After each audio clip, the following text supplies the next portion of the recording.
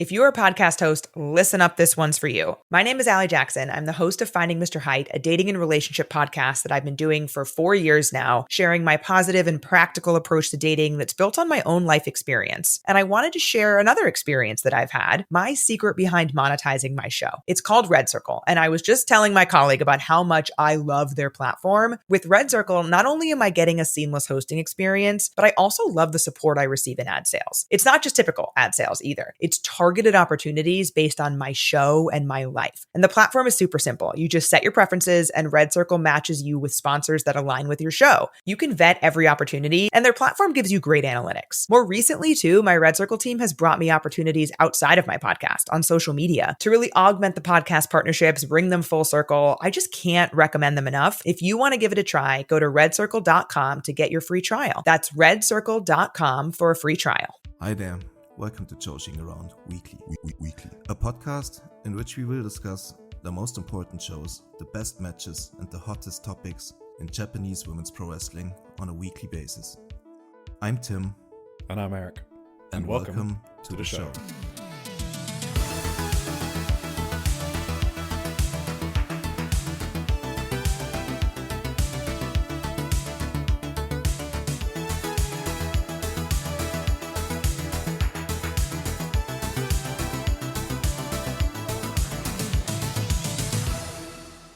Hello everyone, and welcome to episode 15 of Joshi'ing Around Weekly.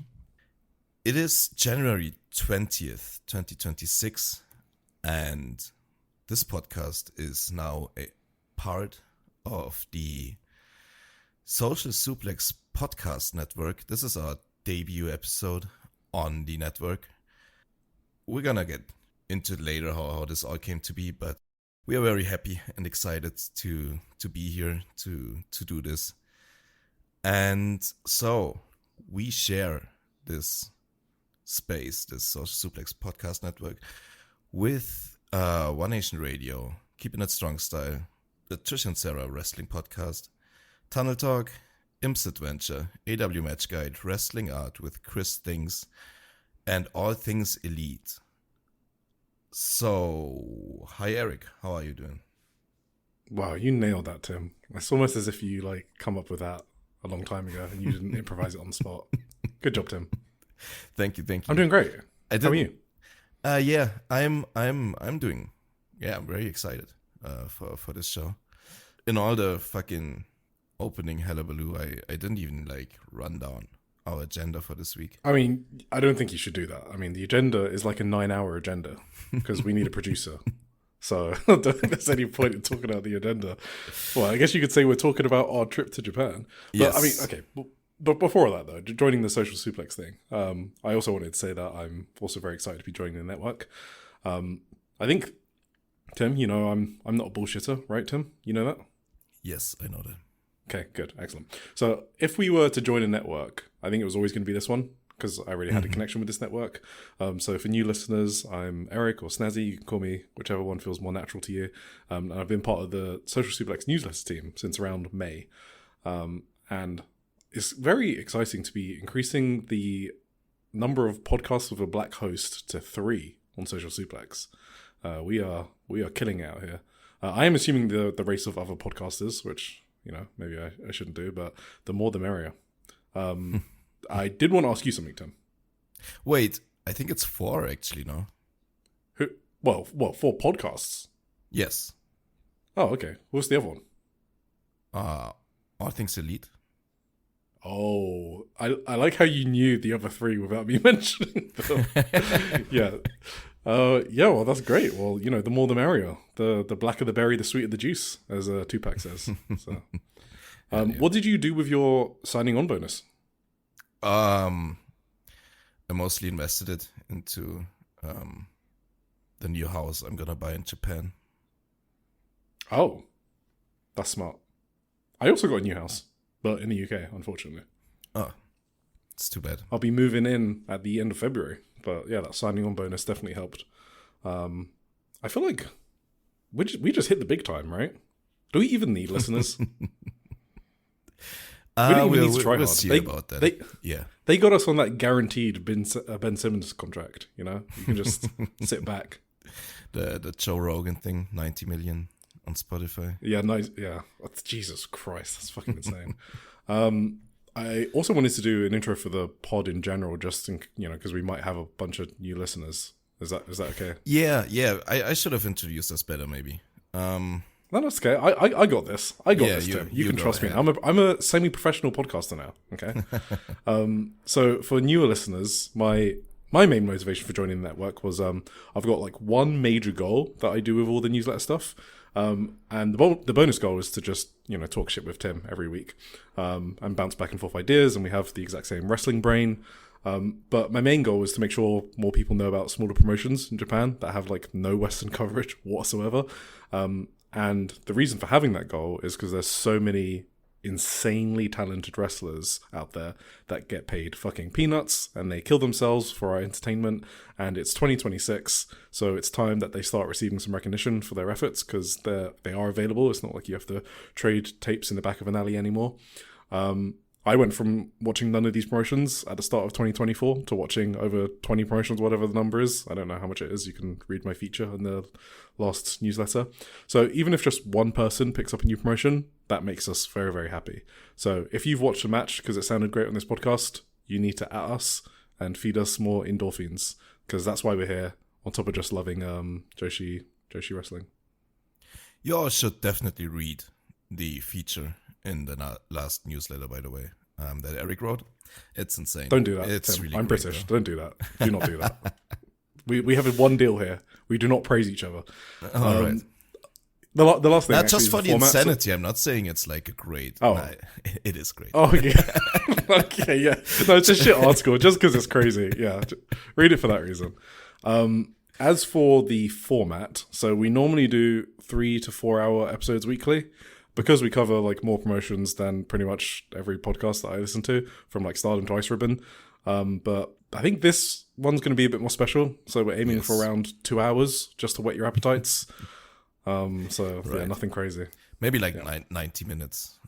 Maybe 90 minutes. Maybe I wonder how long it will take new listeners to pick up on the combination of German and British sarcasm, because that's a lethal combo right there. Oh, hell yeah. Yeah, but I hope you're going to stick around after this debut episode for any new listeners. I don't know. We might fire off some hot takes. Don't take it too personally. Every now and then. But yeah, hope everyone has fun with this one. This is not going to be a typical Joshi'ing Around weekly, funnily enough, because we just had massive vacations, both of us, in Japan, and we are mostly going to talk about our Japan trip. So there's going to be less contemporary show reviews from this last week, but there's going to be a lot of thoughts on shows we saw in person in Japan from, I guess, between December 24th and January 12th. Is that correct? Yeah.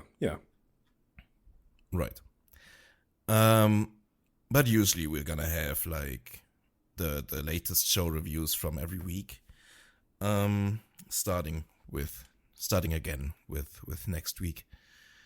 But yeah, I'm very excited to talk about our trip. It was a fantastic trip. We're gonna do some overall and non-wrestling thoughts first, and we're gonna go into the wrestling. That's how I thought we're gonna order this. And yeah, Yes, if you don't care about extracurricular activities, you can skip this entire section. probably, yeah. Yeah, so how are you doing? Are you still jet lagged? I think I got over my jet lag maybe a day or two ago, because the worst part was I also got ill in the last 2 days. Oh, me too. Yeah. So I was like walking through Nara on the 13th, just like with a sneeze and cough. It was awful. And then I had a 14-hour flight, completely ill. Like, it was probably one of the worst experiences of my life, that flight. So I feel you. But no, I'm feeling better now. What about you? Yeah, I had a very similar experience actually. Exactly the last 2 days, I got sick as well. Flight home, I actually slept better than on the flight there.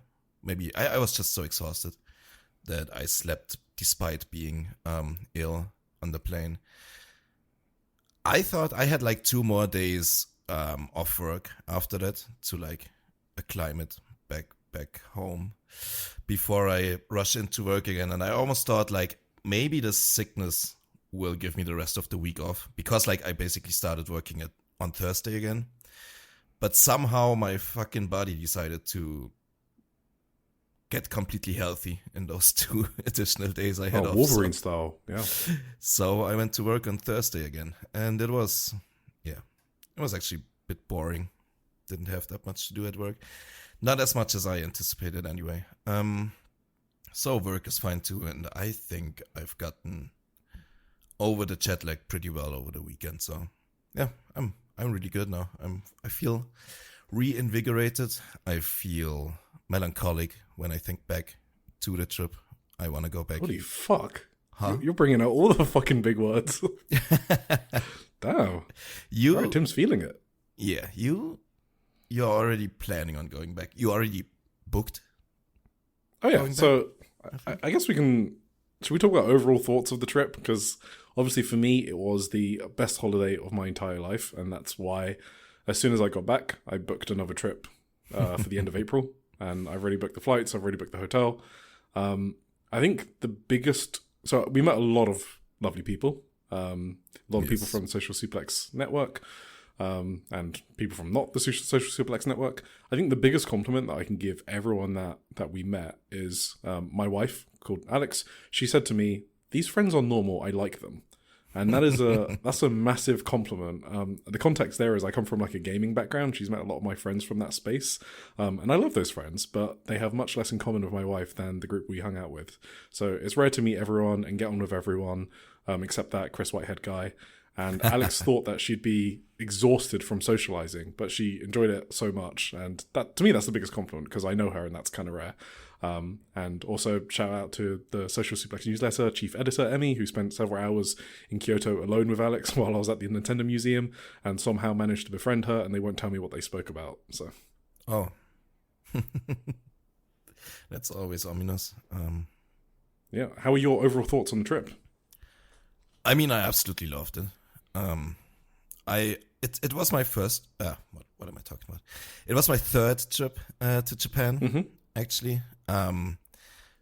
most certainly the best one, I'd say. Last year I was very sick the entire trip, which obviously sucked. The first time I was just a clueless guy. So maybe the thing. So we already recorded a podcast with Trish on Sunday, which will release one day after this. And not to spoil things for that podcast, but you said something very important about like not really realizing that you're in Japan for like the first part of your trip. Oh, and man. not letting it was yourself. A big problem for me. Yeah, that was basically my entire first trip, so I totally understood what you meant.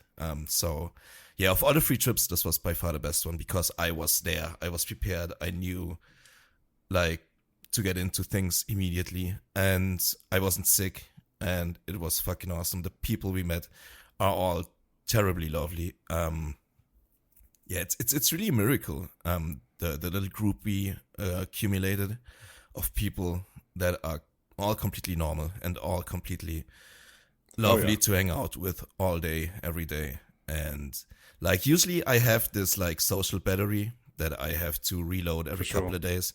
When I go like to festivals with my friends, I need like those are only like 4 days, right? And I need at least like one day where I just spend time by myself and like not see anyone, because like my social battery is so fucking drained from that.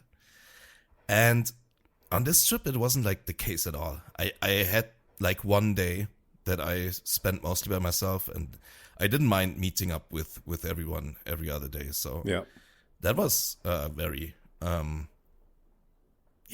guess unfamiliar to me too. Special shout out to Josh and Jeremy as well, who I hung out with from Keeping It Strong Style, of course. Who I hung out with for a couple of days. Super lovely people. And like randomly on a train, Josh just came up to me and asked me if we wanted to join the network. This is how this all came to be. Oh, that's how it happened. You fucking That's how it networking in happened. person. Yeah, I did. Damn. I didn't even mean to. It was like, yeah, it was totally awesome. I was very happy to get the offer, and of course, I mean, I told you first, and then I accepted. But yeah, it was great. Coincidentally, I wore a Social Suplex podcast network T-shirt on the same day, so I was afraid I'd look like the biggest mark to them. But obviously, Did you get a mark pick? we got a couple of mark picks. I don't know if I ever showed my shirt on those, but yeah, we went. That was the day we went to Mount Takao, which was an absolutely lovely trip, and we took a couple of great pictures together. Yeah, for sure.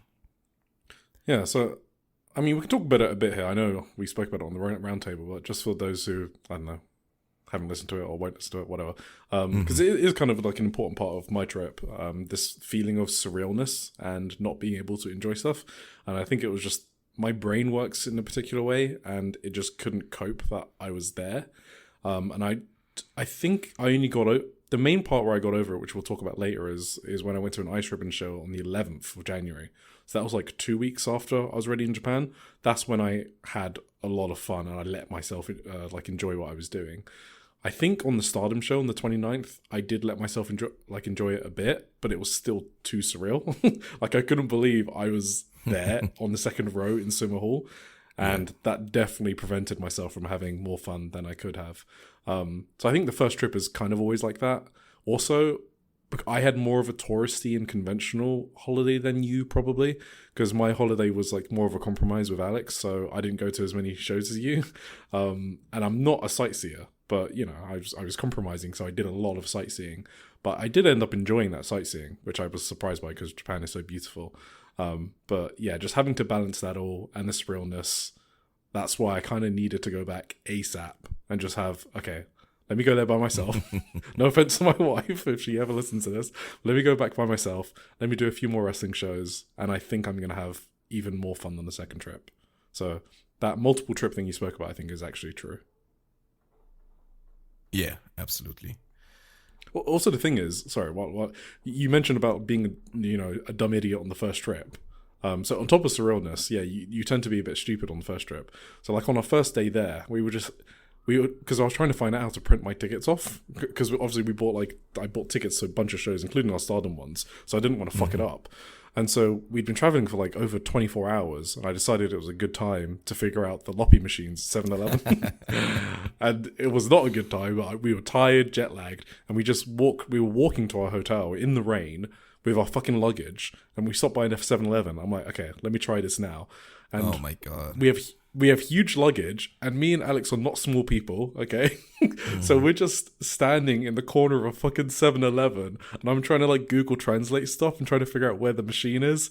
That was a really not good time. But the cashier was like one of the most polite people ever. That was the first time I hit culture shock, right?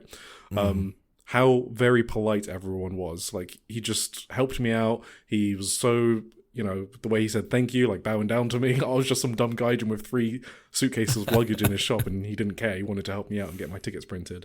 And then later, when I was buying coffee, and then the cashier is like showing me a breakdown of everything I paid for my coffee. And it's only like £5. I'm like, yeah, chill. I know I'm paying this. You don't need to tell me everything I paid for. And they were just like double checking that everything's okay.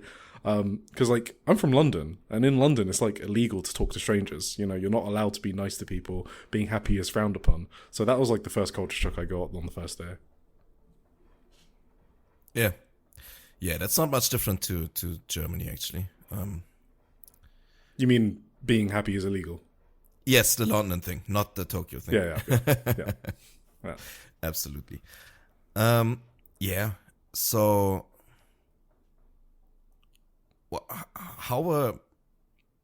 tell me about some of your other like first impressions of like the country. Well, what were you most amazed by and stuff? Okay, so you know how other countries have like decided to like maximize profit and geopolitical power at the detriment to its nation's society? So Japan has basically decided, money? Who needs money? Okay, it's all about service and convenience. That's what Japan has decided. You're at the top of the mountain that you reach via cable car, no problem. They've got you. There's a self-service vending machine with hot chocolate, hot tea at the top of a mountain. If you want to go to the toilet at the top of said mountain, that's fine. They've got freshly cleaned public restrooms with 4 toilet rolls all stacked up, not another human in sight. Take your time, relax, put your feet up, put on some music. Because yes, the public restrooms have music that you can play in the toilet. Tim, have you used a bidet? Yes.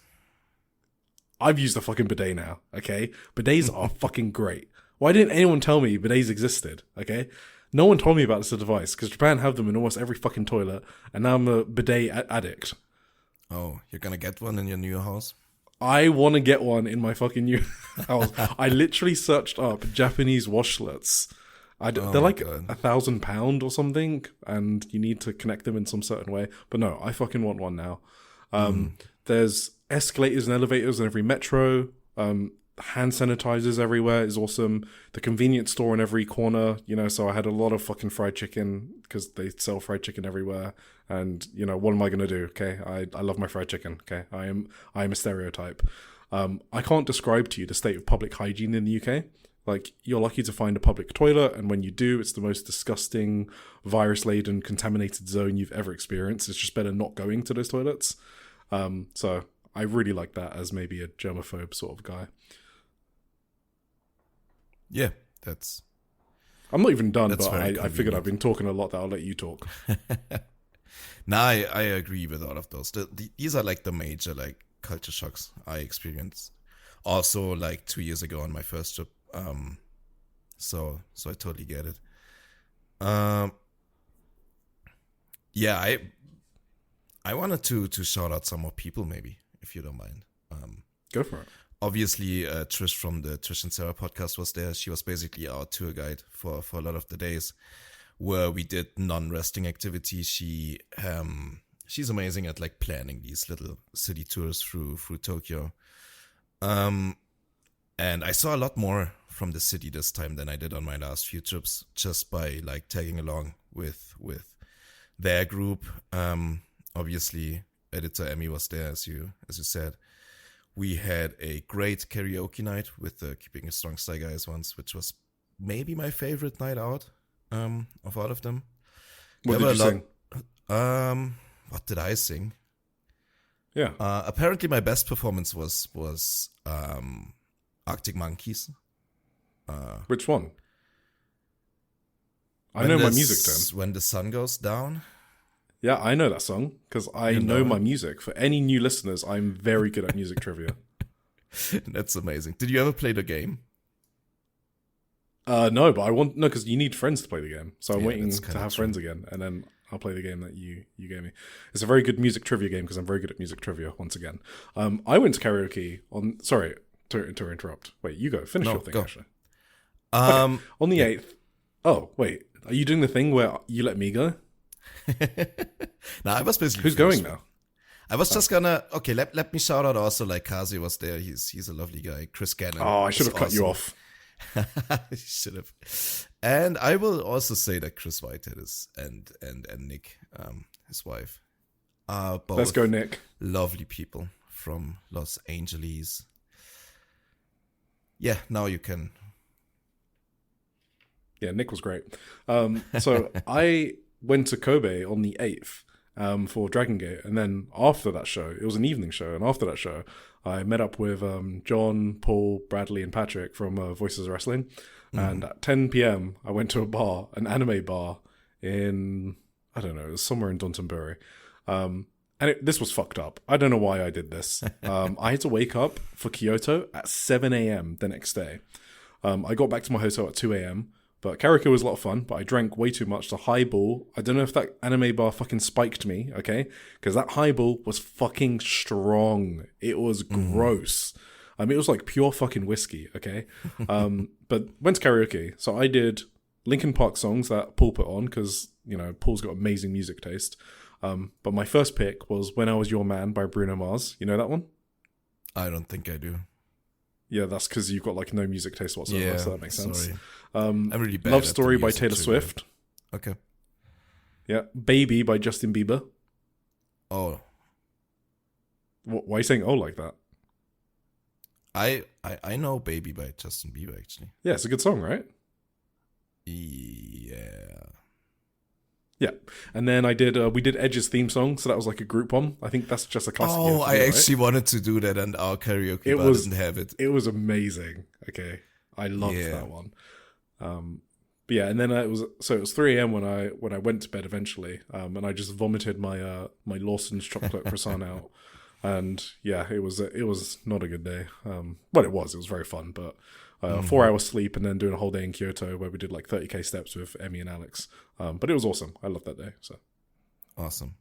Yeah, shout out to Chun too from Omakase. Very, very lovely to hang out with as well. I did a karaoke evening with them as well, which was also great. They also helped me a lot with planning out the trip just from their podcasts, because this was my first time going to Japan, and their podcast kind of like helped me be a little more easy about it and not worry so much. So shout out just for that as well. Absolutely. All right, what else we got? Oh, did you mention Andrew? Oh, Andrew. The guy, the legend, Andrew Crystal is a legend. Fisher. The best. Okay, the reason why, because I'm scrolling through my notes and I have a day specifically written about Andrew. It's because this was the 30th. It was after Oz Academy, and I met up with my wife for Yakitori, and we went to Imperial Gardens, did Team Lab Planets, which was cool. Team Lab Planets is kind of like an interactive art exhibition of sorts. Yeah. There's like a forest experience, a water experience, shit like that. It was cool. I like the water part, I guess, where you roll up your trousers and you like wade through water through strobe lights and Yeah, you have the little stuff koi like that. fishes swim between your feet and stuff, right? Are they real? No, they're projections. Oh. But I think they Oh, react yeah. to your like footsteps and stuff. Yes, that's true. I was like, wait, did I not get that? Okay. No, yeah, that did happen. There's the flower one I fucking hated. Okay. Oh yeah, It was we like are too big a for the room flower one. It was a fucking room with a bunch of flowers dangling from a ceiling, and I felt like I was under constant attack from nature. Alex loved it. It was my worst fucking nightmare. Okay, fuck nature. Yeah. Okay, I love my concrete. So anyway, after that, we went back to Akihabara because it was actually kind of funny because Kaze was like, they were at the 8th floor of Yodobashi Akiba in Akihabara, and Kaze called me, and he was like, hey, we're near the lifts on the 8th floor. And I was getting really mad because I was staring right at the lifts and they weren't there. And he's like, I'm at the lifts. I'm like, motherfucker, I'm at the lifts. And then we eventually figure out that they're on another side of the building on the same floor. And there's 2 sets of lifts. But that is where we hung out with Andrew, because it was Alex's first time meeting Andrew. And Alex would not shut the fuck up about Andrew in an overly enthusiastic way for like the rest of the trip. It was quite unsettling, and I think she was crushing on him. So just shout out to Andrew. Well, good thing for you, he's living on the other side of the world. Huh? Hell yeah, because I would be fucked otherwise. Oh no. Yeah, and speaking of, I wasn't of course ready. Finished with shouting out people. I also need to shout out Remy, of course. Remy, Of course. also an awesome guy. Whenever you hang out with Remy or watch a show with Remy, you're gonna get deep into it very quickly. More on that later, maybe. Like you won't start a show without like 2 lemon sours in your hand. That motherfucker can drink, that's for sure. Oh hell yeah! And yeah, we enjoyed ourselves on a couple of these shows. I mean, apart from that, just on my end, like the other places I went to, like Hiroshima, was awesome. Oh yeah, I highly recommend that if anyone's thinking about going to Japan. It's a bit out of the way, but the bullet trains are fucking awesome in Japan, which we didn't discuss. The metro system, the trains, they put the UK system to fucking shame, okay? So I don't know like the corporate side of it. I don't know if like JR Rail is publicly owned or whatever, but they seem to operate most of the local lines, and I think they're like sort of like homogenized in a good way. But there's like English announcements in every major city. I was surprised that Hiroshima's station and local rail didn't feel different from Tokyo. Osaka's metro felt close to Tokyo. It made everything very easy. We boarded our bullet train with the IC card, which basically works everywhere major in the country, which we bought at the airport. So we used the IC card to go to Miyajima Island as well, off the coast of Hiroshima. Like, it's insane. Like, to board a boat, we use the IC card. So, I mean, for the Brits listening, it's like using an Oyster card to take a ferry to the Isle of Man, or from Scotland mainland to Shetland or something. It's just fucking insane. But yeah, Hiroshima was... So if you want to get the bullet train, Hiroshima's a good place to go to, because the museum was awesome. Okay, awesome's a bad word, okay, because it's obviously very profound, as in it's an experience you won't forget. They talk you through the victims of the atomic bomb and so on and so forth, but you just won't forget it. So that was an awesome day. Nara, where we had deers, we went to Kobe. Osaka's... Have you been to Osaka? I still have not yet. That's a must on for my next trip for sure. Have you only been to Tokyo in Japan? Yes. Okay, yeah, you gotta take the B train next trip. There's so much to see in Tokyo. I'm still not finished with Tokyo after 3 trips. So that is crazy, isn't it? Yeah, I mean it's a humongous city. It's insane. Yeah, I fucking. But yeah, I should definitely branch out next time. For Osaka at least. I mean, I'm not done in Tokyo either. That's why I'm going back. So, like, you can go back so many times, and you'll always realize there's something extra to do. That's how crazy Japan is. It's an extremely pleasant place to visit as a tourist. I don't know if you felt this, but I kept thinking, I'm not sure if I would have fun being part of the Japanese workforce and moving there, because it seems brutal, like long hours and expectations. So, like, the way I imagine is, it's like working for, like, a big 4 accountancy firm in the West, like Deloitte or whatever. It's long hours, little pay, but I think that's every industry and job in Japan. So, I mean, if someone has more insight, then let me know otherwise, but that's kind of the feel that I got. But I think it's amazing for trips and holidays. Yes, absolutely.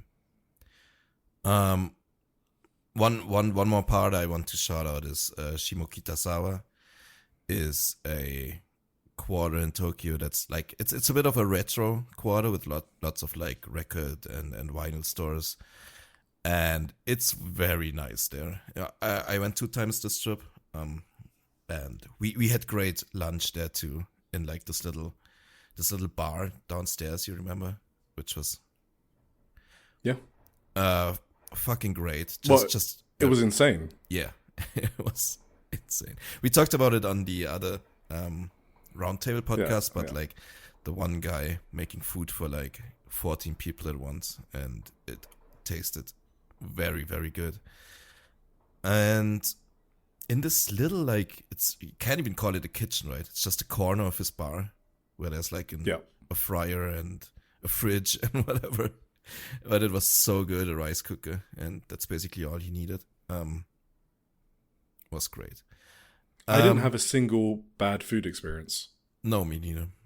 I never did in Japan, I think. Oh, I did once. I bought like, I went once to a convenience store and bought like from the refrigerator some like deep fried stuff, and I just bit into it, and it was like the weirdest like squid stuff. And I'm not a big seafood guy, so that was not the greatest experience for me. So, but if you like seafood, you probably would have liked it. Maybe, probably, yeah. But it wasn't even squid. I don't even know how to describe it. It was like this spirally seafood thing, and that sounds like squid. I didn't finish it. Yeah, maybe it was. But anyway, I think you can go into literally like any place whatsoever and get good food, like any restaurant. Like, I'm from the UK, so like when I want to eat well, I have to pick a nice restaurant. I have to think about where I'm going to go. In Japan, you can literally not plan anything, walk outside your hotel, go to the first shop you see. And we tried this in Osaka, by the way. We were like, okay, let's just go to the first restaurant we see, because we were kind of tired, and it was amazing and it was cheap. So you can do that in Japan. So you don't need to plan anything out or anything like that. Yeah. Yeah. Speaking of, another thing about Shimokitazawa is like the record stores are awesome. There's like hundreds of them. No, maybe not that many, but like 5 or 10 really like niche record stores where you can find like crazy nice vinyl if you're into that. I think you're a big vinyl collector too, Eric, right? Oh yeah, I got all the fucking vinyls. From like Led Zeppelin to Rolling Stones. Lead singer Mick Jagger. I got a lot of his music as well. So I got all that shit down on lock. That's very good. With your big music brain, have you ever heard Baby Metal? Of course I've heard of Baby Metal. They're a popular J-pop group. J-pop, okay. Yeah, you could say that. Are they not J-pop? I just guessed. It's They gotta more be like, J-pop, right? I mean, Okay, I'm fucking Googling it. I'm not gonna have you gaslight me live to our new listeners. they're called Baby Metal. What do you think? Okay, Google says Japanese kawaii metal. That is not a genre. Kawaii metal band? Fuck off. Well, whatever. That's funny. Yeah, I won a ticket lottery to Baby Metal, so I got 2 tickets. And I went there with Trish from the Trish and Sarah wrestling podcast. And that was an experience too. That was crazy. We went to a train museum first because we both like trains a lot, I guess. Which was also very cool. Very, very. You don't have to lie to him. I enjoyed the train museum. Trish also thinks I'm lying. Trish likes trains, okay? Just say it. Trish loves her trains. Yeah. It was an interesting experience. Like seeing all these crazy old trains and how it looked inside of them like 100 years ago. It was pretty cool, I thought. Yeah. Baby Metal was an awesome concert, though. It was in like the Saitama Super Arena, which is this huge modern building. It was a crazy live show, crazy crowd. An awesome experience all around. I don't know if you've heard their latest album. It's mostly like a collaboration album, which I'm not that into. So I'm more like the hipster guy who only likes the old Baby Metal. But yeah, so unfortunately they played most from that album, which was not. What, Metal Fourth? Yes. Oh yeah, I'm familiar with that album. Yeah. Yeah, awesome. Yeah, I don't like all the bands they collaborate with on there, and I thought, like, since all these bands are not gonna show up in Saitama Super Arena on the state, I thought they might skip most of that album, but they just like kind of like projected the parts the other bands play into it, which of course is like kind of a random live experience for that. Wait, you mean like augmented reality, or what do you mean by projecting? No, like on the screen, basically. They showed the music videos on the screen. I thought you were talking like ABBA style. Nah, I mean, that would have been cool maybe, but that's not what they did. And so like the first half of the concert was kind of like irky for me. I still enjoyed it. Like, it was still an amazing experience just from the light show. And the huge stage they had like a, what's it called?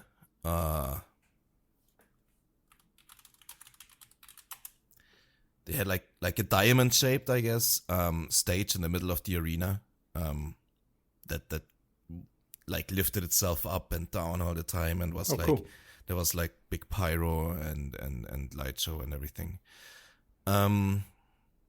Yeah, so even that part was good, but once they got to like the classic songs, it was just a fucking amazing concert, and I lost my voice entirely during it. So, I went to karaoke on the same night, and it was fucking dire.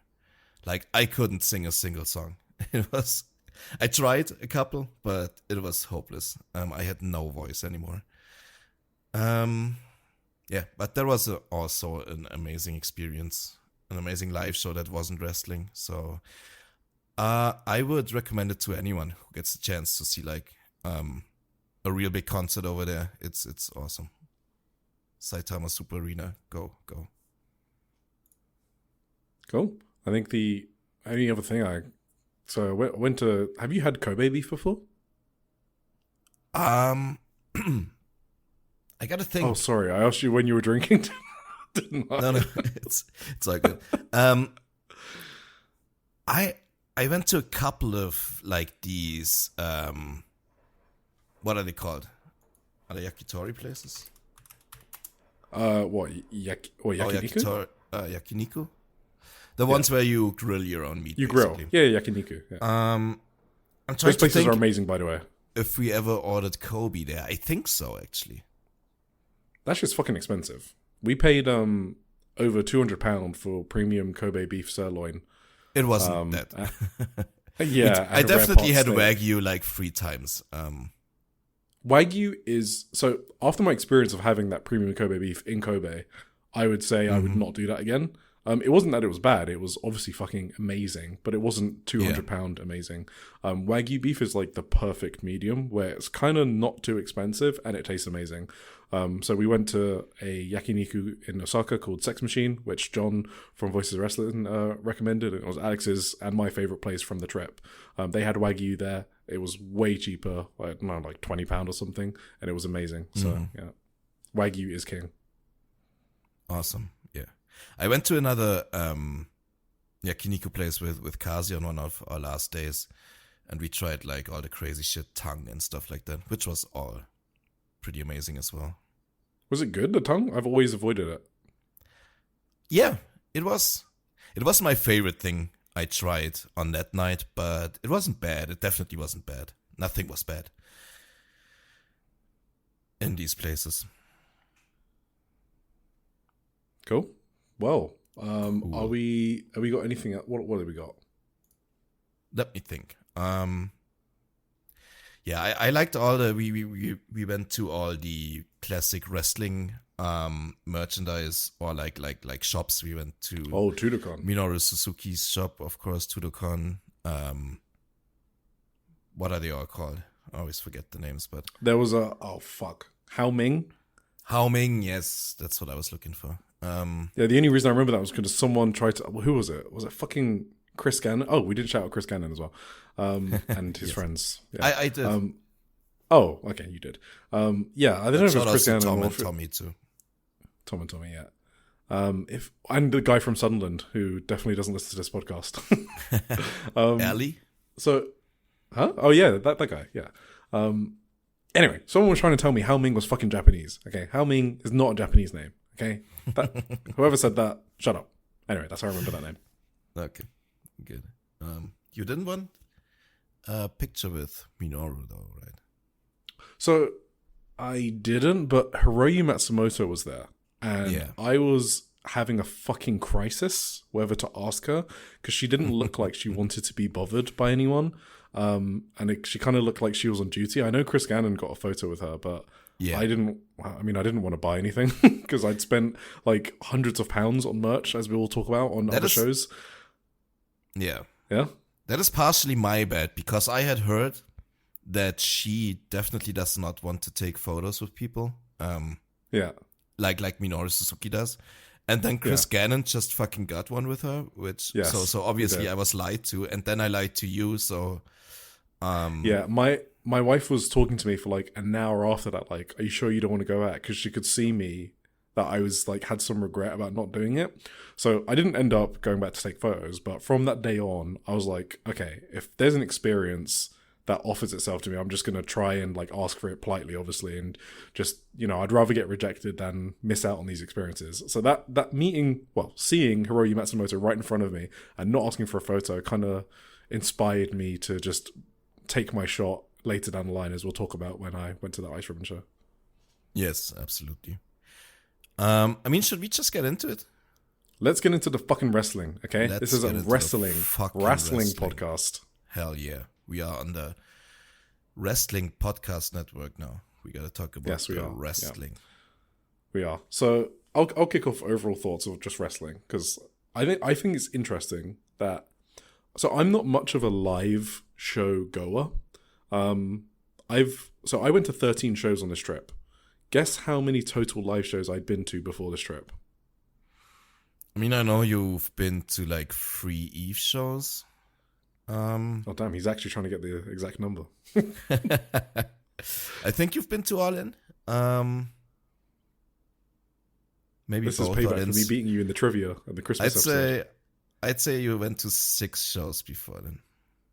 Yeah. The answer's 11 because you're missing like 5 WWE shows in 2015 that I never told you about. So yeah, I've only been to 11 shows before this trip, and then I went to 13 on this trip. So now I'm up to like 24 in my life. So I doubled them, and then I'm going back in April where I'm going to do like another 15. But I didn't realize how much fun live wrestling is until I went to this show. I mean, on this trip, like there wasn't a single bad show that I went to. Like the worst one was probably like Marigold on the 27th, but even that was just fine with some fun matches on it. And there was just like a lot of high quality shit during Wrestle Kingdom week, to be honest. Like I stayed at home for All In 2024 because I thought I'd enjoy it more at home. And I'm probably going to do the same for 2026 because fuck Wembley Stadium. It's just not a fun viewing experience. But in Japan, I think the crowd is like the biggest part of it. Like if you don't watch Japanese wrestling and you stumbled upon this episode, it's really hard to describe what they're like without coming off a bit superior. But Japanese crowds are really unique and one of a kind and special, and they enhance every single show. There's something special about sitting next to an old lady who's living and dying with every fucking near fall and shouting out for Ryoya Tanaka at Dragon Gate in Kobe. She's almost like in fucking tears when he's getting beat up during the heat segments, and it's like, oh shit, she thinks this is real. And that's just... And they're just, she's screaming at the top of her lungs. It makes you want to call out for the wrestler and get you into a match that you might not have cared about before. And that's like the main way you're a fan in Japanese crowds. You just shout for the name of the wrestler that you're supporting. And it's just so much simpler, and it just gets you hyped up, basically. So like I was screaming my lungs out for Yuka in one of the Ribbon Mania main event, and I'm not sure I would be doing that at home. So I think the live bump is well and truly alive, is just what I wanted to say. No. That's absolutely the case. I mean, I had fun in the O2 Arena, at least. Did you have fun in the O2 Arena? The O2 is great. It's just fucking Wembley Stadium. And to be honest, even in the O2 though, there was some experiences like, okay, I mean, just some people trying to get themselves over, and like, when do you ever see in Japanese like crowds someone trying to get themselves over? Like just that one fucking Miku guy, I think, is the only guy. It's just one famous guy across all shows, but other than that, you just don't really see it very often. Can I tell you something? Yeah. Are you the Miku guy? No, I think I sat next to him. You think you sat next to the Miku guy? I think I sat next to him at the Risa Serra retirement show, at the very last show I've been to. I've sat next to a guy on that show. He was the loudest guy I've ever heard at a wrestling show. Okay, like, but who did you he cheer was for? Screaming my ears off. I don't even remember. It was like I couldn't concentrate on anything on that show. I'm sorry. Yeah, because the Miku guy only cheers for T-Hearts people. So I was thinking maybe it's him because he was so loud and obnoxious. Yeah. Honestly, I mean, it's not obnoxious. He was very passionate about his favorite wrestlers. That's obviously not. They're very passionate, but in my ears, because I was sick on that day as well, as I told you, it was my very last show on the very last day, and I was like out of my mind. Like my head was congested to hell, and like this guy next to me screaming in my ear was kind of crazy for me. But he's not trying to get himself over though, right? Like he's just like screaming for his favorite wrestler. So yeah, very absolutely. loud. But even when he's being loud, the content of what he's shouting is like, okay, that's kind of cute that you like your wrestler that much. Yeah. Rather than singing songs trying to get yourself over and, all that good old shit that British crowd love to do. Do you remember? Sorry, I just thought maybe it was him because he was so specifically loud in a way that reminded me of Miku guy, but I can't say 100% certainty. Do you remember Tyler Bate versus Walter in NXT? Have you ever seen that match? I have, yeah. That was good. Okay, that's like a 5-star match that got destroyed by a crowd. Like I absolutely hate that match, and it's just because of the crowd non-fucking stop singing again and again and again, and they're not even like reacting to the moves in the match. That is like my go-to example of this is the crowd that I hate, basically. Nah, I got you. I used to be very defensive of these crowds, honestly, because I come from like a football fan background. Yeah. So I always said like that's just what European fans do. Like if you can get into that, that's a you problem basically. But I totally agree that for wrestling, I prefer the Japanese way of cheering. So I completely agree. So I was in the fucking crowd when the Bailey chant started in NXT London 2015. You know, the hey, Bailey. Ooh, ah. Yeah, I was in the crowd where that first got sung, and I was singing it. I was like 18 years old, okay, or whatever. How old I was when that was happening. But now, especially also when I've seen Japanese wrestling and how much these guys die for entertainment, it just doesn't seem appropriate anymore. Like, these guys are killing themselves for like peanuts. I kind of don't want to sing at them, you know? I want to like scream their name and support them and stuff like that. So And maybe not in AEW when they're earning millions, then you can sing. They still did it. Remember when we were at the O2 for Christian? They did the Bailey chant for Christian for like they did, the entire time. It was Windsor. It's something else. Windsor. Yeah. That's kind of funny though. It is a bit funny, yeah. Anyway, so how should we do this? All right, okay. Remember what we said, Tim. We're gonna So what we're gonna do is we're gonna go through all the shows we attended, and some that we didn't attend, just to give news updates, because you know it is Joshi'ing around weekly, so we still give you some updates on what some promotions are doing. But because there's so many fucking shows, some we might only talk about for 1 or 2 sentences if we like them or not. Some we might talk longer about. So if we skip a show that we didn't care about, apologies. We will, we'll pick up promotions again from next episode. But yeah, so we might speed through some of these. Also, let me preface this by saying one thing. I did not take any notes while I was watching live shows in Japan. Vibes. And I did not watch anything back on tape.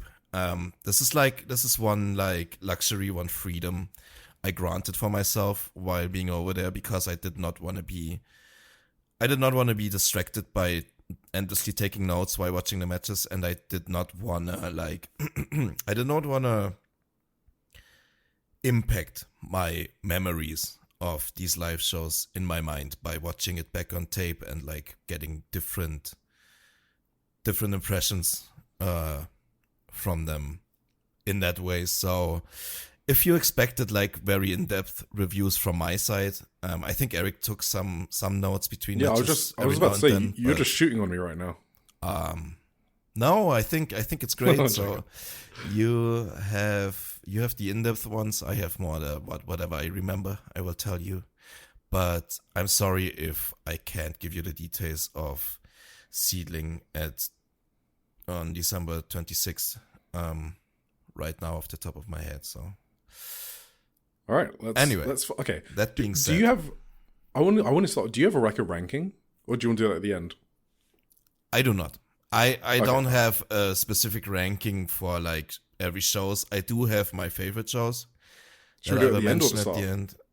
Okay, I would do it at the end. I would just go through all the shows we did, and whatever we have to say about them. I don't know. All right, let's go. And then at the end, I will shout out my best ones. I will probably let you know during the reviews as well. Yeah. You will probably figure it out, but like the official I guess awards for the trip will come at the end, I'd say. Okay? Cool. Okay. All right. I start because I was there first. I was at the December 24th Stardom Korakuen Xmas show? Christmas show? Whatever. I will kind of rope this together with the New Blood show from the very next day, which I was also at in Belsal in Shibuya?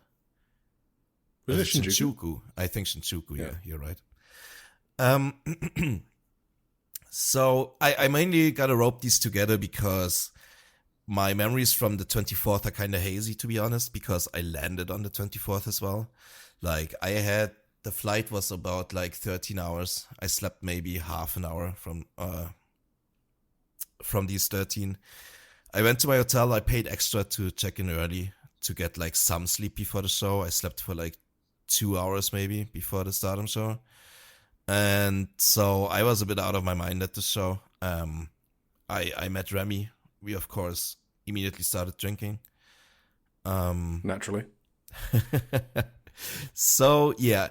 I will say there was a fucking awesome the high speed match was fucking awesome with Yuna Mitsumori being crowned the new high speed champion.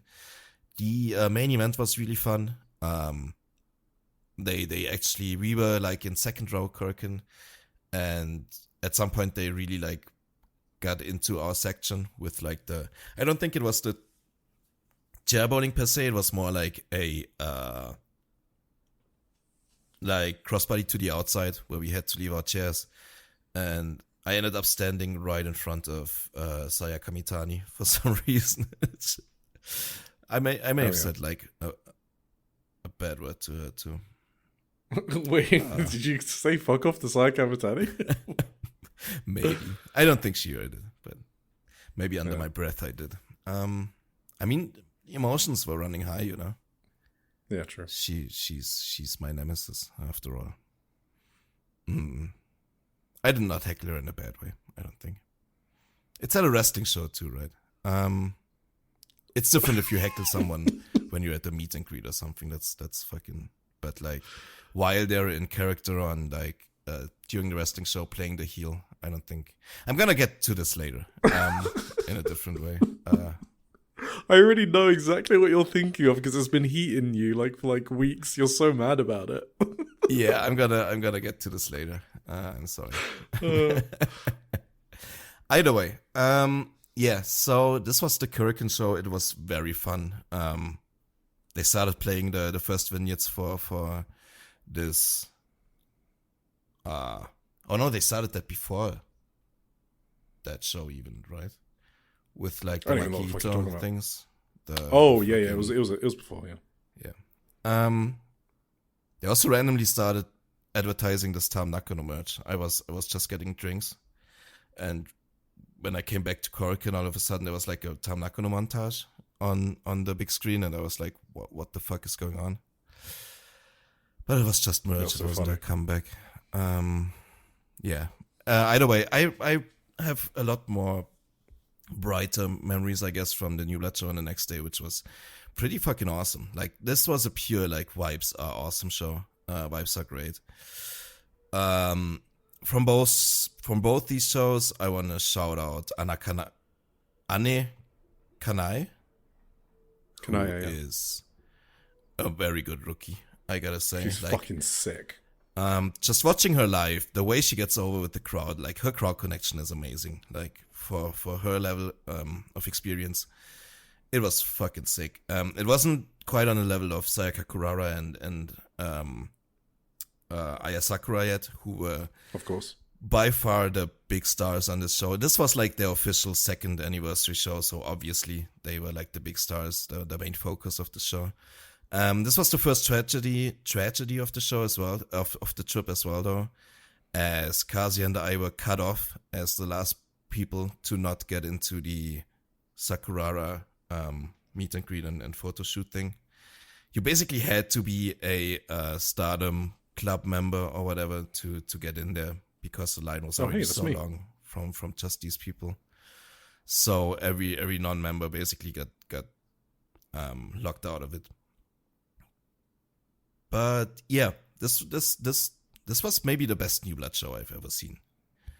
Obviously, the live bump makes a lot of it, but this was so much fun. This show, it was incredible, and it was really like a lesson in who is really over with the local audience, and a lot of people actually, a lot of the newer rookies are very over with people there. So that was awesome to see.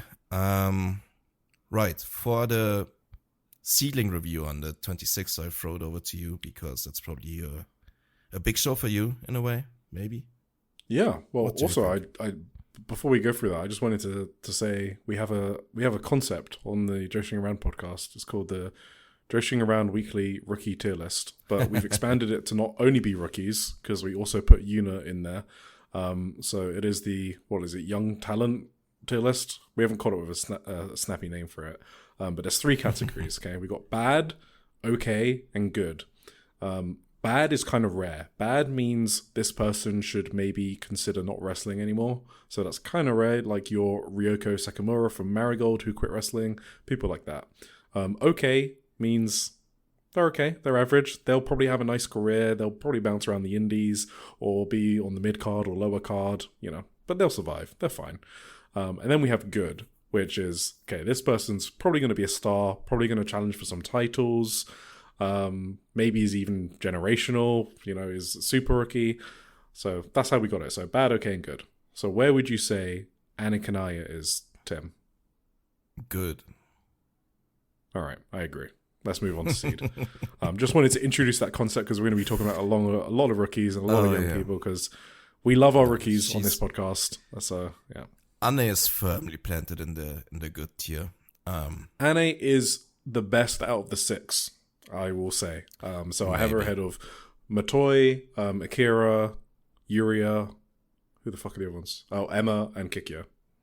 I have Anna right at the top. I think she's insane. I will say if you talk about people being over, I did think especially Akira kind of stood out to me on that show. She was super over with people. And also like Kikyo. Kikyo is also really over. Oh yeah, everyone loves Kikyo. Audience. And I also forgot Sorry? No, go. During the intermission, I met Itsuki Aoki, which is one of your faves. Oh yeah. I was love Itsuki. I was gracious enough to get you a little present from Itsuki too. So that was my Christmas present to my co-host, was a nice little autograph from one of his favorite wrestlers.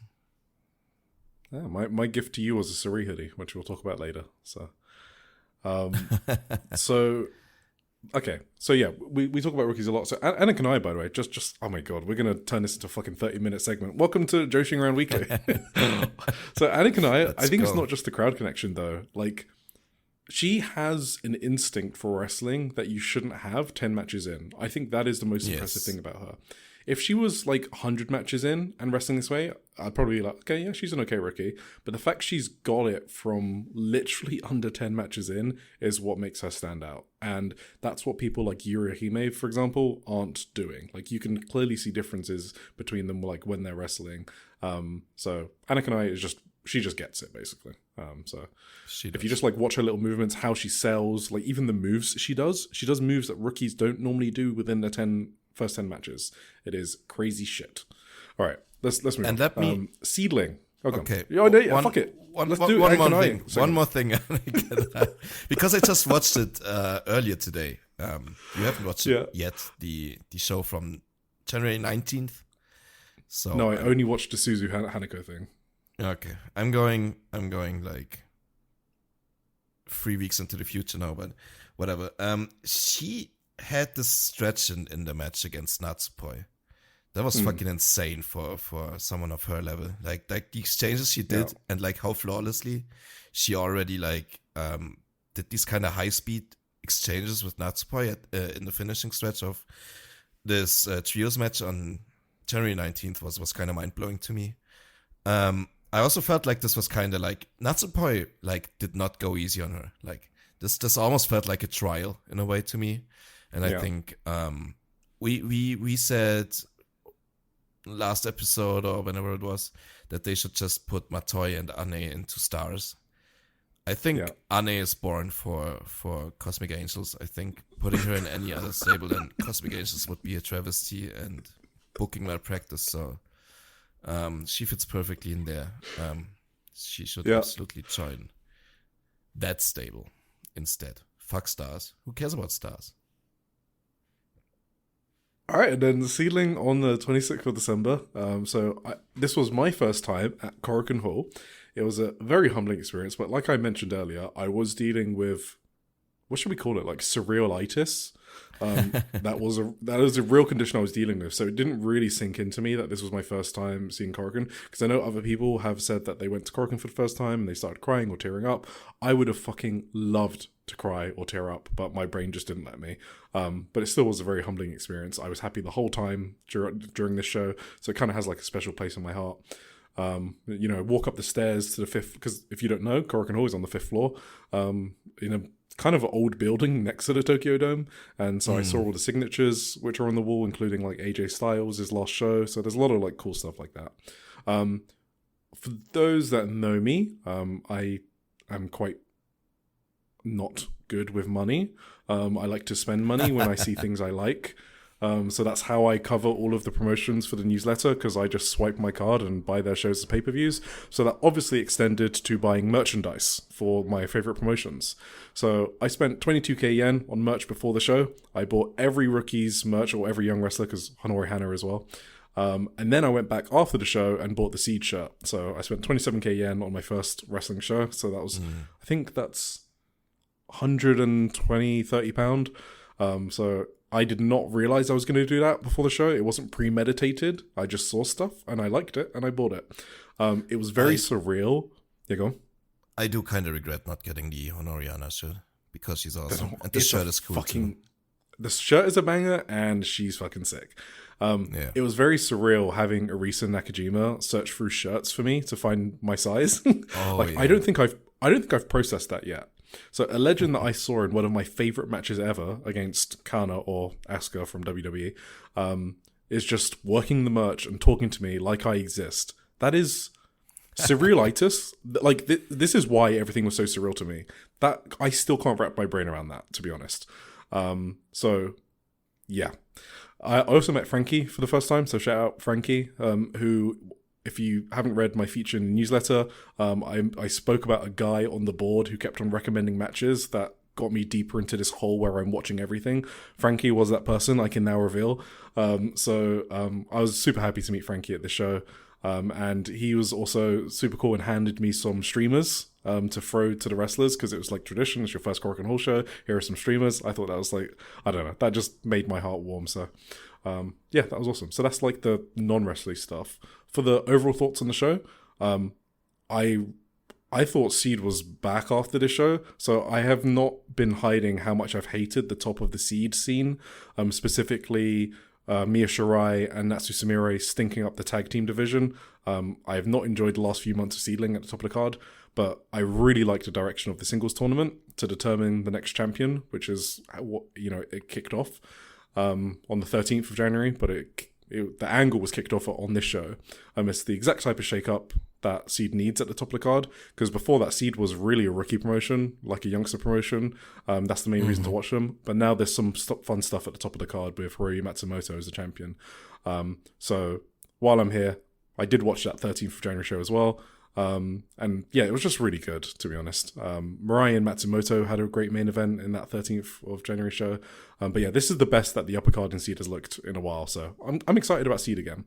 But as for the show, so I don't want to talk about every match. I guess, yeah, my main event was Mirai versus Celine Mizora. Yes. For new listeners, Celine Mizora is my rookie SLG, I guess. I think she's awesome. She's been teaming up with people like Veni, Suri, Minami Katsu, who's my actual SLG, so they know who to team her with. And Mirai's been going on a tear as a freelancer, so I was really excited for this match. There was like a really good forearm sequence. Yeah, go on. You give your thoughts on this match. I've been talking for a while. Sorry. I was just saying, I was kind of starstruck, honestly, seeing Mirai for the first time live in a singles match outside. Oh, is that your first time seeing her? No, I don't think it was my first time ever seeing her. But like, I don't know, something about her, like new as a freelancer. And I mean, I definitely saw her last trip at the Marigold show. She had the Sari debut match, right? And I'm pretty certain I saw her the year before when she was still in Stardom. But like something about this one, when she entered the ring with like Celine Mizora, I was kind of like, I don't know. Yeah, kind of love it for her, like this new career she has, and I was like, it's just fucking awesome. Really in awe of her for some reason when I first saw her at Seedling. So that match that she had with Hiroyu Matsumoto as part of the singles tournament to determine the next champion on the 13th of January, it was a really great match. So if you guys are interested in Mirai's freelance career, then you want to see her have Matsumoto was destroying her with lariats. It was fucking... And Mirai was also answering back, so that was great. But yeah, this match with Celine Mizora on the 26th of December, This match was good, but I wasn't blown away by it as much as I wanted it to be. I think like the forearm Yeah. sequence was the best thing, and Celine sold well, but I wanted Celine to get more offense in and like show off her like really badass attitude, which I think she has, and she didn't really do that. So ended up maybe being a bit below my expectations. And then the other thing I want to talk about is the main event. So Honori Hana and Unagi Sayaka, they finally defeated the evil at the top of the Seed Empire, which was Mia Shirai and Natsu Sumire.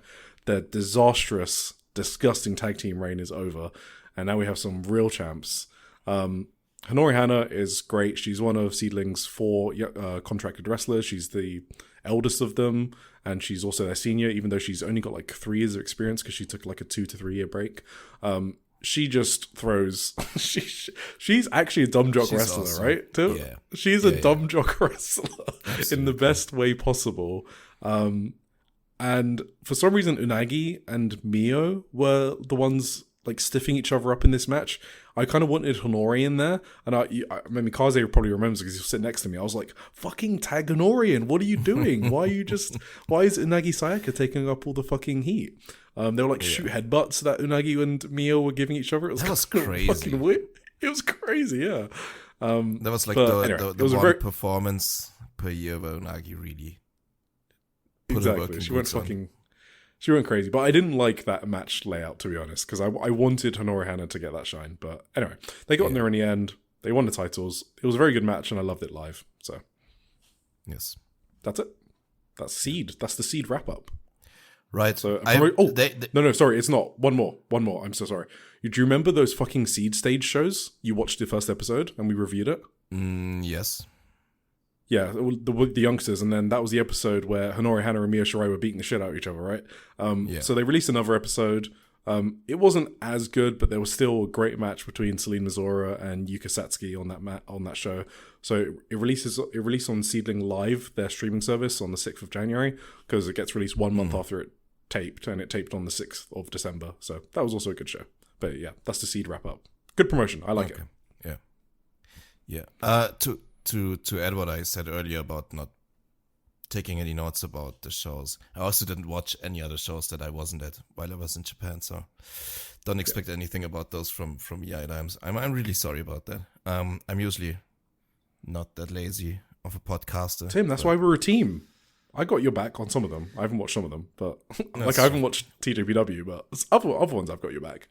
Oh man, we have a lot of backlog. I'm gonna talk about this later, maybe my major takeaways and stuff that kind of speaks to that as well. All in all, I gotta say Seed is kind of one of the losers of my trip, honestly, because what the fuck? Not because I thought the show was bad. I didn't think any show was really bad I was at. It's just like when you watch so much wrestling, some shows just get forgotten in your brain. Oh, okay, fine. And it was at the start as well. Yeah, it was at the very start, and I remember Mirai. I remember being really happy that Unagi and Honori Hana won. Other than that, I have barely any memories from this show at all. I'm sorry. It wasn't my first Korakuen as it was for you, so that didn't make it special for me either. It was just I don't have much to say about the show at all. So well, that's good because we've still got some massive shows to come up, and at this pace, we're not going to cover them. So maybe we should go quicker. All right. So then, I just wanted to mention next. So we had GAN Pro was on the 27th of December. I don't think either of us went to that show. I think you were considering it, but you probably slept in, right? Yeah, no, I didn't. Yeah. So the only thing I want to mention there is Suri and Yuri. Okay, everyone knows Yuri is one of our favorite wrestlers on this podcast. But Suri and Yuri had a fucking great match. They beat the shit out of each other. I wasn't there live. I watched it back on stream. They beat the shit out of each other. So if you like Suri and if you, like us, are big Yuri fans, you'll love this match. So thumbs up for that. And then we have the Marigold Korakuen. So the 27th of December. This was the one where they decided to just do a one-day tag team tournament. I don't have much to say about the show. It was kind of fun. It was kind of cool. It was won by Seri Yamaoka and Shino, who are called Spunky Monsters. So that is their new, that's their new tag team name, Spunky Monsters. as named by Sonny and Hatman. Yeah, go.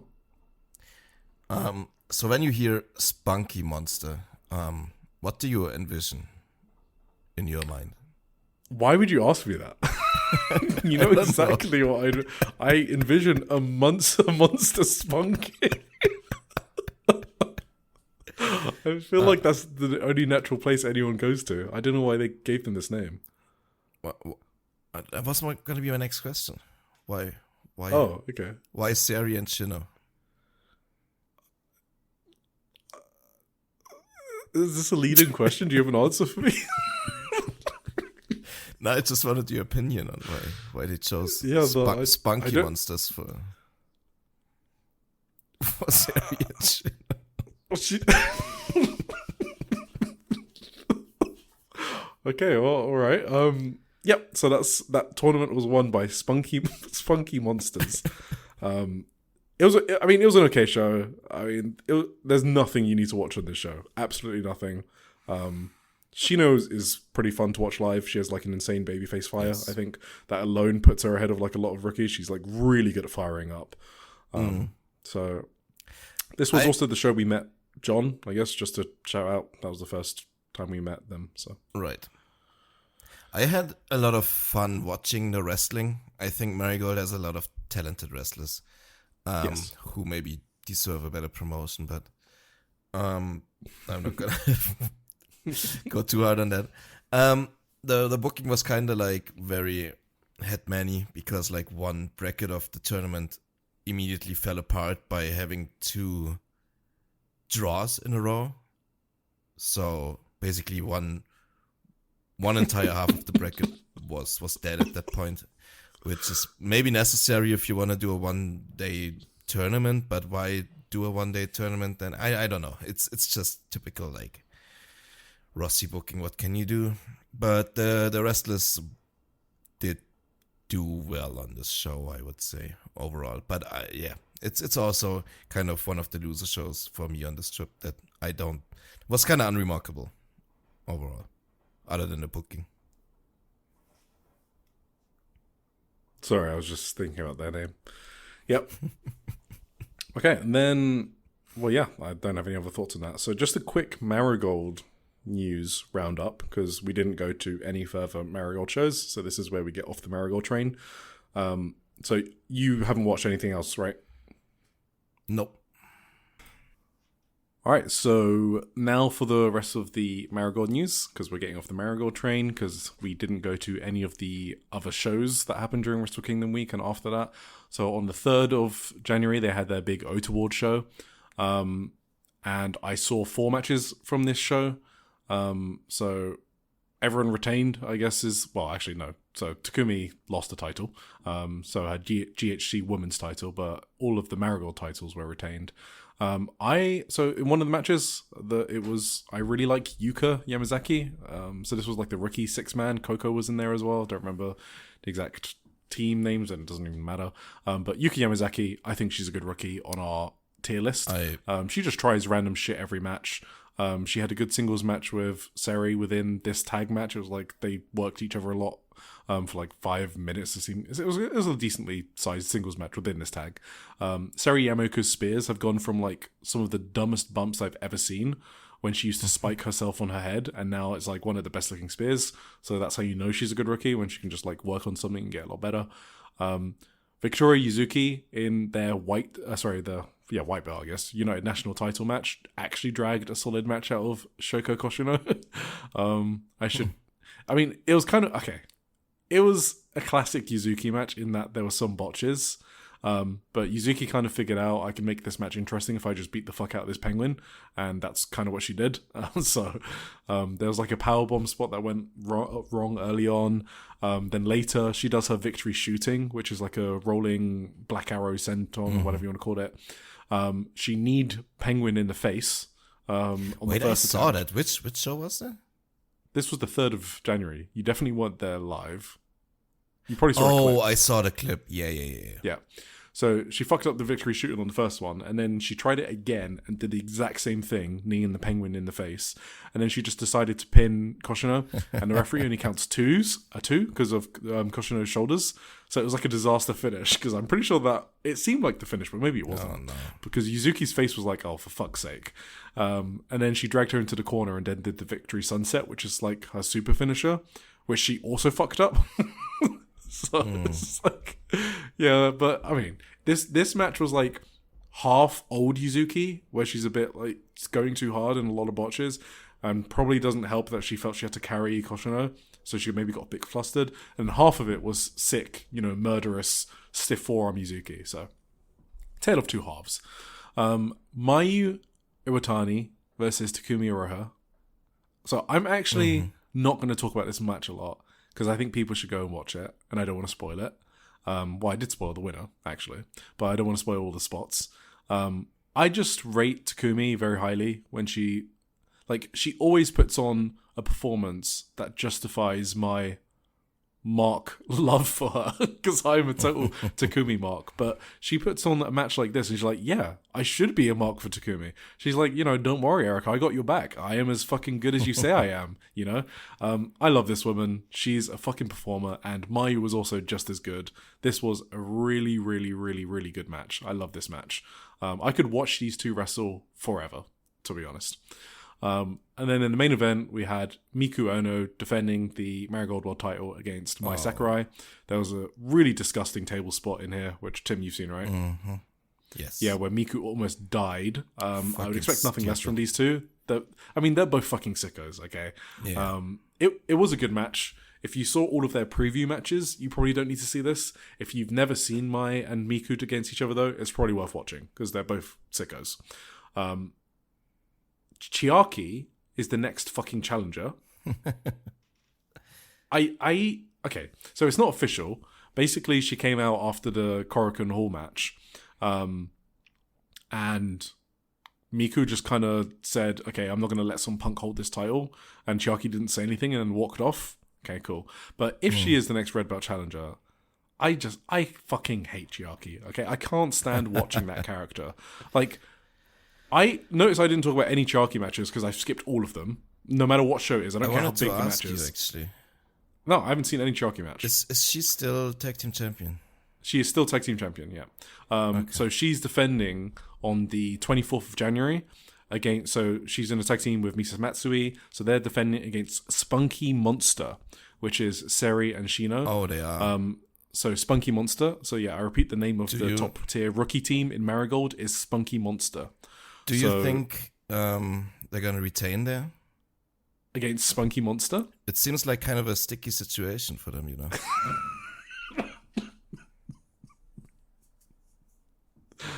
Yeah, okay, we need a soundboard. That's what we need. For a bidumts. So on the 24th of January, Spunky Monster against Darkness Revolution, where Spunky Monster will be trying to spunk their way to the Twin Star Tag Team Gold against Darkness Revolution. Hell yeah. But yeah, Chiaki, she's just fucking annoying. I don't know if I'm going to watch that match against Miku. I love Miku, so I probably will. When Chika Goto challenged, I kind of liked it, because she's a mid-carder. You could throw at that belt and the crowd like her. Until Rossi fucked her over with the crowd chanting thing. But Chiaki, there's nothing there. Why waste my fucking time? Anyway, 12th of January, so this was the Marigold Korakuen. Mai Sakurai and Rei Seto had a great match. They're two sickos. You should watch that if you like either of them. That sounds awesome. It was a great match. And I also want to plug one more time, every single time I mention Rei Seto, her match with Kazuna Tanaka from the 17th of October. Thank you for your attention. The main event of this Marigold Korakuen was pretty sick. It was an all-star tag. It was Utami and Miku, so Utami Hayashishita and Miku Ono versus Mayu Iwatani and Victoria Yuzuki. So like an all-star tag. And the best part for me was Miku and Yuzuki being stiff with each other, because Marigold is the sicko promotion, guys. It is the promotion where they just want to kill each other. If you watch it with that context, everything will make sense. They all hate each other, and they all want each other to die. Yeah.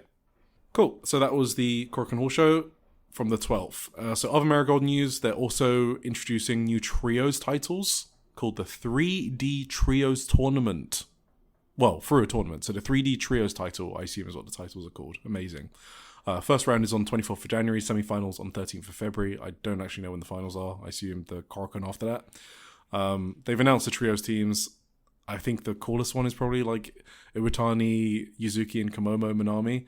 I find it very well, Miku Ono got put with Koki Amore and Megaton. I know why they did that, because of the the actress. It's the actress girls connection. That's why they did that. It's just so great. Funny to me that Miku always gets dumped with Megaton.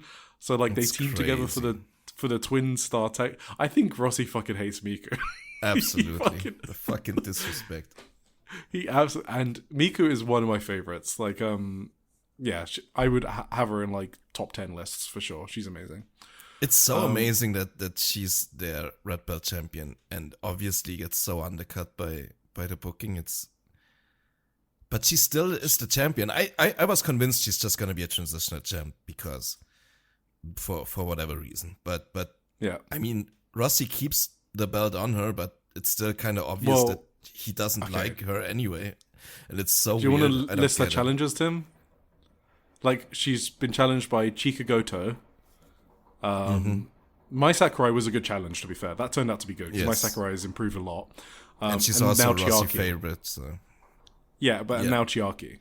So she hasn't faced Mayu, she hasn't faced Utami. So, I don't know, we'll see what Miku's reign is. She beat Utami, to be fair. She did beat Utami, yeah. All right. The last thing is on the 24th of January, we also have at Korokon also, we said Spunky Monster will be going for Twin Star Tag Team Gold, but also Mayu Iwatani will defend her GHC Women's title against Utami Hayashishita in a singles match. So that is also to celebrate Mayu's 15th anniversary. So that will be very, very good. Do you remember the Dreamstar match? It was yes, it was very good. Yeah, very good. So I'm looking forward to this match. Are you gonna get anything else on Marigold? Are you gonna get any of the 15th anniversary cards?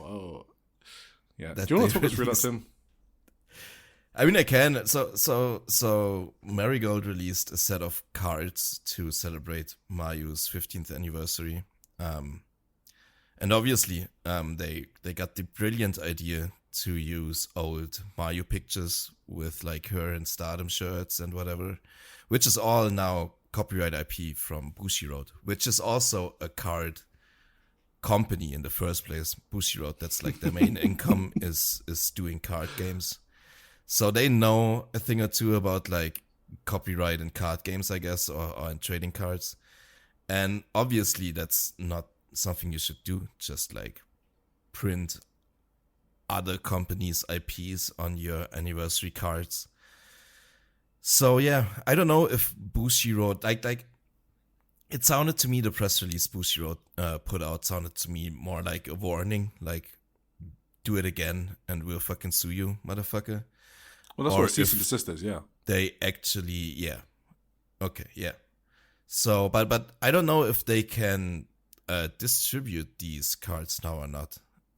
Probably they shouldn't, but they'll get sued if they do. That's basically what a cease and desist is, right? Right, I guess. Yeah, it kind of sounded to me like next time it's gonna be a cease and desist, and for now it's just a warning. But I just had a machine translation, but I don't know. I think who knows? It most probably is an actual cease and desist. So they kind of said in the future when companies do that, we will put a cease and desist. That's just like the lazy machine translation I got from it, but I wouldn't be surprised if they actually get sued if they put that out. So that was a fucking nice idea there from like Sunny or whoever decided to print these cards. It's typically a thing I think Sunny could be responsible for. He does that he always did that kind of stuff in Stardom, I'm pretty sure. So yeah, great. Well, he's a bit of a dumb fuck, so yeah. He is. So is Rossi. Right. So yeah. So if they get fucked, well, I don't care. And that's it for Marigold. So we will not be hearing from them again for the rest of the pod because we didn't go to another show. Let's move on to Marvelous. So we were both here. The 28th of December. They had a Korokon Hall show. So Marvelous is kind of like a special promotion for me because it was like the first indie Joshi India started watching and covering, and so it's, by default it's kind of like my first son, daughter sort of thing.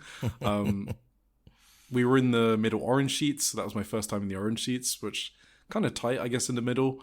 So for those of you that don't know, apparently there's different width of orange seats in Korakuen Hall depending on where you are in the orange seats. But apparently I got the short ones. This was the show that my wife attended with me as well, so that was kind of cool. And I did not expect her to like Yosuke Santa Maria. She liked the match with El Kukoi, who's from PWR. He I don't know. Kukoi. I don't know. He tours in Dragon Gate, and it was a 3-way between El Kukoi, Titus Alexander, and Yosuke Santa Maria. That was Alex's favorite match. She said He it was kind of but funny. Yes, Titus is fucking awesome though. Titus Alexander is awesome. like Yeah. an actual star. It is Absolutely. amazing he has not been picked up by WWE or AEW. Like an American wrestler that's that good. I mean, that's insane to me, to be honest. This was gonna be one of my later takes but I can just put it out now that because I've always been a Starboy Charlie guy, you know. Yeah. We had this conversation before. During this trip, like Titus really convinced me of himself. He's fucking sick. He's insane. Yeah, he's great. Yeah. He's also super charismatic. He works the Japanese crowds very well. So, like, I watch him in Noah as well. He is very good at working the crowds. So he's learned how to do that, which is, you know, he's still young. He's like, what, 24, 25? Yeah. I don't know. Whoever He picks looks him young. up, yeah, whoever picks him up for like a contract, that's a steal, no matter what you pay him. This was my wife's first Japanese show, and she said there was like more wrestling, less posing, and shorter matches than American wrestling. Those were her words. So I thought that was kind of an interesting take on Japanese wrestling. Okay. There were a lot of announcements on this show for their huge Yokohama Buntai show on the 5th That was of May, weird. which I will be going to, but it kind of put me off a bit because they announced a lot of talent that used to work for them like 10 years ago and 9 years ago that I didn't even know who they were. And they were all like gaijin pretty much, right? They were all gaijin. Yeah. It's so funny, during our trip we started using gaijin as a pejorative. Like, I would turn to Alex, like in a touristy place, be like, "There's a lot of gaijin here. I don't like that." And she was like, "Eric, you're a gaijin." I'm like, "Yeah, but those are like gaijin." So yeah. Anyway, Oh my god. but yeah, so their announcements didn't really pick me up. But the main thing about this show that we have to talk about is Senko Katsuki versus Seri Yamaoka, because this was the match I was most excited for in the universe. And I can report that I did have an amazing time live. I thought it was incredible. I thought there was a lot of energy. There was a lot of heat. I saw people coming out from the back to watch the match. Like, Titus was just chilling in the corner. I saw Yosuke Santa Maria in the corner watching. It felt like a big match. I loved the amateur wrestling at the start. So these two rookies are like, I don't know Senka's background, actually. You think I know it. I don't know she ever did amateur wrestling. But she is good on the mat. She's a good grappler. It's like one of the best things she's good at. And she seemed locked the fuck in this match, to be honest. Like, her facial expressions were way better than even normal. Like, she was smiling after getting smacked around the face by Seri. There was a lot of shoot slaps. Seri was not holding back on her kicks. I thought it was a really good match layout as well. They didn't give everything away. So, like, Seri didn't use her gut wrench suplex. She didn't use the Aoki clutch, which is her finisher. So there's still a lot on the table because these two are generational rivals. And this is my favorite feud in wrestling, hands down. I really love this match. I think other people might have felt a bit let down. For me, this was everything I could have been expecting because I wasn't expecting them to go, like, super hard and give everything away in the very first match. Yeah, that's awesome. I was kind of surprised, honestly. That Senka one? What? Yes, exactly. I did expect the time limit draw from it. But obviously I was positively surprised to get a finish. I also wanted to say that this kind of like, I've mentioned before that Senka is my rookie of the year over Seri. Mm-hmm. I mean, at least from these two, I prefer Senka to Seri. And I gotta be honest here, I thought this match kinda cemented my opinion on that. While I would in no way say that anyone was bad in the match or whatever, I think there's some flaws in Sari's game that were kind of apparent in this match for me. Like just little timing issues, you know, when Oh, for sure. Oh. with some moves or sequences or whatever, that kind of maybe expose her a little bit. This is a problem I never feel Senka has at all, because Senka keeps it so extremely grounded and simple. minimal and simple. And Sari tries to do a lot more stuff, but her timing is off. Just a smidge with some of it, which can take me out a bit. If like the opponent has to wait or whatever, you know, that's kind of an issue for me. So yeah, I prefer the simple but effective Senka over the like very, very impressive but kind of off at times Sari. So yeah, I think that's completely fair enough. Those are my thoughts. No, I mean, we both love Sari here, so I think those are like valid criticisms. And I think the result kind of means Sari will get a win in Marigold, I'm guessing. But I love this match. Some other ones just on the undercard, going back quickly. So yeah, Echika Miyabi was in the opener. She needs to be picked up immediately. Yes. I don't care by who. She's too good. She's a great wrestler. She chopped the fuck out of Sora Yame in this opener. It was amazing, and yeah, I really enjoyed this opener. I thought it was fun, a lot of heat. Aihu Zen versus Kaoru Ito. Yeah, I mean, this is exactly what you thought it was going to be. I don't need to talk much about it. Itsuki Oki and Miku Kanai versus Miya Momono and Rin. I thought this was super fun. I thought it was awesome. Yeah. Rin's second match back. This was Miku Kanai's 9th German suplex, by the way. Yeah. We are keeping track on Joshi'ing Around Weekly. Well, we don't watch her Ito Dojo shows, so maybe she's done some more, but this is the 9th that I've seen, at least, in her match. I loved seeing her teaming with Itsuki. It was such a fun. So good. Love this team. It was really good. And Rin's bumping was really good, so second match back, and she looks great. And then the main event was probably the biggest letdown of the trip for me. It was Magenta, Maria, and Rico versus Spark Rush, my favorite tag team, Suri and Takumi Iroha. So Rico and Suri were really good. They were incredible, actually. They were super stiff. I remember Alex saying that she was like completely fucking floored by the slaps and the kicks. And she said that there were a lot of them and it made it seem real. So if you're wondering what that's like to a casual viewer, then yeah, it does shock them. And Rico can work very stiff. That's why I've never like put Maria and Rico together. I've actually liked a lot of Rico's heel run. But Magenta just has some really bad instincts with their heel interference. There was a really like bad chair spot which the referee looked at and did nothing, and it just took me out. Magenta handcuffed them together and then started beating on them.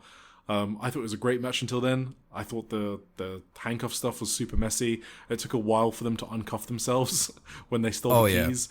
And then Suri had to wrestle with one handcuff dangling from her wrist for the rest of the match. Like, the match was pretty good, but there was a lot of heat, and the bullshit kind of made it less interesting. So I didn't prompt Alex, and what she told me was it felt like a WWE match. And I didn't prompt her, I swear to God. She turned to me and was like, this feels like a WWE match. And I agree.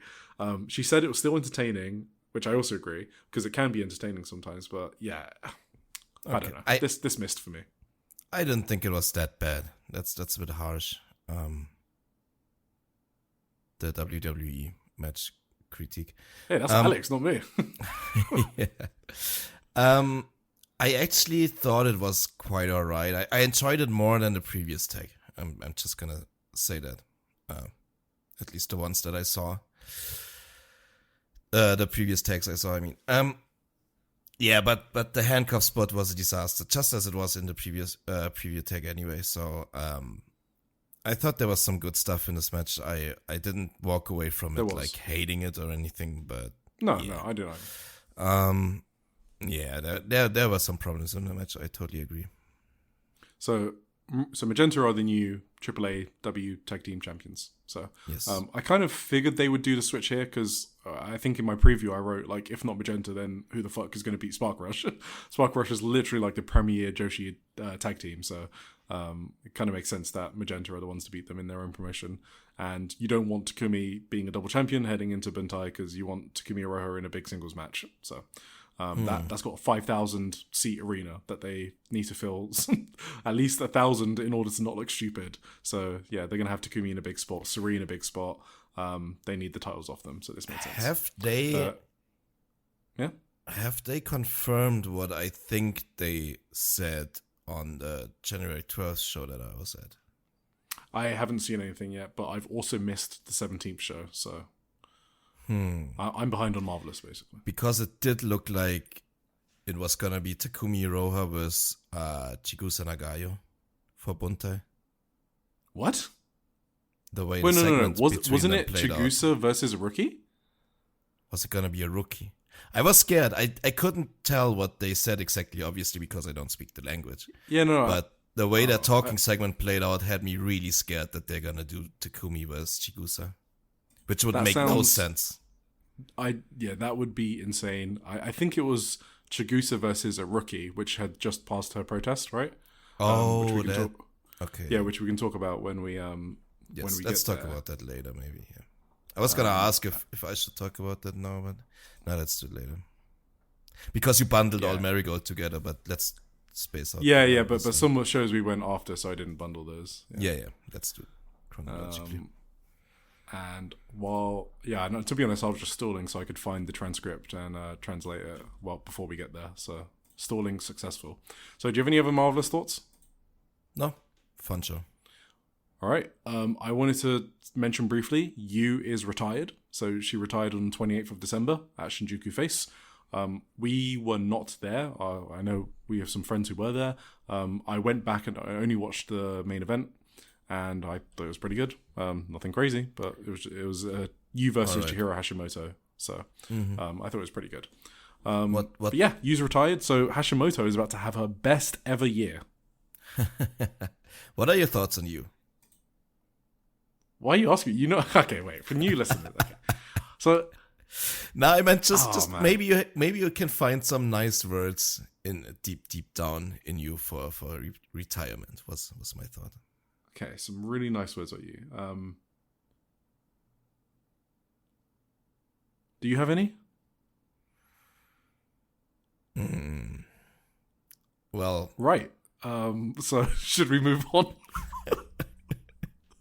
Sorry, Chris. She chops hard sometimes. It's kind of cool, but yeah, it was only a few times. I just feel like she really brought Hashimoto down, and she needed too much stick in her matches. Like you needed like the steamroller spot and all of that. She just played the hits too much. Basically, is what I'm saying. There were some really good matches she had where she didn't do that, and they were amazing matches. But that was too far in between. I heard she was a very, very great addition for Eve whenever she was over there. I think she was there for like an extended stint a couple of years ago. I think she's loved there, yeah. So yeah. And I heard she was brilliant when for those shows and for that crowd. So I appreciate that. And I appreciate why the Eve faithful love her so much for it. So yeah. But I didn't have that many great memories of her career, especially when she was in Stardom, but I'm not gonna crash out about that again, so. Yeah. All right. Yes. Okay, cool. So the next show is is it the big one? It is the big one. It is. It is Dream Queendom at Sumo Hall, because I'm not going to say the other one. Do you want to say it? Ryogoku Kokugi-kan. Amazing. So we had second row, Yes. and the view was amazing, and I couldn't believe it. It felt so much more special than the it felt a lot special than the Korakuens or the promotions I watched, like even Marvelous. Like I had like legit goosebumps basically when I sat down. I was like, holy fuck, I'm so close in Sumo Hall. This was the first show that I kind of my surrealitis sort of dissipated like temporarily. I was like, okay, this is like insane. Like I was starting to feel like this was like I was enjoying myself. So it was the best show by far for me at that point. I wanted to ask you, have you seen the cage match ratings for the show? No. I saw it a few days ago and I was mind blown. I think that there is a big live difference with this show more than other shows we went to. I read some comments on the internet generally that I couldn't disagree with more, having been there live. I think this show was an entirely different live. Show maybe on TV, I don't know. Yeah, absolutely. Like, so I don't think we can even describe to you like how loud the crowd was during some of these moments. For example, so the main thing I think the main one is actually probably the Cosmic Angels tag. I think that's like the biggest difference between TV and being there live. Live, that shit was fucking insane. Yes. It was insane. I think this was the match you needed to be in the building for live to like truly appreciate like how much heat it had. Aya Sakura was giga over. She was like a superstar, okay? Yep. Even I started screaming for her, and you know, I'm not the biggest I love Sakura, but not to that degree, but I was screaming my lungs out for Sakura, and I could barely hear myself screaming because of how loud everyone else was screaming. That match was insane live. I was basically in a trance during this match. I was like, it was insane to me. Like I was so invested into this match. Like I don't know if I can say this for many other matches I've been live to.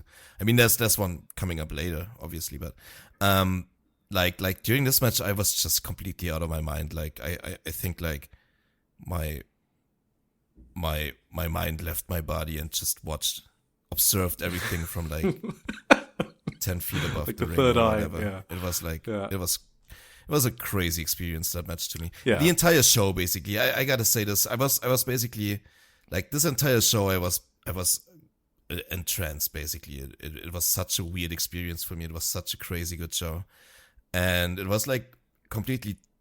I don't know. I was out of my mind. Just to touch. So it was their record number at Sumo Hall. So I think they did like 6,500 plus.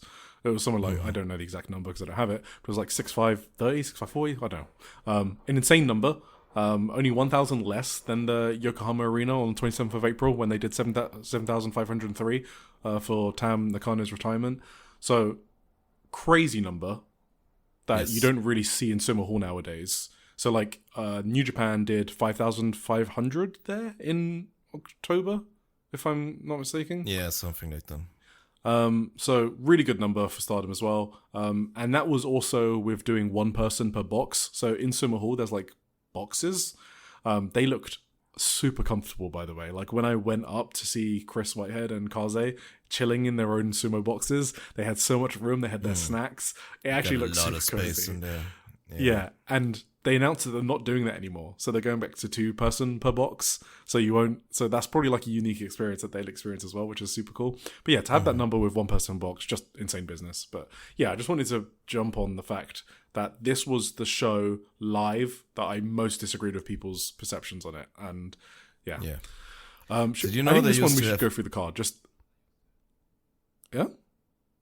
Yeah, sure. Did you know they used to have pillows in those sumo boxes? Or they still do and then for they sumo events? They threw them or something? They put them on fire and then they stopped? What happened? Yeah, it was like early 90s actually. I think it was Inoki and Vader maybe.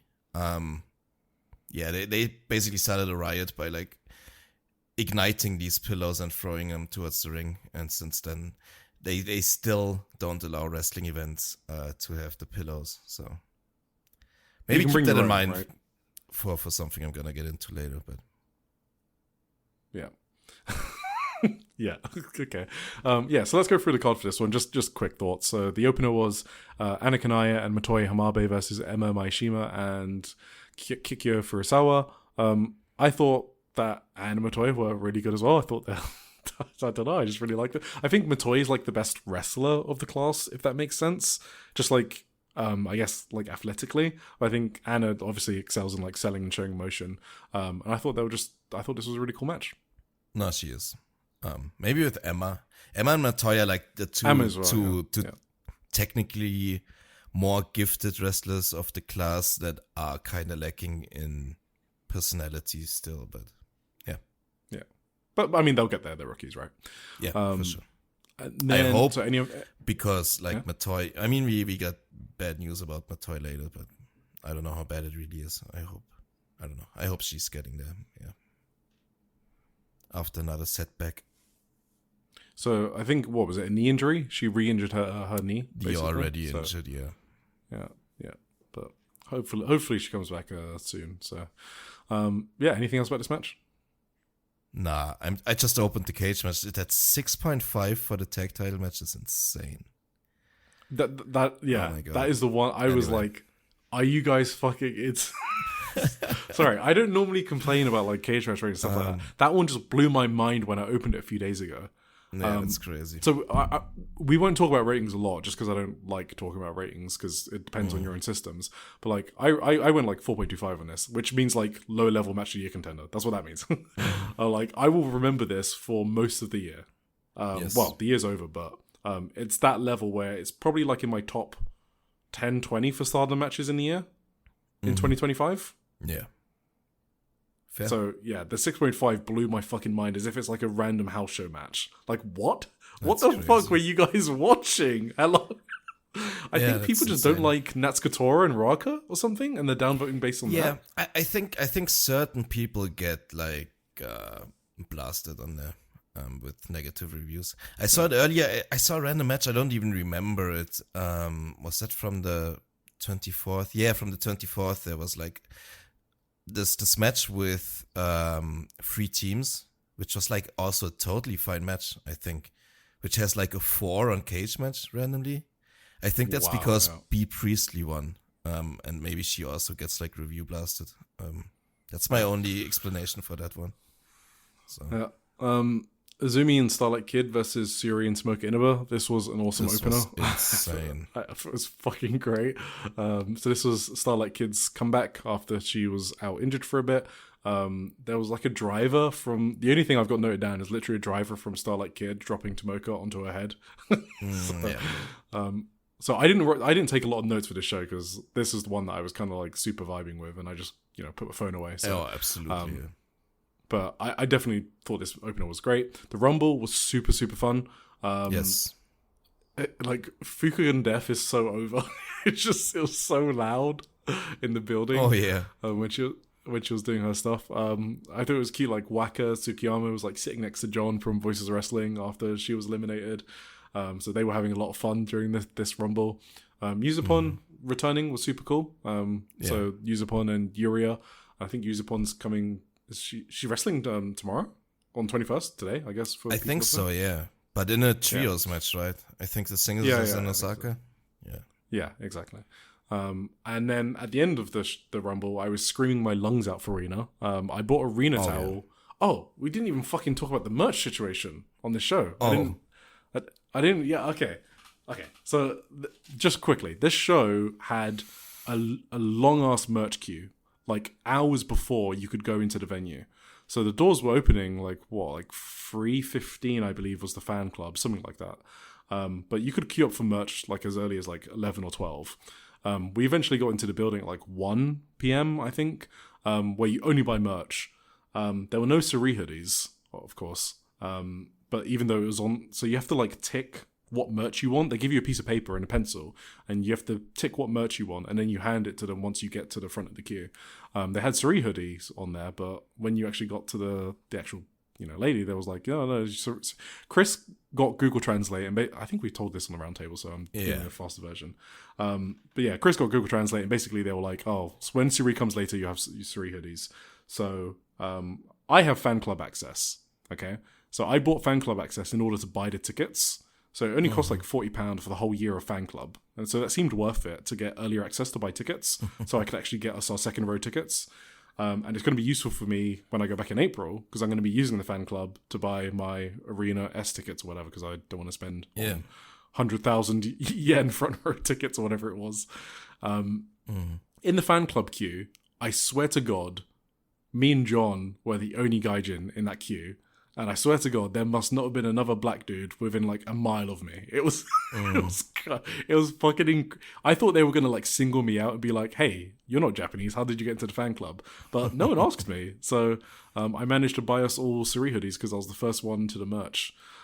So yeah, that was awesome. But why I said that was because I also bought Arena towel, and I was screaming my lungs out for Arena at the end of the Rumble. And waving my towel around, and then she actually won. So that was a cool moment for me. And when she was like leaving, she saw my towel and she like pointed at me. So that's my story. Awesome. I didn't notice she pointed at you. That's yeah, cool, I guess. You got anything on the Rumble? I don't know if it's just the live factor, or if I saw like two of the better Rumbles while I was in Japan of all time, maybe. Because like I saw two Rumbles and both of them I highly enjoyed. I don't know if if they were just especially good, or if that's just being there makes these Rumble matches a lot better than they are usually on TV. Because you're just not, when you're there live, you're just not overanalyzing every fucking thing that's happening. Yes. Like, and it's also you're there just to fun. enjoy yourself. Yeah. Yeah. It's just fun spots with just a good time, good vibes, awesome match. Yeah, I feel like if you attend a wrestling show live and you're like analyzing it like Dave Meltzer, I think you're just doing something kind of wrong. Like you're paying a lot of money to just there and experience the crowd and have fun with people sitting next to you. It's like it's a social event, right? It's not you at your home watching a screen. Yes. So yeah, Rumbles are fun live. They are. All of them are. I always have fun with Rumbles. Maybe. So yeah, this was no different. Whereas at home, it can maybe feel like a chore. Like, okay, just give me to the singles matches. It doesn't feel like that live. All right. The next match was my fucking match, okay? They did this match just for me. I was going fucking mental. All the fucking stars. I was in heaven, okay? Megan, Bane, and Bazilla were awesome. So it was EXV versus Movida Loca. There was like, what, an 8-person tag? I don't remember how many were there. Maybe 10. I don't fucking know. No, it was 8. Yeah, okay. Megan Bane was there and Bazilla were there. So they fought each other at Joey Janela's Spring Break or whatever at WrestleMania weekend. Yeah, right. They had a singles match, which was pretty good. They were fucking sickos here. It was so good. Awesome. I mean, That blew me away. Yeah. There was an insane Avalanche Frankensteiner from Megan Bane. I was like, what the fuck did I just see? There was a great spear from her. There was awesome like fall away slam from the top rope from Bazilla. It was just, so later on, they weren't even on camera, Megan and Bazilla, and they were slapping the shit out of each other. Okay, because I was watching them at ringside. Insane. Yeah. I was looking at the screen just to make sure, wait, are these two even on camera? They were off camera, beating the shit out of each other. It was fucking awesome. I loved Micah and Suzu as well. They were great as well. I am a Movida Loca fanboy. This match was fucking amazing. Yes, I totally agree. I saw the double count out coming so far away. I don't even care. I didn't really care either. I just thought like once they were both like outside the ring, I thought, okay, this is a count out, and then it went to the count out and it was fun. Whatever, didn't care. Was awesome. Yeah. Then we had the re-debut of Fuwa-chan, which we've spoken about in the podcast before. I don't remember what episode, but I'm sure you can find it. So we're going to be here forever if we give context for every single wrestler.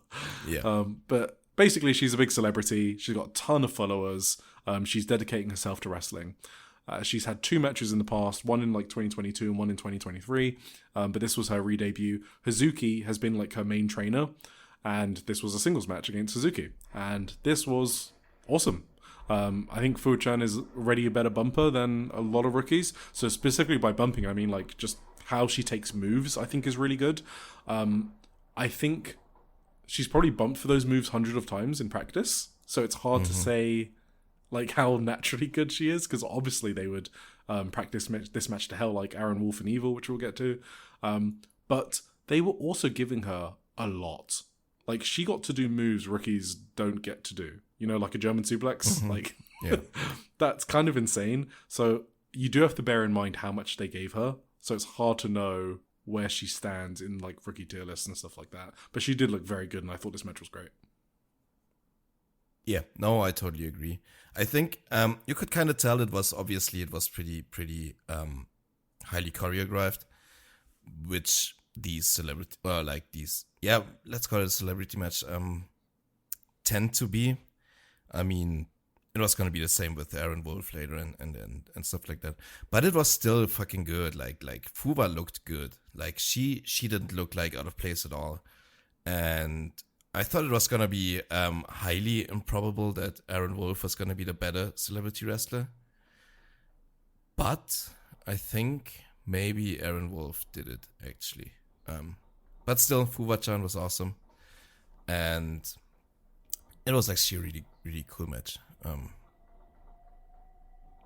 Yeah, and then we had she had some crazy entrance gear too with the big wings. Oh yeah, yeah, looked really cool. Oh, we had great seats because we were like either side of the entrances. Right, yeah.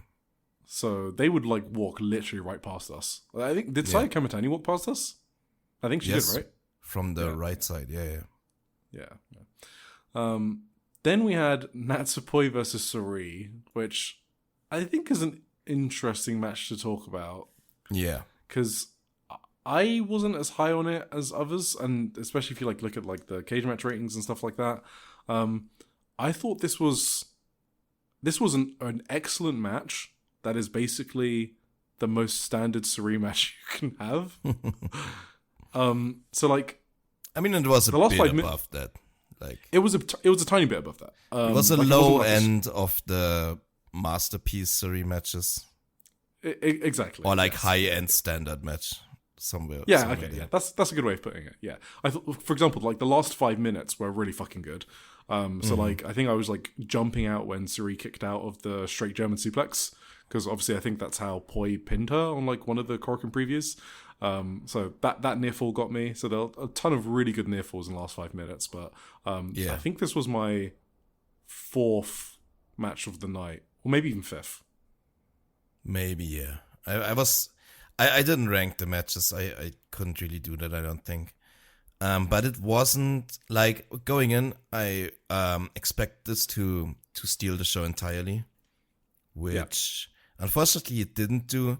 I heard someone, maybe it was on Omakase. I heard someone say it was the most disappointing 4.5 star match you're gonna see, because it was That's a good way to put it. It was a fucking great match, but like for some reason it didn't hit quite as hard, while still being absolutely excellent. And it's such a weird match to judge from that. It's a typical thing. We talked about it with Hash and Suri, right? Yes. It's exactly, just like in a different universe to like rate Suri matches even at this point, because like it's so good, but I don't know. It's hard to describe. Like, and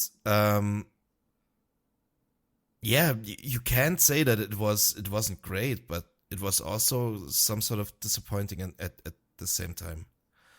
Yeah. I did read some of the most outlandish criticisms to this match generally on the internet, but like way underrating it. Like it wasn't that bad, guys, and it had heat, and it was, I don't know. I read like it had a lot of completely buried and stuff like that, but I don't agree at all. It's still at the start of the story, I think, between Suri and Natsupoi, so just give it some time. I don't get it. Whatever. Cool. And then we, I think they're building towards, I'm waiting to see what Suri's doing for her 22nd of March Yokohama Budokan show. So if Natsupoi isn't involved in that show, then I'll be like, okay, was that the entire story? But I'm expecting them to do something for that show, but we'll see. Because the storyline did start on Suriism. It didn't start on Stardom. They kicked off this storyline on Suri's show, and then they continued it on Stardom, which is just another reason why I like Joshi, though, that it's all a one connected universe. That's what I like about it. I think some people have criticisms that, this isn't a Stardom storyline because it started elsewhere. This is exactly why I like that is Joshi. Such a fucking... Yeah. That doesn't matter to me at all. I love seeing people. So today, for example, I watched a fucking Elite Joshi match with Honori Hana, Nanami Hatano, Ayame Sasamura, and Unagi Sayaka. Right, a freelancer, 2AW, Diana, and Seedling. Well, I fucking love that. It's awesome. That was gonna be one of my big takeaways from the trip. That I was gonna come to later, I guess, when we talk our like overall. So save it. Takeaways. Save it. Do you want to save it? Okay, I'm gonna save it then. Okay. Yeah. All right. Let's move on to the tag match we spoke about, the Cosmic Cane. I think I really feel like we spoke about this because I don't have any spot notes. I don't have any specific spots to talk about. Nah, this wasn't this match for that. It was the pure vibes. This pure was like babyface versus heel. Fucking get into it.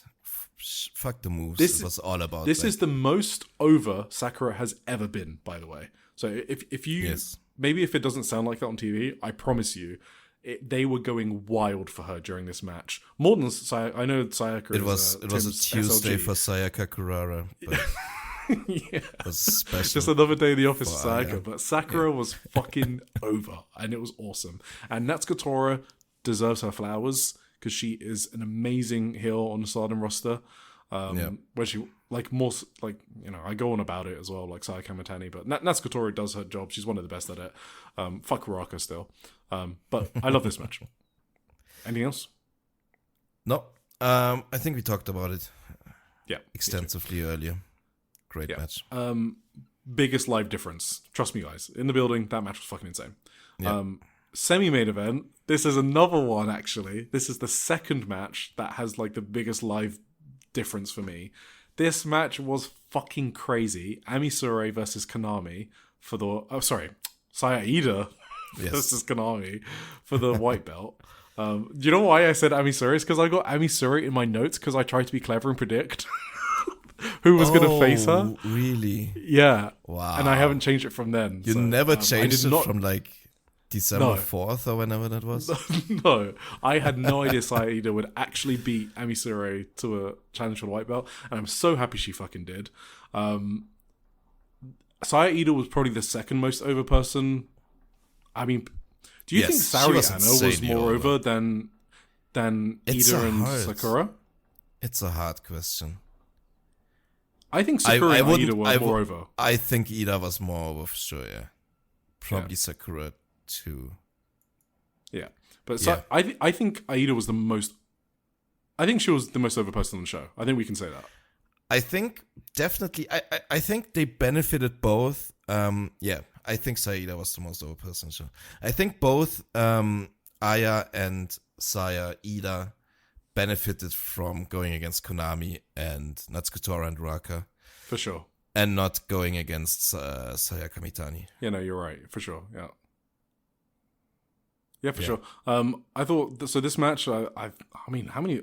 I think I've only got like 3 spots written down because I was just going crazy. So I thought there was like... I thought there was a lot of good arm work here from Konami. And I thought Aida's selling was amazing.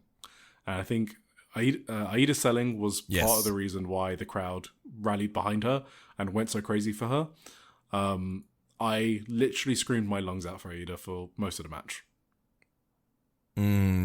Yeah, same, I think. So that's the vibes-based review.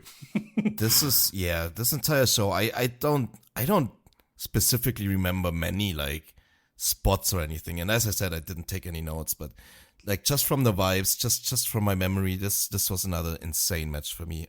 This was my match of the night, I'm pretty sure. It was my match of the night. Yeah. This was one of my favorite Stardom matches in 2025.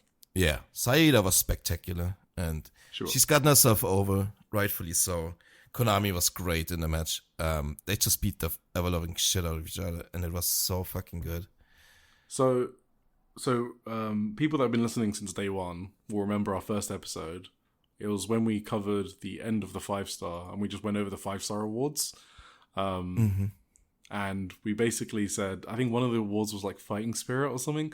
But anyway, it was one of the awards where like, okay, who did we just want to give an award to because they just did their job and did the best? And it was Saida, because she was like putting over people left and right in that fucking tournament, just putting on banger after banger, like the real workhorse of that tournament. And Yes. it's so crazy that she actually got the push to make it to the white belt match and also had an amazing performance in that match.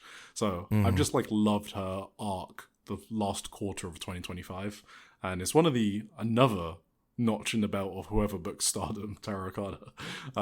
Just a really cool elevation, I think.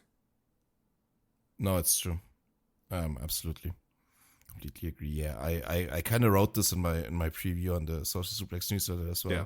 That this all stemmed basically from her amazing performances in the 5-star Grand Prix for me. She slowly just got herself over since the summer, and it's so good. Yeah. And she's over everywhere too. I'm gonna mention this later, maybe because I saw her on a non-Stardom show as well, and she's just fucking over everywhere now. It's great. Yeah, match of the night for me.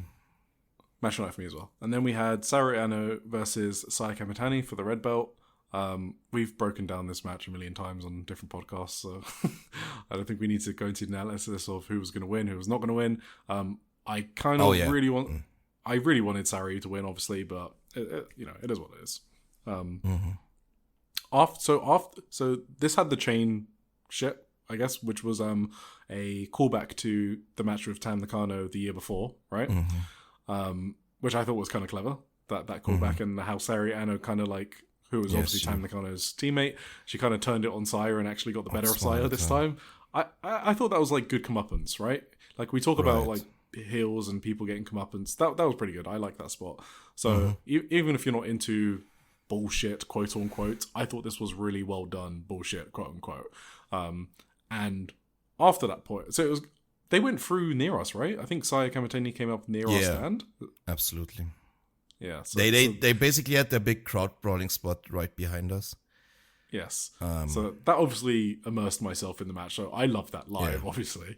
I thought Saya, in particular, was really fucking on point in this match. And I'm on the record of not being a huge fan of her in-ring.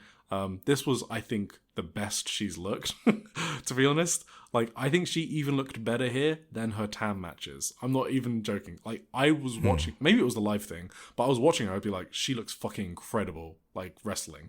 So just a really good individual performance from Saya Kamitani, so I have to give her credit because I shit on her sometimes. But she looked amazing. Saru Ano, we already know, is one of the best wrestlers in the world. so it was no surprise there. I guess the main thing here was the slapping. So yes, I remember, so John spoke about this and how hard these two were slapping each other because they were front row. We were second row. So I actually didn't register how hard they were hitting each other until after the show when it was kind of apparent that she might have had a concussion. Watching it live, I actually didn't notice, which is maybe me being in a trance. Did you notice? I did. I do remember thinking that they were really going at it. I do agree. I'm gonna come back to my whole experience with this match later. This was kind of a weird one for me. First of all, we can say this now because it's been put out there by others. I think colleagues from the Social Suplex podcasting network already put it out there that Saya was legit concussed. She barely made it to be cleared for the Wrestle Kingdom match. We heard it on the day of the Wrestle Kingdom match in the arena, like the news that she was like cleared in the same way that like Naito was cleared for the 5-star for the G1 finals 2 years ago. That was when he was concussed the night before.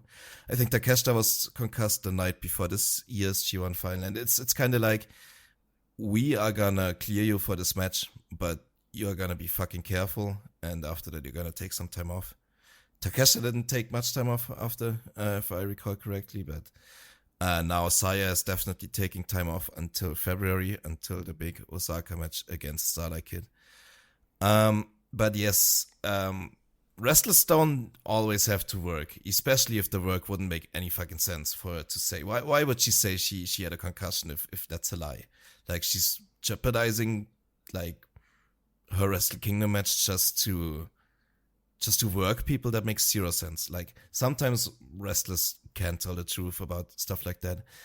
And she was legit hurt, and I wish her all the best. And you could tell in the Wrestle Kingdom match too, the way she took her bumps and the way Shuri handled some of the moves they did. It was very apparent to me as someone who like watches every Saya Kamitani match, and the way she flings around, usually taking some of the bumps, while she just kind of stumbled backwards and stuff in the Shuri match, that she was taking things extremely carefully. And that's for a good reason. And yeah, hope she gets well and rested for her big match with Starlight Kid next month. Cool. So yeah, they were slapping each other fucking hard. Yeah, and then you were going to talk about your experience with this match. Oh yeah, so this is gonna be my big crash out or whatever. So yeah, we had these annoying people behind us. This was, I alluded to that on the other podcast recorded 2 days ago, that if you're a fucking foreigner in Japan, you're not a better foreigner than other foreigners. If you see people do things that you disagree with, just fucking let it go. Don't be annoying. Don't give unsolicited advice. Don't fucking correct people on their behavior, especially if you're so fucking incorrect about what you're saying that you have no idea what you and who you're talking to or whatever. The thing is, okay, let me start with, I was sitting next to Remy, as I said, and Remy is a big Saori fan too. And when they started like the chair bowling, when like the heels threw Saori into the crowd seats, which is obviously like a heel tactic that is supposed to get like some heat on the performers, I would say. I think heel tactics are generally like done in pro wrestling to get heat from the crowd and get the crowd invested. So we booed Saya a bit. I think Remy constantly yelled that Saori should kill Saya, which is of course a bit on the more aggressive side. But it's kind of like he was just very emotionally invested into the match, you know. And these fucking people behind us like tapped us on the shoulder and told us to keep it down, please, and not. We are not supposed to root against wrestlers in Japan. We can cheer for our favorites, but we are not supposed to root against someone. And that kind of like, that pissed me off so much that I was kind of taken out of the match, honestly. Like I was in such a weird mood this entire, like in such a weird transitive state throughout the entire show. And that just completely broke me out of that. And I was so annoyed by this fucking comment. Because like, why the hell do you think heels and faces exist? Why should they do that in Japan if you're not allowed to boo or resent or root against a wrestler in Japan? Like, why do you think this was my very first show in Japan I've ever been to or I've ever watched on TV? I don't know what these people thought behind us, but it was so fucking annoying in the moment to me that I was seriously taken out of the match and kind of ruined the match for me. It didn't ruin the show or anything. Like, I still thought it was a fucking brilliant show. It was probably my favorite show of the trip, all in all. But yeah, this is just unnecessary bullshit. Don't be annoying. Don't think you're like a superior foreign visitor of Japan to other gaijin over there. Don't fucking berate people on how to behave, especially if you have no idea yourself. And yeah, shut the fuck up and enjoy the show like you want to enjoy it. That's just, you can boo performers. I understand where they're coming from, maybe, because like to give the benefit of the doubt to people who annoyed the fuck out of me. The entire heel turn from Saya stems from the story, right? That she was harassed at a meet and greet by a fan who like was really fucking mean and awful to her. That she cried and like that was a really awful experience, and that's kind of the story she built her heel turn upon, right? But I think it's a different case if a heel stable is throwing the babyface into chairs during a performance in a match, and a meet and greet where people come up to the performers to like take a picture and say hello. Like, obviously you're not supposed to say you fucking suck, I hate you during a fucking meet and greet, but during a match when they're fucking doing heel things to the baby faces, I think you're pretty clearly supposed to react accordingly. So that's my little crash out about that. It was annoying as fuck. Remy didn't really give a fuck. I was kind of taken out by it. Remy just kept screaming louder after that. So respect to Remy. Yeah, cool. It was annoying. It was a very annoying thing that happened. But yeah, it's Americans, typically. All right. Well, anything else on main event? So I thought it was obviously a really fucking great match. Bit sad that Saori lost, and one of Saya's best individual performances. That's my roundup for that match. Yeah, I agree. This is the one match I'm probably gonna watch back on TV at one point, because that incident took me out of it much for the first half of the match or whatever.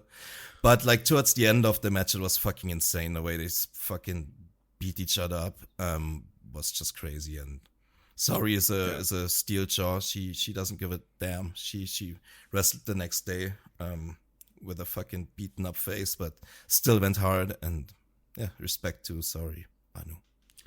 Cool. So we have another Stardom show later on, so we'll catch up news-wise on Stardom later. But yeah, this show was really fucking great, and I'm very happy. I mean, it was by far the most expensive show, ticket-wise. I think.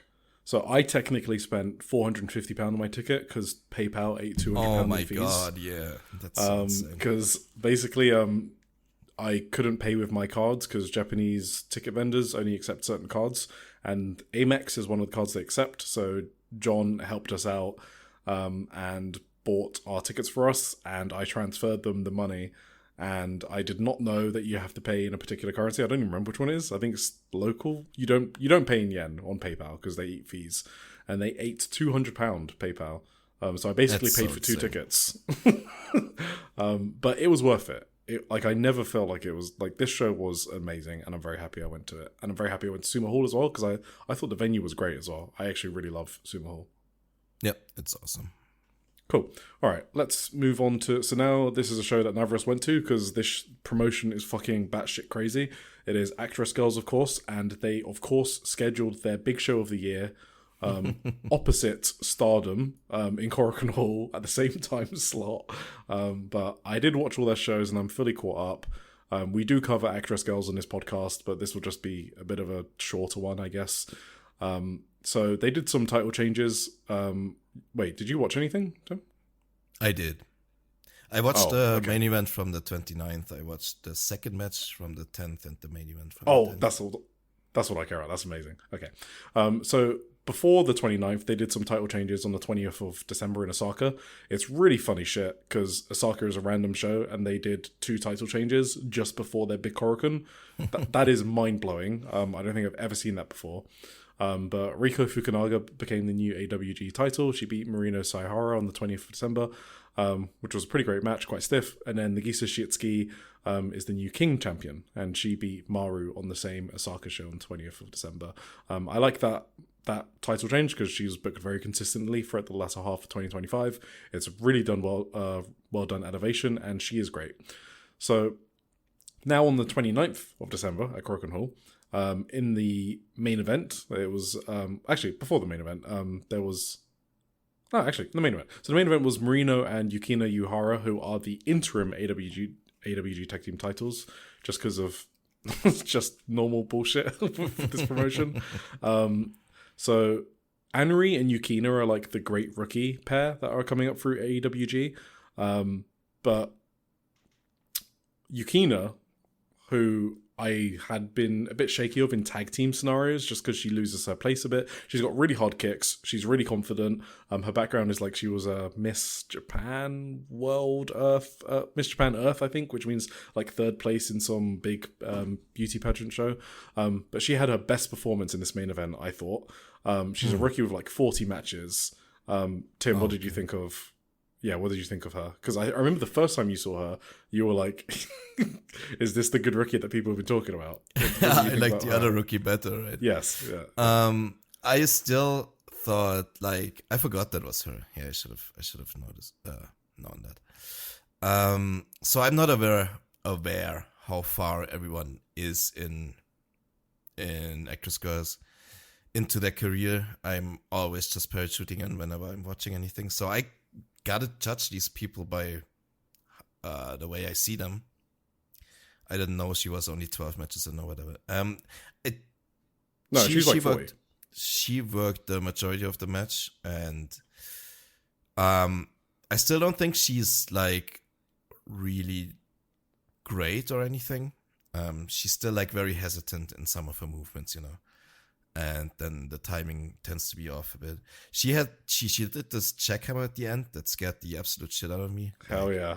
If it looked like she was about to drop her, and if she dropped her in that moment, well, she would have died. I think the other person.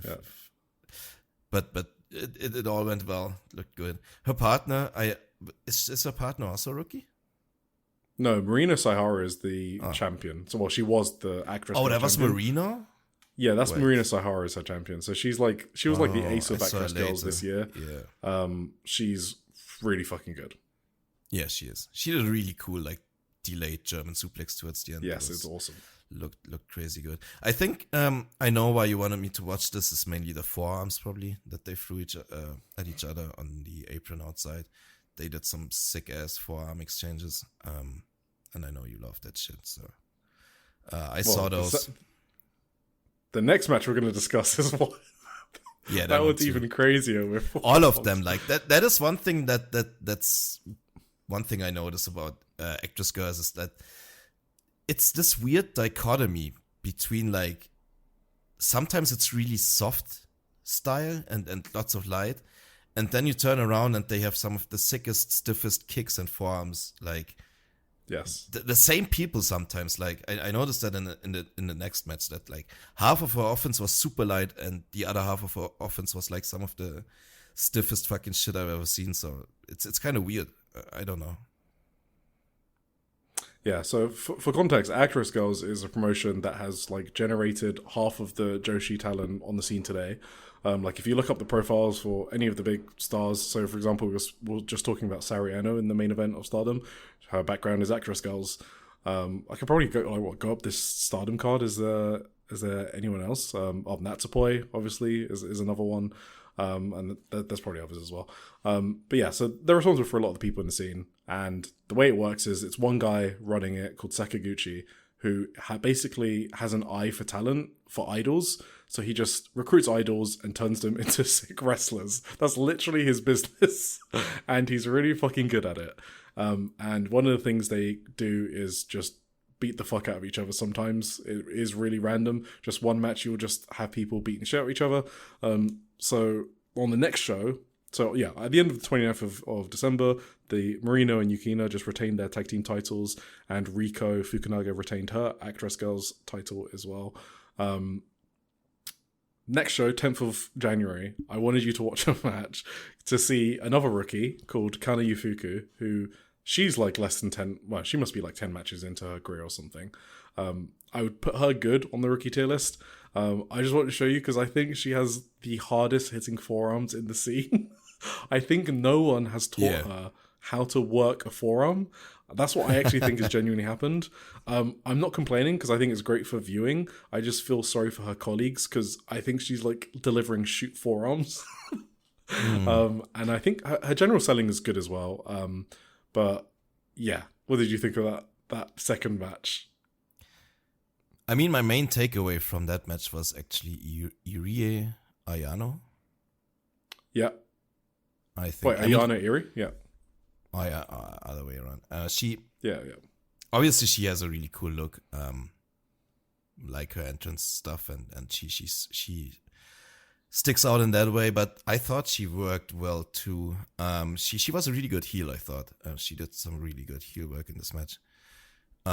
She's probably not a rookie, if I had to guess. No, she's a vet.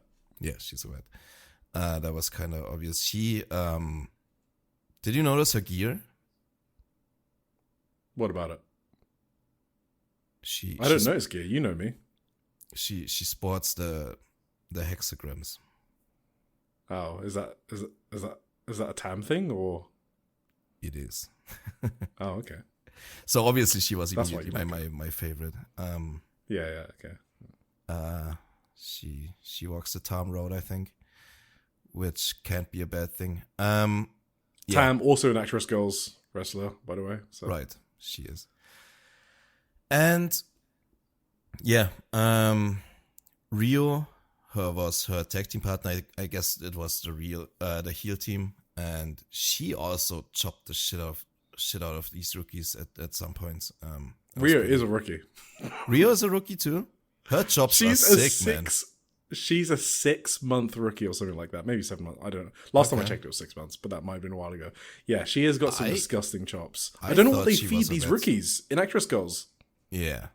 She's crazy. She doesn't hold back on those chops at all. Yeah. It was fun. No. I thought in general she had some pretty like crisp and stiff strikes, not just the chops. So and then did you see Marino with the delayed German on Ayano?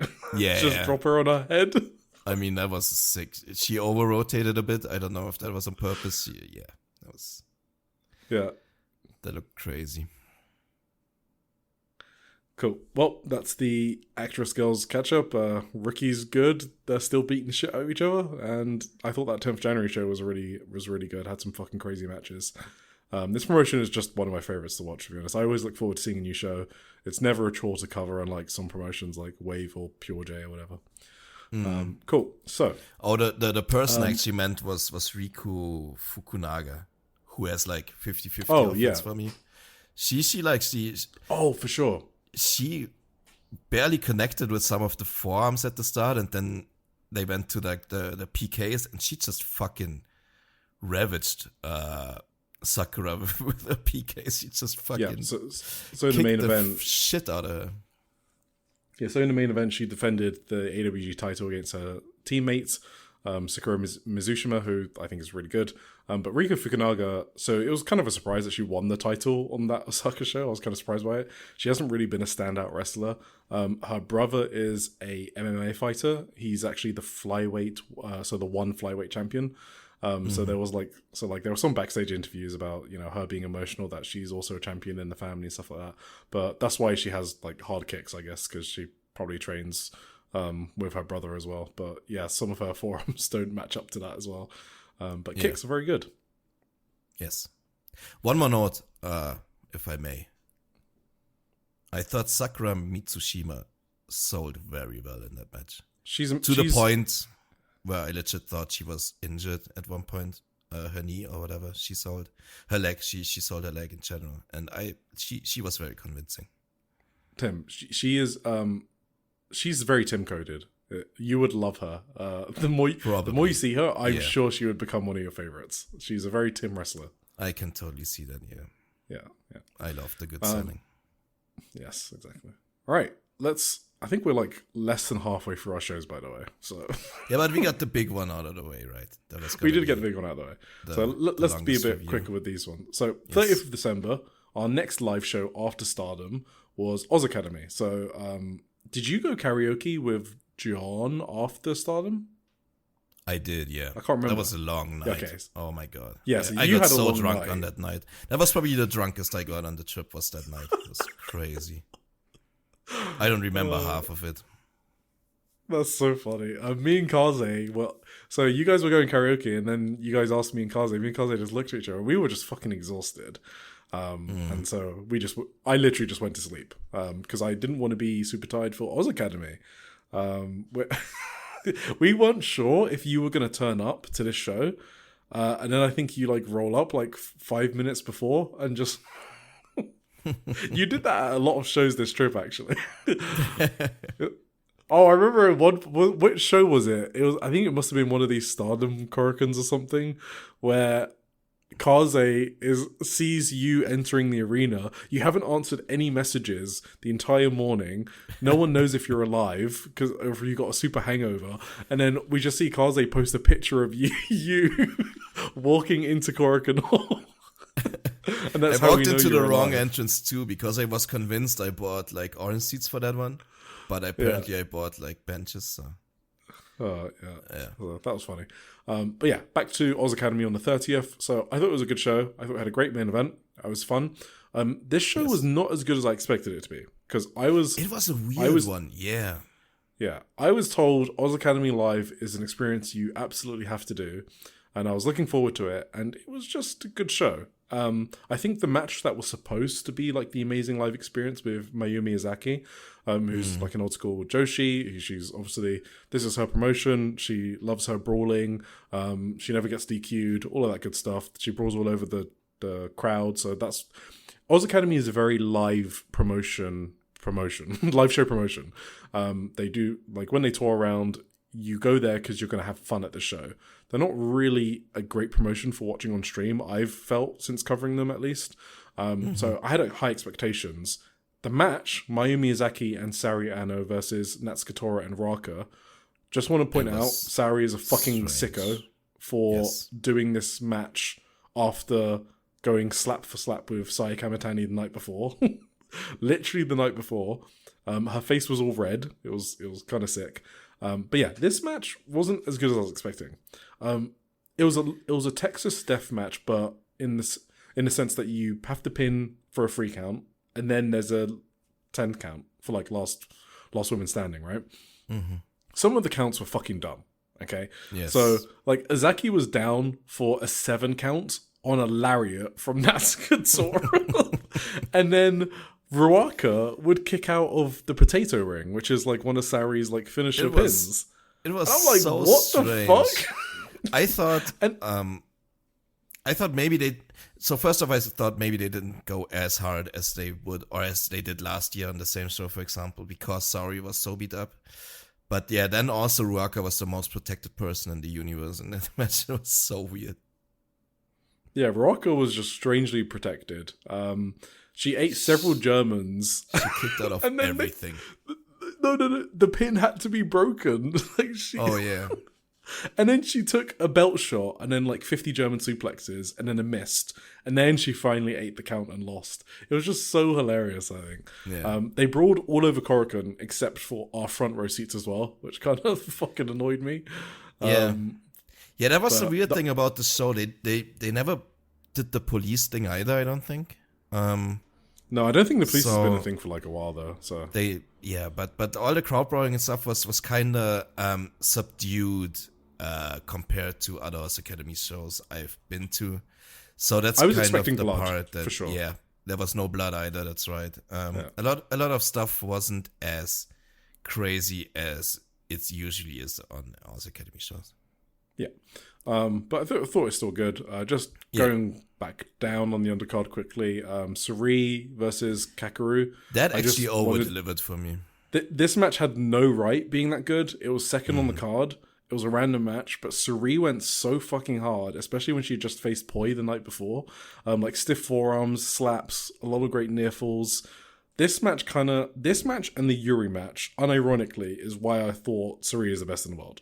It was like she's unable to not go hard. Her hit rate is too high, so she doesn't have bad matches. That's why we talk about grading her on a curve. Like that Poi match is a fucking great match, but we still left leaving more just because she literally is incapable of having a bad match. If you guys can tell me the last bad Suri match, I'd be surprised if how long back do you have to go to find a bad Suri match? It's probably a while. And if you compare her to any other wrestler, I think she's got the lowest percentage of bad matches compared to literally anyone else on the planet. I mean, it's probably NXT, right? Honestly. Obviously. Yes. I don't know. I would think it's something like that. Anyway, Maya Yukihi's live charisma was off the charts. So I have multiple pictures of her posing just for me, and I'm not making that up. She literally looked at me and posed just for my camera, and I have those pictures, which I can post if anyone's interested in that. Wait, no, it wasn't this show. Well, it was the other show we had the Mayuki incident. Yeah, no, it was Ice Ribbon. I remember. Oh, was it Ice Ribbon? It was, because I remember Risa Sarah. Oh yeah. I misremembered on the Roundtable podcast. It was Ice Ribbon. Nah, me too. Yeah. In the main event, it was Hiroyu Matsumoto and Zonez versus Mika Iwata and Miyuki Tagashi, Red Energy. So Matsumoto and Zonez are the tag team champions in Oz. Mm-hmm. So they went like 30 minutes. I was not expecting them to do that. Yeah. I got into it towards the end of the match. I thought Miyuki Tagashi was excellent, as she always is. Yes. Miyuki Tagashi is one of the most underrated wrestlers in the Joshi scene. Mm-hmm. And I thought this was just another great match for Red Energy. They are just consistently a great tag team. They really got the whole crowd going in the final 10 minutes. I did think the first 15 minutes were quite brutal, to be honest. I just thought it was a bit too ambitious for Zonez in particular. I just thought it was just a bit much. Yeah, and I don't think they had enough content to keep all 30 minutes entertaining. But the last 15 were fucking great. That's the thing, right? They kind of like it almost felt like they were stalling at the start a bit.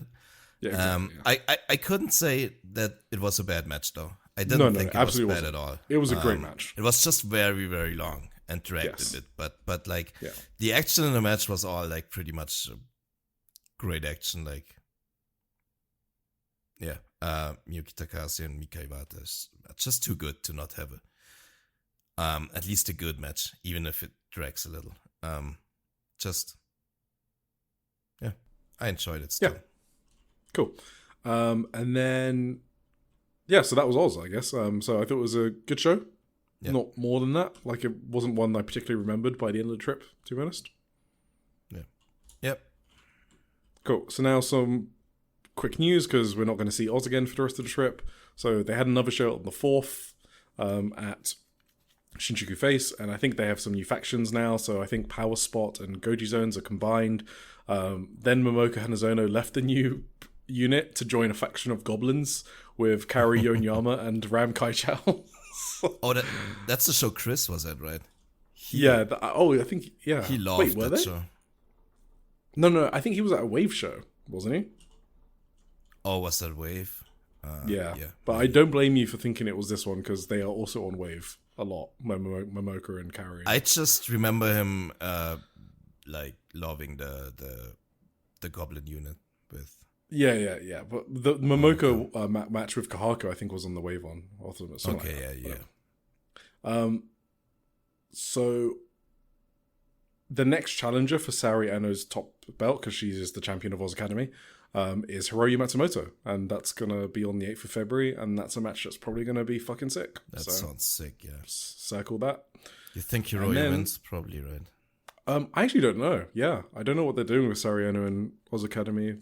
I feel like they still haven't really done an Mayumi Ozaki and Saori Ano title match. So I think that might be a big match they're saving. I saw them fight last year. That was fucking incredible. Yeah, but that wasn't for the title. Yeah. So I didn't remember if it was or not, but that was a great match. Right, now we are on to a promotion close to my heart, Ice Ribbon. So Ribbon Mania Korakuen. So this was... So I woke up to the news that Minami Katsu had to pull out of the main event because she had a fever. So she was due to face Kaho Matsushita in the main event and for the Ice Xfinity Championship, because Katsu was the champion. She not only pulled out of the event, she also vacated the title. I was fucking depressed, okay? Mm-hmm. I was really depressed that morning. But this show was so good that it perked me up. I was super happy after the show. I just really love this show, to be honest, from top to bottom. I had fun with every single match. We were front row as well, which I thought I bought VIP, so I don't know if Baisumo scammed me, but I did not have VIP seats. So maybe they ran out and downgraded me and didn't give me a refund. I have no idea what happened there, but I did think I bought VIP. But anyway, do you have any general impressions of this show? I mean, yeah. This was a special show for me, honestly. I was gonna go into that deeper maybe later. I don't know. Maybe I should just rip it now. This was basically the overachiever of the trip for me. This show. I fucking loved it. Like every match was just such good vibes, so much fun to watch. I officially decided to get more into Ice Ribbon after this because awesome, just the main event was so good for me. Fucking Yuka. Awesome, man. Yuka hasn't wrestled for 9 years apparently before this. Correct, yeah. She's like my discovery of the trip basically, amongst some others maybe. But Yuka was so good. I was fucking blown away by her performance in this main event. She was such a great seller, and I hope she keeps. This wasn't like a one-off, right? She's back. No. So to give some context to people, so Ice Ribbon and Actress Girls don't like formally do shows together, like wrestling shows, but they collaborate a lot, like business wise. For example, they like book the same building and have like Actress Girls in the morning and Ice Ribbon in the evening, stuff like that. They also have, there's like a theatre group called Venus. So it's a theatre troupe, so they put on performances. Oh, right, I think, yeah. So Maru, I believe, was the scriptwriter, and Maru is obviously involved with Actresses Theatre Group, and she's a wrestler there. And so this Venus group, Yuka was a part of it. So Yuka was in Ice Ribbon. Telling that story now, yeah. So Yuka was in Ice Ribbon from 2013 to 2016. She got injured in 2016 and then retired in 2019, 3 years later. I guess she just didn't think she would recover, or she did recover and didn't want to return, whatever. But she got sucked back into wrestling through Venus, because Ice Ribbon wrestlers are on it and Actress Girls wrestlers. And the whole play that they were putting on was to become a professional wrestling org. Like, that was what the play was about. And it would culminate in a show on the 4th of January, which went head-to-head with Tokyo Dome. So I still haven't seen it, with Wrestle Kingdom. So I still haven't seen the show, which is on my to-do list. But yeah, so she got sucked back into wrestling, and she came back to Ice Ribbon on this show. She was due to have a singles match with Karari Okana, who is Ice Ribbon's like favorite rookie and one of the best stories in 2025. I think one of the best built rookies over time. I think they did really well with her. At the start of the year, I didn't care about Karari. At the end of the year, I love Karari. That's a good story. Yeah. So they were going to have a singles match, and the story behind that singles match, which I have to talk about because it's so cool. So Karari's like hero is a wrestler called Tsukushi, who's like an old like Ice Ribbon wrestler. She's currently retired, and Yuka used to wrestle against Tsukushi back in the day. So Yuka was like saying all these nice, cute, complimentary things about Karari Okana, and then she was like, well, that's kind of the things I wanted to say to you, but actually you're just a cheap Tsukushi knockoff. And she was just trying to like piss Karari off, and it was really cool to see that, because Karari's normally like happy-go-lucky, so it was kind of cool to see Karari pissed off because Yuka had insulted her and called her a Tsukushi ripoff. So that was the build for that match. So I was really hyped for that singles match. And so what they did was, after Manami Katsu pulled out, they basically put Kaho Matsushita into the match with Karari and Yuka and had a three-way for the vacated title. I thought it was really fucking smart booking. On top of that, they did sumo rules, which is, so I've seen it in Wave, but apparently it's from sumo, so that kind of makes sense. I don't watch sumo.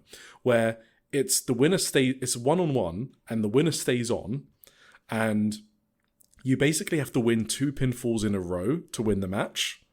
And it's really fucking cool, because when someone's got a pinfall, you know that they only need one more to win the match. So you're like either rooting for someone to really beat them, or you're really rooting for them to win because you know they're so close to winning. That dynamic was fucking awesome. But going back to Yuka, 9 years, I completely agree with Tim. Discovery of the whole trip. She's jumped into one of my favorites. I hadn't seen a single minute of her before seeing her live. She has the hardest forearms in the scene, just by it's just, she does Tim, this is a wrestler made for me. She literally does a running forearm into the corner. I've never seen that. It's fucking crazy. And the sad thing about Yuka is, like, I'll get into like Ice Ribbon news, but basically she was injured the show after in Yokohama on the 4th. No. and she had a match against Minami Katsu, and they forearmed the fuck out of each other, and now Yuka's injury was a collapsed lung. So I don't know if it's because of the forearm, but it really wouldn't surprise me if it was because of forearms, because she was going so fucking hard. So full credit to Yuka. If you don't know about Yuka from Ice Ribbon, try and seek her out. She was amazing this Wrestle Kingdom weekend. She captured Tim's heart, and she's captured my heart as well. And this was an amazing main event. I loved this main event. Well, I gotta watch that other match then. Oh yeah, the Ice Ribbon one. Yes. I'll send you that one as well. But yeah, this Ribbon Mania. That's not gonna be a last one though, right? No. So her intent was. Sorry, I went on a whole fucking rant because I was going to answer your question whether this was a full time thing. Yes, her intent was to do this full time. So she was like on a dojo show the day before that as well, on the 3rd, which I literally just watched before this podcast. And she's also been at every show as a second, even after being injured, because she said she wants to watch the wrestlers. So she doesn't want to like stay at home. She wants to be there. So while she recovers, so I am expecting her to like fully return to Ice Ribbon. Yes. Sorry, continue. I had to do that Yuka side rant. She's fucking incredible. No, yeah. I mean, overall thoughts. It was, one of the standout matches for me on this card for some reason was the... It's going to be the Kaori one, isn't it? Yes. It was so much fucking fun. I loved it so much. Masahiro live is just fucking weird. Do you want to give some context? So, Kaori Yonyama versus Makoto versus Masahiro. Yes. If I want to... Yeah. So Makoto was champion. It was the Triangle Ribbon title match. Yeah. She faced Masahiro and Kaori Yonyama in a freeway. The thing is, Masahiro is 7, 9, I don't know. Age unknown. I would be surprised if she was above 8. Yes. And she is just, like, for an 8-year-old, it's not even funny how good she is, or like how much amazing. She understands wrestling at that age is insane. And yeah, this match was just so much fun. Like, obviously Kaori Yonyama and Masahiro basically worked together most of the match. Like, Kaori Yonyama is this older Joshi legend essentially, and she's like, yeah, basically she protected Masahiro the entire match from Makoto. And then at the end she just took the opportunity and rolled Masahiro up herself and won the title, and it was so fucking funny. She literally turned heel by beating up an 8-year-old, and it was amazing. And I booed the fuck out of her. My notes are like, this was the match that cheered me up, by the way, from the Minami Katsu news. This was the match where I was like, okay, I fucking love Ice Ribbon. Yeah. Like, Masahiro, the 8-year-old, literally has a sick Hurricane Rana driver, by the way. Yeah. Like a spike Hurricane Rana. Oh, right. Yeah. I've been watching her now for like almost a year, and I cannot tell you how crazy it is that she never forgets her spots. Because I don't know if you remember what you were like when you were 8, 7 or 8, but there's no fucking way I'm remembering every spot of a match at that age. It is insane to me. She's always in position. She never looks out of place. It's always other people that are fucking up, and she's just staring at them like, what are you doing? Like, yeah, it's just a joy to watch her wrestle. 5 stars in my heart. Amazing match. My cheeks hurt after watching this match. Yes, absolutely. And then, and also... there you go. Okay, another note I have is that even the Bad Butts match was good. I was literally just about to say that. All right. So some context is that I have been crapping on Bad Butts a lot because they don't know how to do like the interference DQ spots well enough. So the way they do them normally takes me out of matches. An example would be... I think it was Misa Kagura who was like holding a chair for like 30 seconds waiting for a ref to spot her because they were doing like the Eddie Guerrero spot, and they just didn't know how to adapt. So they've just fucked up a lot of distraction spots. But each of them individually are amazing wrestlers. Like Ancham is a sick wrestler. Kreia is one of my favorite wrestlers when she goes hard, like stiff strikes, delayed German suplexes, the whole thing. And Yappy is great as well. This time, their heel shtick... So it was against Arisa Shinose, Misa Kagura, and Sumika Yanagawa. The heel shtick was great. I thought it worked really well. I mean, they just fucking beat the shit out of them with these weapons. They distracted the ref properly, but yes. The Bad Butts have a sign. It's like a danger sign or a caution sign. I don't know what material it's made out of, but Yappy likes to hit people with it full fucking speed.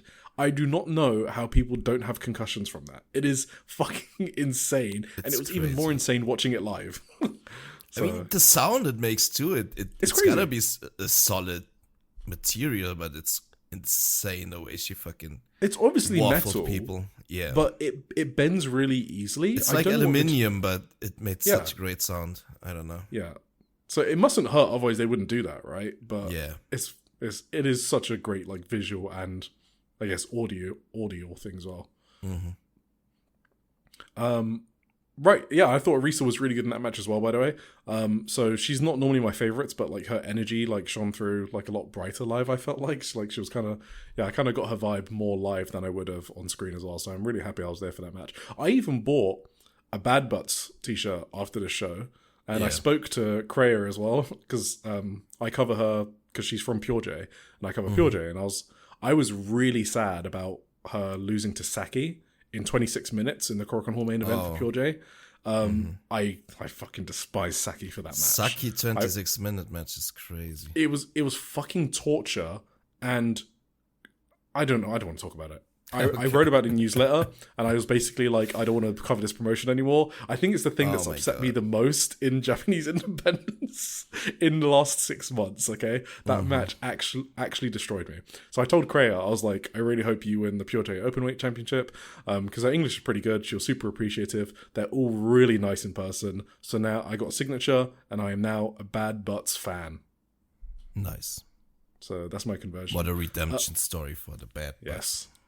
There were so many good matches. So we haven't even spoken about Akane Fujita versus Tsukino Umino, which this was for the Fantast Ice title, which is kind of like a title where you have rules that they come up with. So it's like the DDT Extreme title. So each title match is under some set of rules. In this match, Akane Fujita just wanted to have a normal wrestling match. I wasn't interested in this match because I've seen it before in October, the exact same match at Korakuen Hall, but this was a fucking banger, okay? They went so much harder than the last match. I remember telling people, like, I think maybe Kaze was sitting next to me, to expect clonking headbutts. And then there were two, okay? One of them... Oh my god. One of them I remember was now. the worst headbutt I think anyone would see all Wrestle Kingdom weekend. Akane Fujita is a headbutt machine, but this one was absolutely disgusting. It was, just disgusting is the only word you can. Yeah, like it didn't just do like usually the disgusting headbutt sound is like the hollow, like the clonk, right? Yes, but this also had a smack to it, like almost. Oh my god! Hell. It was a smack clonk at the same time, and it sounded so fucking evil. And oh my god! Yeah, so this match was awesome. Umino was a great babyface as well. She was very easy to get behind. Despite me not really caring about her, I did in this match, so she did really well there. Fujita was an awesome bully. I bit on a lot of near falls. That was a great match. Humuko Hoshi is going to have an operation, so she just had like a fun match with Mochi Natsumi against Azure Revolution, Mai Yukihi and Risa Serra. I wasn't too invested in this match because it just wasn't my era of Ice Ribbon. I mean, she was doing like a top rope frog splash with a bad hip, which was kind of insane. But yeah, the main event was the match of the night. It was amazing. Oh yeah, and sorry, I didn't say Kaho Matsushita won and became the new Ice Xfinity champion, and I'll talk about that more later. Awesome.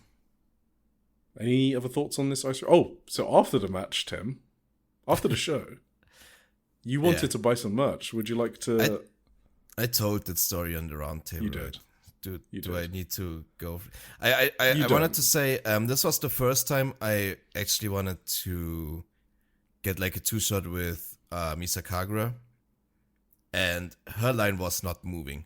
I stood there for like 15 minutes, I think, and she was still talking with the first guy in the line, and that kind of that was like, and the guy only bought like one picture a signed picture from her, like, and he kept the entire lineup for like 10 to 15 minutes. It was insane.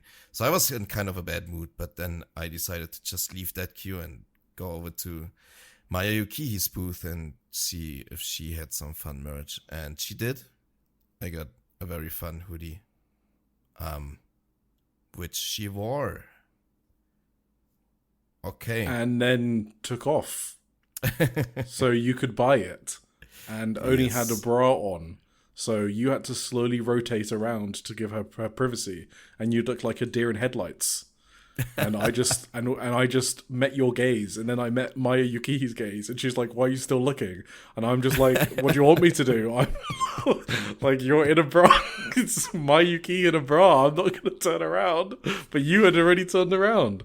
Yeah, we told a story at the round table, but it was a very funny story. So Tim owns a sweat-covered Maya Yukihi. I think it's a jumper. You keep calling it a hoodie. It's a sweatshirt, right? I don't know the words, man. Yeah, it's a jumper. I only know one word for a hoodie. Well, what is it in German? Pullover? Oh, that was way less exotic than I thought it was going to be. All right. Okay. So yeah, that's actually that's an English word. Now that I think about it, it's like pullover. Pullover. Damn Germans. Damn.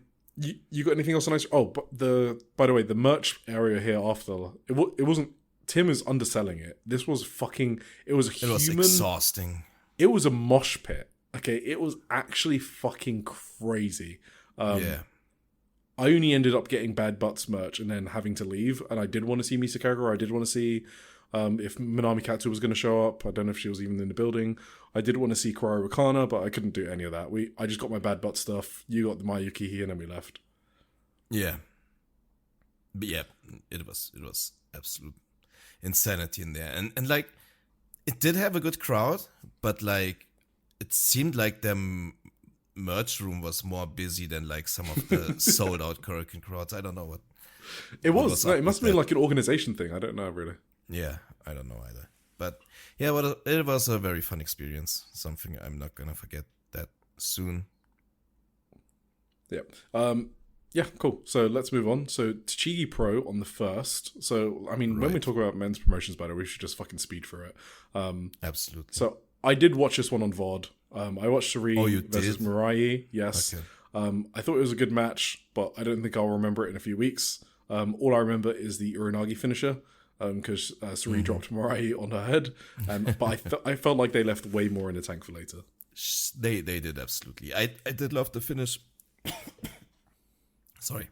I did love the finish because like it felt like a fluke in a good way, because Mirai kicked out at like 3.1, but didn't come across like an ego thing or whatever. It came across as like, fuck, she got me. And like, as if to set up a rematch, if anything, which makes me very excited. I thought it was the match of the night. I thought there was some, I'm gonna get to this later. I'm gonna talk about this Tachigi Pro match later in my general like, overall thoughts that I have about this trip, because like something became very apparent for me on this day during these shows. Yeah. And, let's do that one later. Yes. Okay, then we had Noah New Year. So my only comment on this is I did see this back on VOD because, I have to cover it for the newsletter.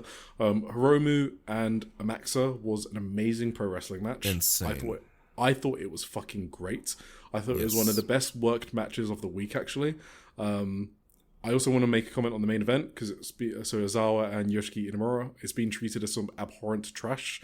I would just like to make it clear that it's just an Ozawa match, and it's just an opponent who isn't his best dance partner.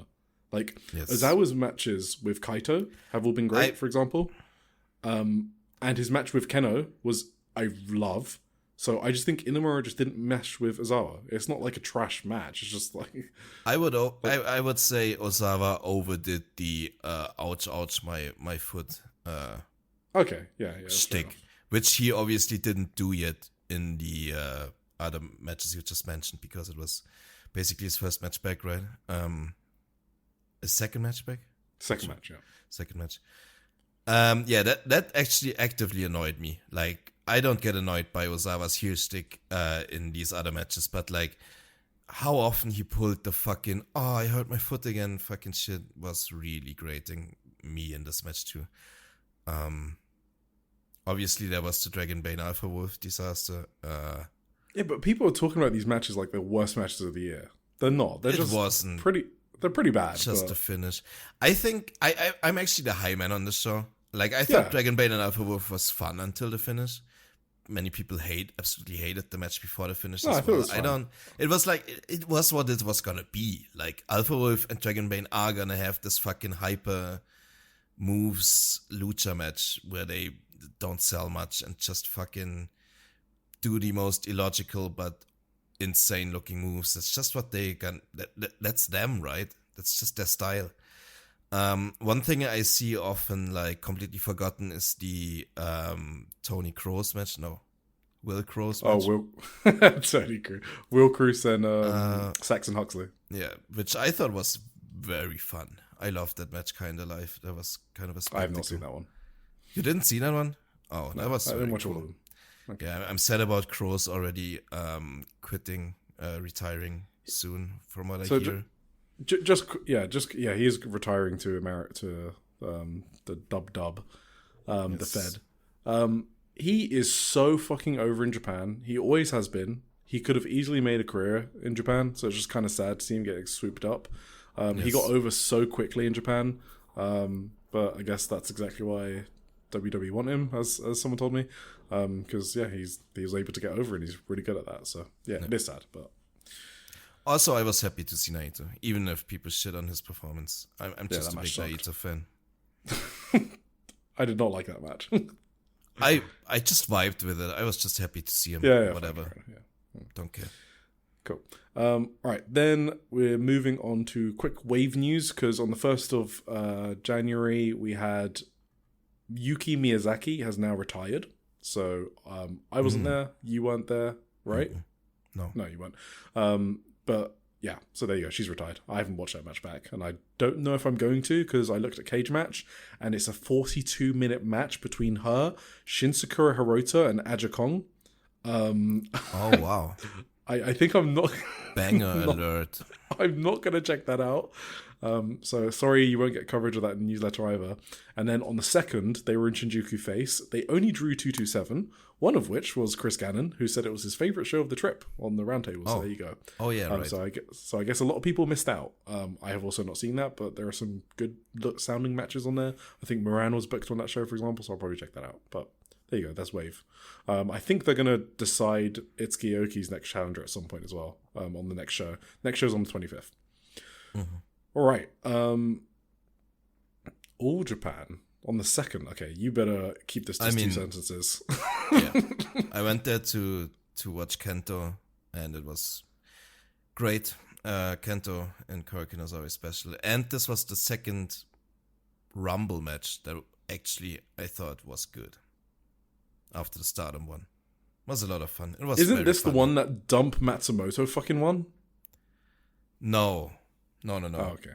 This is the one where, like, was it Mochizuki Jr. in the last two? And then I think... that sounds awesome. Who won it? Was it Go? Yeah, I haven't watched this back either. Yeah, it was just very fun. It was very good. I would actually tell people to watch this one. Yeah, not much else for our show. Cool. I would have some things to say, but let's just continue. Then we didn't go to the Stardom shows at Shinjuku Face on the 3rd, but just quickly, I did watch some of the matches back. They were fun. I'd be lying if I said I remember much from it. Well, I think I remember Alex Windsor lariating the fuck out of someone, and Sari refusing to let Miku do the bear dance against Koguma. That's what I remember. So, awesome. But I'm sure they were fun shows. And then on the 4th, big day. First of all, we had TJPW at Korakuen. So this was their best Korakuen attendance ever.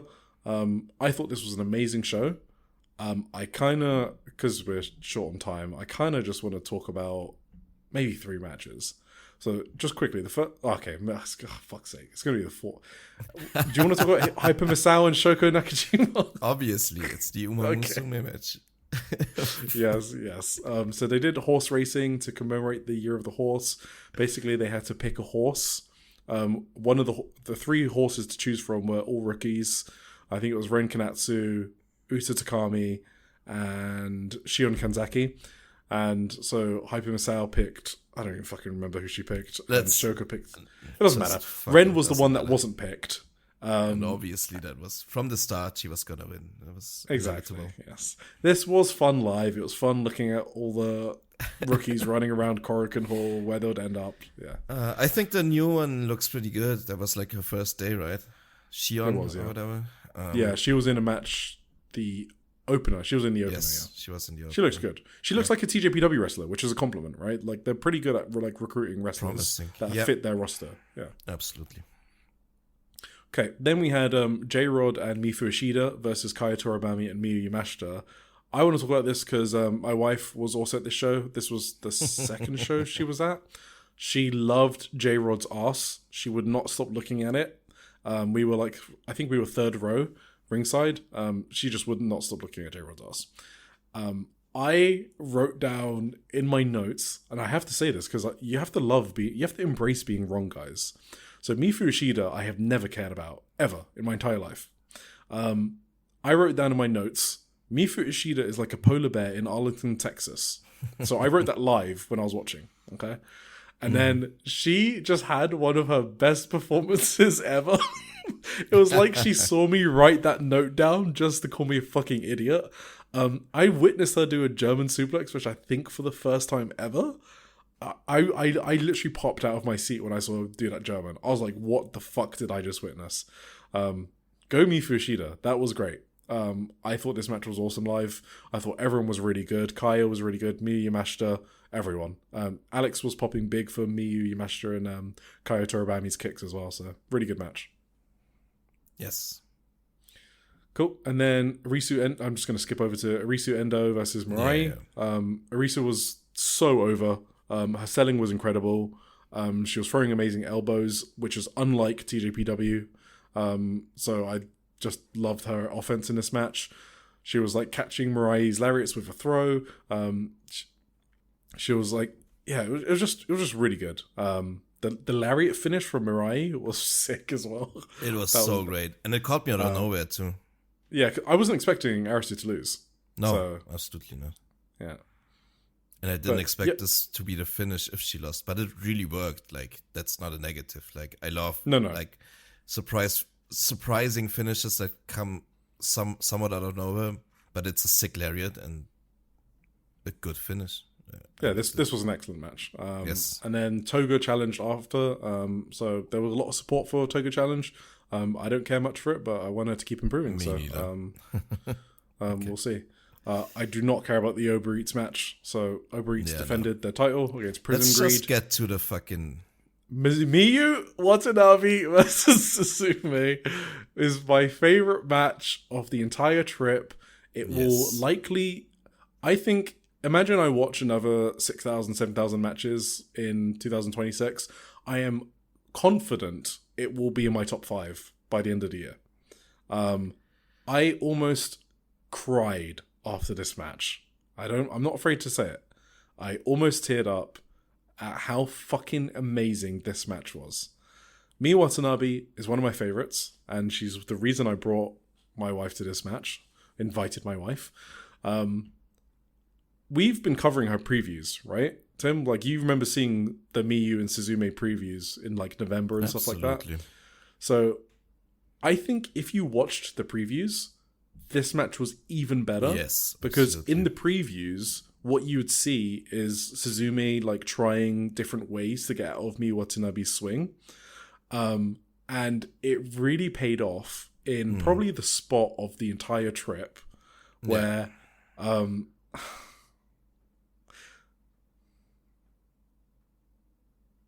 I don't know. There was I don't even know. Can you do it? I can't do it. I mean, which one exactly do you mean? Do you mean when she finally got to spin her? Yes. Yeah. So like, Suzume, basically her finish is the cutter. Or one of her finishing moves. One of her signatures is the like almost RKO style cutter, I guess. So she got out of the spin, I don't know, like 3-4 times in like more and more genius ways, or like more and more clutch ways, where she like grabbed the ropes at the last second and just managed to somehow overwhelm Miyu, or like managed to not get swung in the end. And then she went for the cutter at one point, which may as well have been the finish, but like Miyu caught her cutter in midair and turned that into the swing, which just looked insane. You kind of have to see it to really understand, because it doesn't sound that insane. Like, but the way she caught her and started swinging her was just fucking surreal. It was. They were doing shit you've never seen before. They were just absolutely. These were spots you've never seen before, even though wrestling's been around for how long, and they're just coming up with new fucking spots. Miyu Watanabe is innovating almost every big match she has. She's literally one of the best wrestlers on the planet, and Suzume was with her every step of the way in this match and just as good. I think this is Suzume's best ever performance. I'd be surprised if there was a better one. And they just combined perfectly. They built on the stories from the previews. For example, like one of the story was that, you know, the cutter was like really damaging for Miyu. Do you remember like her dead? Yes. Her dead cell during one of the preview tags when Suzume caught her out of nowhere. And there was like a really amazing spot here where Miyu is going for the teardrop, right? And Suzume turns it into a cutter out of nowhere that Miyu's not expecting. That was so insane also, yeah. And I can't do any justice to you how loud the pop was in the building for that move. The audio probably at home on the stream probably doesn't even capture it. The pop was insane for that move. Like, you've never seen a pop for one single move like that, right? It's normally for like someone winning or something like that. One move, the whole crowd at the same time in unison was like, oh shit. Yeah. Miyu's sell of that move was incredible, which we already established in their preview tags. Like, the cutter is like her kryptonite, right? So she sold it perfectly. She was doing some really awesome selling. Like, her lip was like quivering. Like, I don't know. I don't know if you notice it at home, but Miyu's facial expressions are incredible, and she would just like give you a face that you think she's dying. You actually think Miyu is dying in this moment. Like, little things you just never think of. So I think one of the best sells of that cutter that I just spoke about is she was like, Suzume had just taken an avalanche power slam just before that counter, right? And after she delivered this amazing cutter to Miyu, Suzume didn't move. She didn't just start like no selling it. She was still selling the avalanche power slam from before. She didn't immediately cover Miyu after the cutter.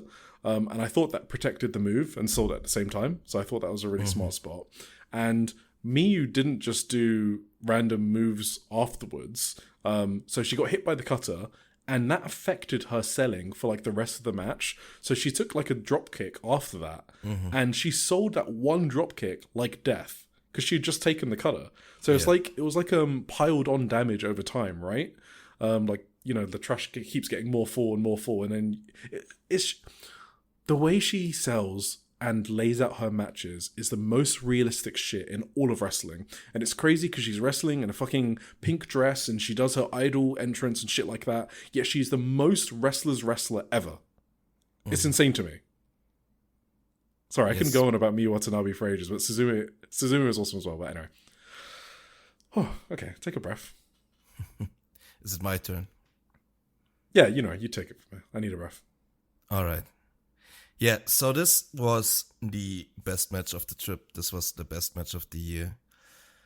I'm not afraid either to say that I actually was in tears during this match. The fucking oh my god. The way Miyu sold towards the end, like even like more to their backstory is also that they are kind of like they came up together in a way, right? They're just like they're friends, really great friends. And when Miyu, like towards the end, I think Miyu kind of realized that she's gonna have to fucking beat her friend up now and fucking finish her. Yeah. And that fucking lip quiver she did, she was on the apron.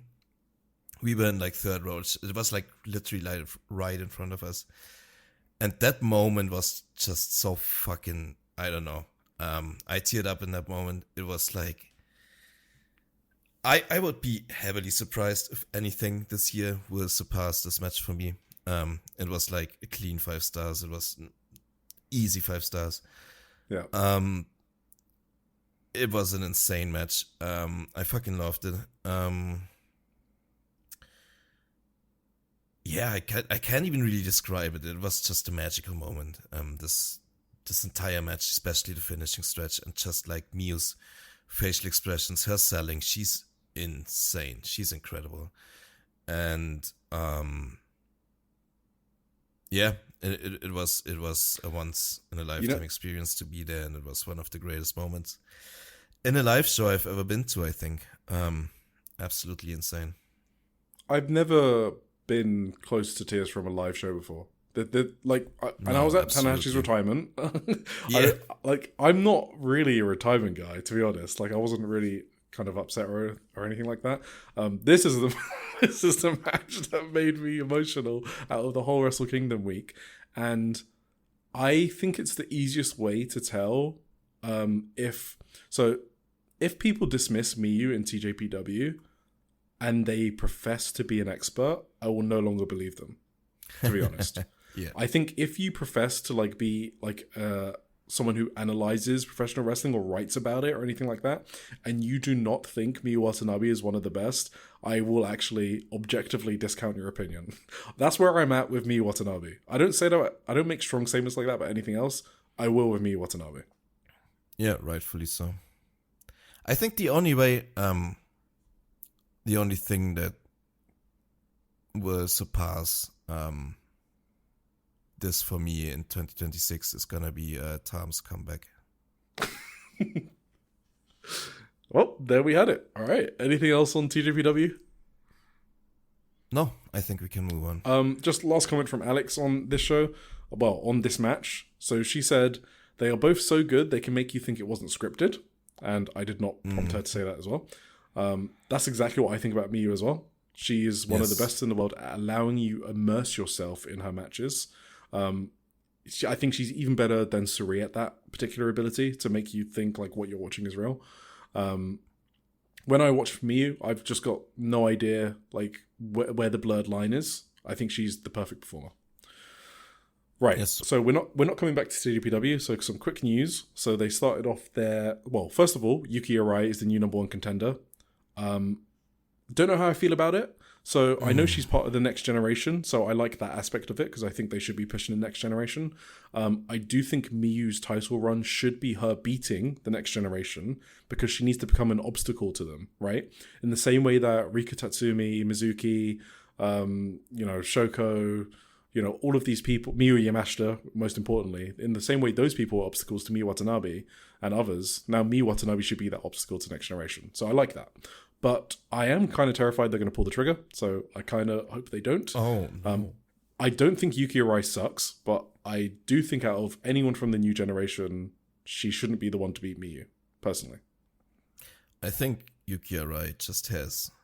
I think she has something. She has the crowd connection. She can sell well. Yeah. I think Yuki Arai has maybe the single worst finishing move in the X kick, right?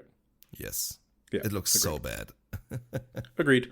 Then on Shinjuku Face, they started their tag team tournament. So I haven't seen this show, but the main news is Kyuraku Kiyome, which is Misao and Shoko, are out of the tournament. Bumping Gritters are out, which is Himurari and Shina Suzuki. Mifu Ishida and Yuki Arai are through. And if Mifu keeps launching people German suplexes, I'm all there for it.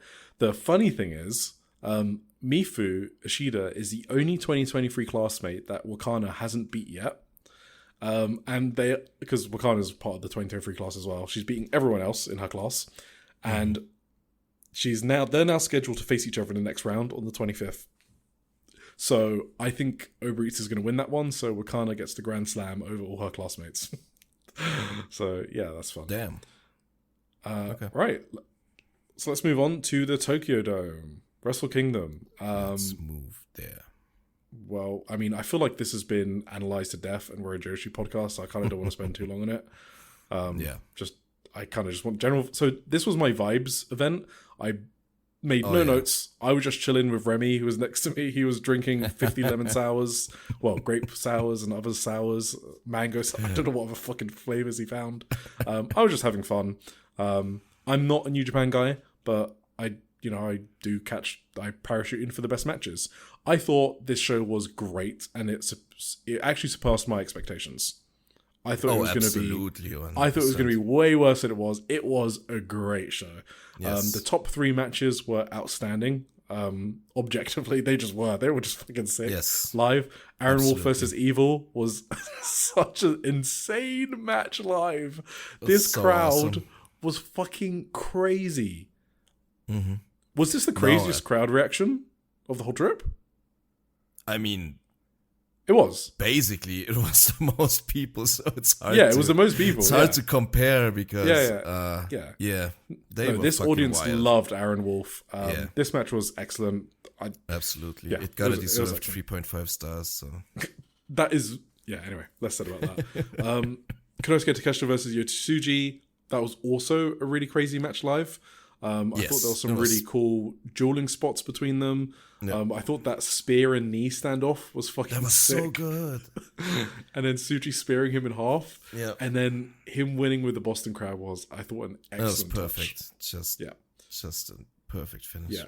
Really awesome match. And then the retirement of Tanahashi. So, I don't know. Do you want to talk about this? You were sitting next to Trish. I was sitting with Trish. It was a really fun night. We had a great time, I thought. And yeah, I guess. I mean, the retirement of Hiroshi Tanahashi is so hard to like really put into words because it's kind of like a once in a lifetime experience, right? It's more than just a match, in a way. My thing with Tanahashi, and I don't know how many people I've told this before, is despite me really wanting to be there for his retirement and everything, I've never been a Tanahashi guy. The entire time I've been a New Japan fan. It's because I came in late, most probably because like I didn't watch wrestling. I have told the story before. I didn't watch wrestling between 2006 and 2016, essentially. I started watching New Japan in 2017. And by that time, the big Tanahashi time was basically gone, right? He was the old guy, the older babyface. And I was into Omega, I was into Naito. Those are my favorites. And I was actually upset whenever Tanahashi beat one of them. When Tanahashi beat Omega for the title in 2019, I was everyone was so happy. I was fucking upset. I was livid with it. Obviously, it had to be done because of AEW and stuff, but I was never a big Tanahashi fan. I always thought his air guitar was cringe. He was just a middle-aged, midlife crisis old man who thought he had to stay young with the air guitar and the hair or whatever. So I wasn't really that close to his career either that this would have ever moved me greatly to tears or whatever. I don't think people in general were in tears though, because it was such a happy retirement after all. Nobody, I think everybody who was going with us said they were gonna cry for sure, and I think nobody actually cried because it was it wasn't really the atmosphere to cry in. I think it wasn't a Tam Nakano retirement or whatever. It wasn't a tragic thing. It was more a celebration. If anything, there were tears of joy, tears of joy for it. But I would rate it as a separate thing from match of the year or whatever. It was just a fucking great experience. It was a fucking magical once in a lifetime thing to be there to witness this live. It was a spectacle. It was great. And But like, if I wouldn't name it like my match of the year or something like that. It was, I don't know. Like Mio and Suzume beat it for me on that day, honestly. I was more close to tears during Mio and Suzume than I was ever during the Tanahashi match, but I still have to say, obviously, that I fucking loved it, and it was an experience that I'm never gonna forget. So, yep, completely agree with everything you just said. Cool. Well, I don't think we have to break it down. I think many people on this network have already done that. So, absolutely, let's leave the experts to it. You were then at New Year's Dash. Yeah, while we're on the topic of New Japan, yeah, go for it. It was a really fun show. It was good. It was very well booked. It made you really optimistic for the future of New Japan. These two shows were like, they aced it in my opinion, both. I really loved how they spotlighted the Young Lions too in the opener matches, and I thought the main event was fucking great. And Yujiro got cheated out of a win, which was a fucking travesty. Justice for Yujiro. That is my summary. I've only seen the tag match from the show. I thought it was great. I think Ryohei Oiwa is a star. I like Ice, but that bomber gluttony is so fucking WWE coded. And what I mean by that is it's a catchphrase followed by the most softest strike ever. So I don't think I would have a problem if he followed it up with like a Takeshita-style Wagamama knee or like a world-class elbow. But the fact it's a soft strike in the corner just doesn't do it for me. So I wish he would change that up a bit. But I do like Ice. But yeah, this was all about Oiwa for me. I love that dude. Yes. So that was I'm gonna come back to that later. Oiwa is my guy as well. Cool. Right, then I went to... While Tim was at Dash, I was at Shinjuku Face. Hell yeah. Because I was at a DDT show. And I loved this show. This was one of my favorite shows of the trip. It was great vibes. I was there with my wife and Emmy, chief editor of a newsletter. DDT is a very underrated promotion. If you haven't watched it, you might think it's just like arse comedy and stuff like that. And part of it is. But there are just... What my wife said was... She enjoyed the show way more than thought she would because she thought the arse stuff would be way more, but it was only 2 minutes of the show. So if that's really off-putting to you, then you can just skip it because everything else is still amazing. So I think our favorite match, just quickly, is Daichi Sato versus Yuki Ishida. Daichi Sato is a 17-year-old. He's a big, beefy boy, and he is amazing. He's actually up for Rookie of the Year in one. For the awards, and I deliberately didn't vote for him because it feels weird because he's been wrestling for like 7 years because he's been wrestling since he was a kid, but he's for sure the best 17-year-old on the planet without a doubt. I mean, that's not even like a controversial statement. Definitely one of the best teenagers in the world, just very good, and they had a great match. So yeah, I just wanted to put over that show. It was an amazing show and I love DDT, and more people should watch DDT and read my columns about DDT and then watch it. Thank you. Great. Then some quick Joshi news. So LLPWX. First of all, Nori is now called Rina. so we now have Rina in Stardom, Rina Yamashita, the freelancer, Rina Amikura from Colors, Joshi independent wrestler, and now Rina from LLPWX. So I think it's her birth name, and she just wanted to be called Rina. So whatever. They had a show on the 7th, which neither of us went to, at Kanda Miyajin Hall. I wanted to go there, but we just timing didn't work out for us. Yeah. I haven't seen the main event yet, but I need to, because it's Mirai and Rina against Rin from, freelancer, but formerly Marvelous, and Miku Kanai. So, main event sounds cool, but I haven't watched it yet. Then, more news from Evo, which had a show on the 7th of January, Shinkiba, First Ring. Oh, I still have to watch that. You know what happens, right? Yeah. But I wanted to see it anyway. Chi-Chi is the new Evo Strong Women's Champion. She beat Michiko, she only had the title because of a GLEAT feud with Evo. I feel like this was a way to make Chi-Chi the champion without having her beat Zonez, who was the first champion. I kind of like that booking because I think they should be career rivals. So I do like that they are saving that singles matchup. They've had a singles match once, and it was probably the best match of Chi-Chi's career. And Zonez's career as well, so... save that matchup. That's good. They teamed together again on Monday Magic just yesterday, well, on the 19th, against Mayu Iwatani and Miku Aono, and I thought that match was pretty good. Mayu and Zonez worked together a lot. It was a first-time matchup between Chi and Mayu. When they worked together, it was really good, but it didn't happen much, so I think they're saving a lot there, to be honest, which is good. So, but the match was good for what it was. Cool. Now, we just got a bunch of men's promotions, to be honest. Actually, that's not true. That is actually not true. We got some stuff left. So then I went to Kobe alone in the evening of the 8th. So I don't remember where we were I think we were just in Osaka. So I went to like Osaka Joe Castle and all of that good, Osaka Castle and all that good stuff in the morning. And then I took a train to Kobe. Again, it's super easy getting around to different cities in Japan, and decided to go to a Dragon Gate show at Kobe Samba Hall. And it was a really good show. So I guess the only story I have from there is Shin Skywalker got fucking silver permanent marker on my trousers.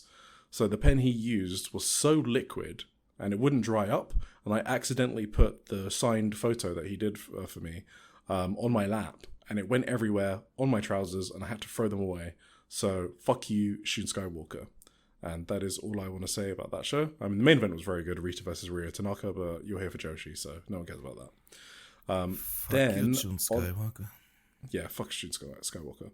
Then on the 9th, you went to Nike's produce show. Yes. This was a real surprise to me, this show, honestly, because I had a ton of fun. I didn't even this was like, when I bought only 3 tickets for myself, for this trip. Everything else, I relied on someone else to buy tickets. But like, when I went to buy sumo, I just randomly saw Unagi produce show. It was pretty cheap, so I just fucking put it in the basket and bought it. And I didn't expect anything from the show, but like, it was a really fun vibes show. It was a really sweet ending too, with like Risa Sierra's retired 3 days later, so this was like her penultimate match, I think. Or did she have one in between? Not sure. But it was basically her last match with the crew. No, most of the crew actually was on her retirement show as well, but they had a human turnbuckle, which was Sakura Hirota, which was funny. And Manami Toyota showed up in the end to like honor Risa Sierra as well, which was all very sweet. And pure like just comedy fun vibes show, but like all the comedy stuff like hits way better when you're live there in person. So I didn't mind the show at all. Yeah, cool. And Anne Kanai was there randomly, and she Really? looked great. Yeah, I think she was supposed to be teaming with Matoy, and Matoy got injured, so they just made it a handicap match, which is fucking funny. 2 like big ass veterans against one 12-match rookie from Stardom. It's such a good bit to book this match. But then like Sakura Hirota came in, the human turnbuckle, to team with Anne Kanai.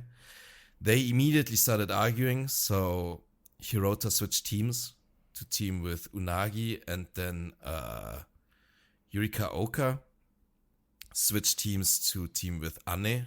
So that was the whole like rigmarole, and in the end, like Anne teamed with Yurika Oka against Unagi and Sakura Hirota, and it was fun little match.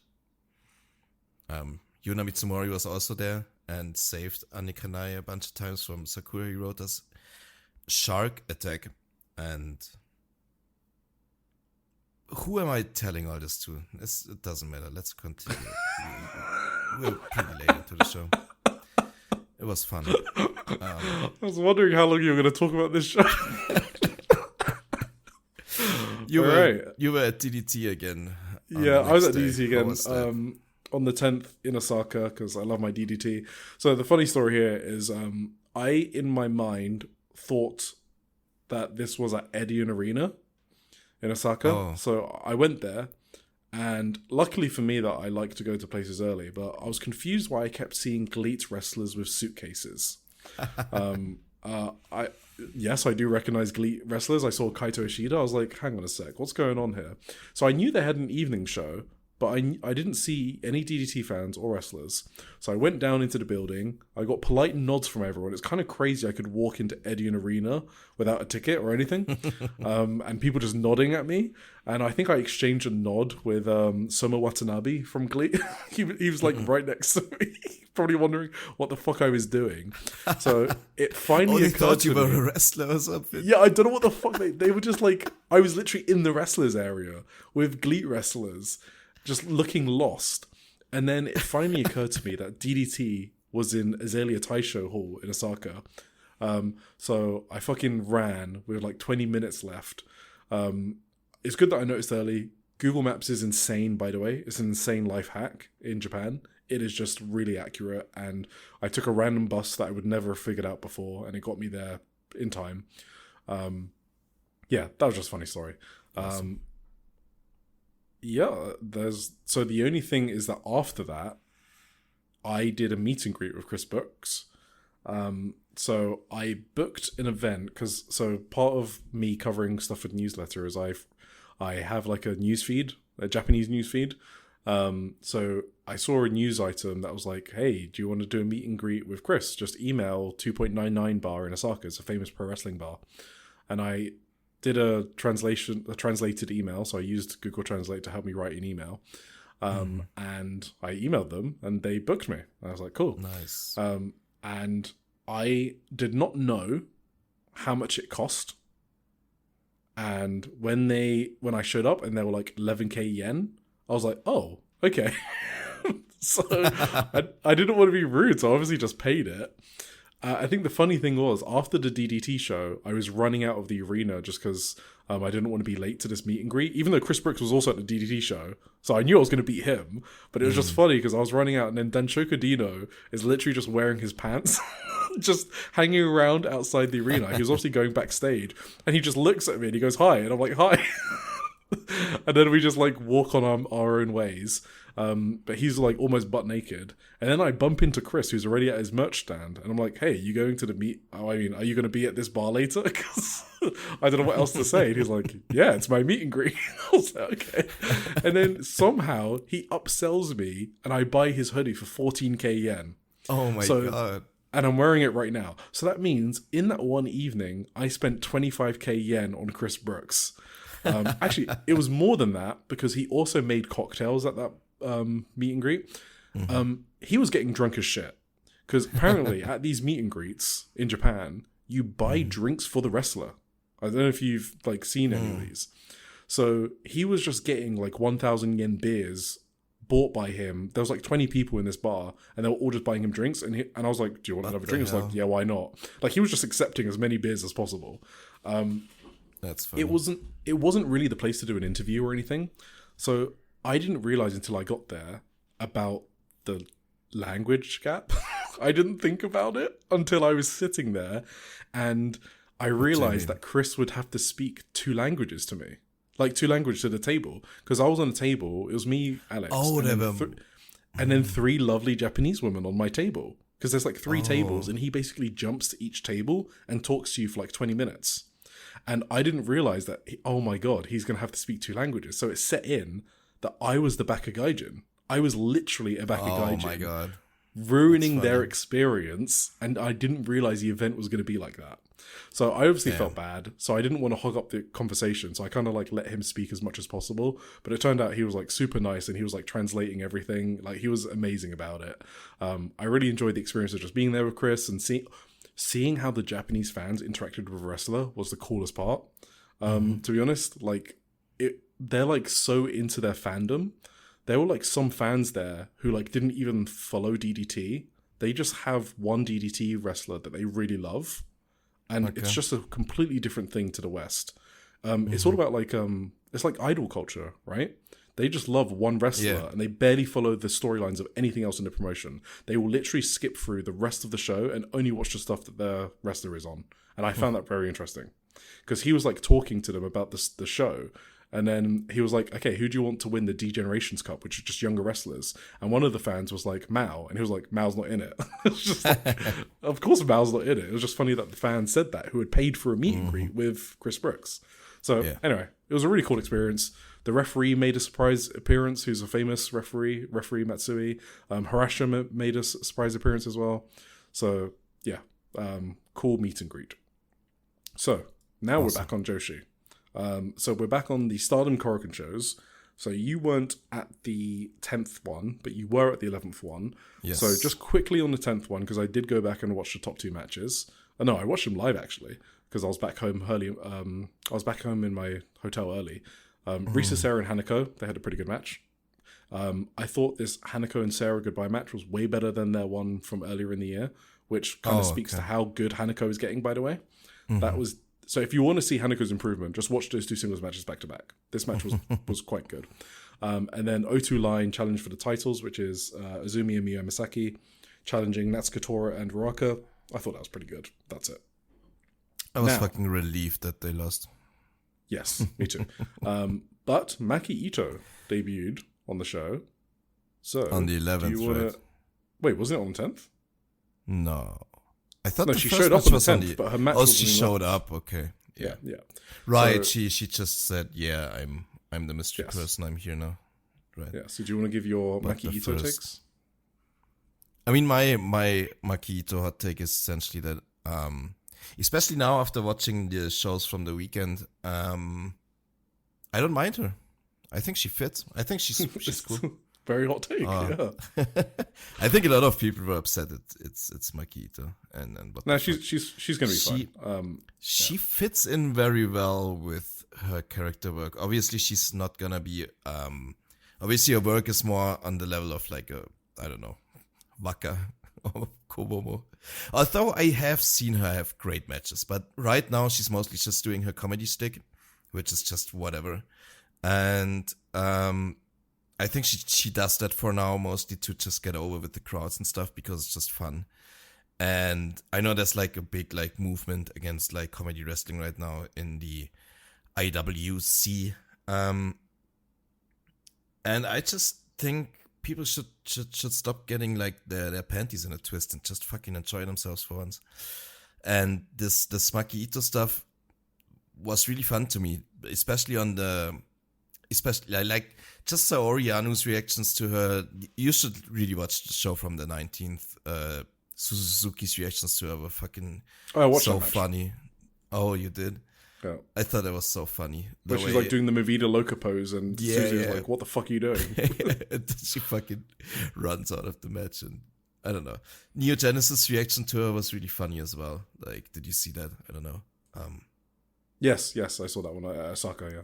When she like walked back to the locker room with them hand in hand, and then they just fucking shoved her. And she's a good injection into the mid card. yes, Like just to give it some she's a breath of storylines. fresh air. You can't just have like your top of the card carry everything. You need like a strong card all the way through. She's a good addition to the card. That's all I've got on her. And also her calling herself the cutest in the company brought out the fucking demon in Aya Sakura, and Aya Sakura has been so fucking great since She's then. best promo work of her career. Yes, absolutely.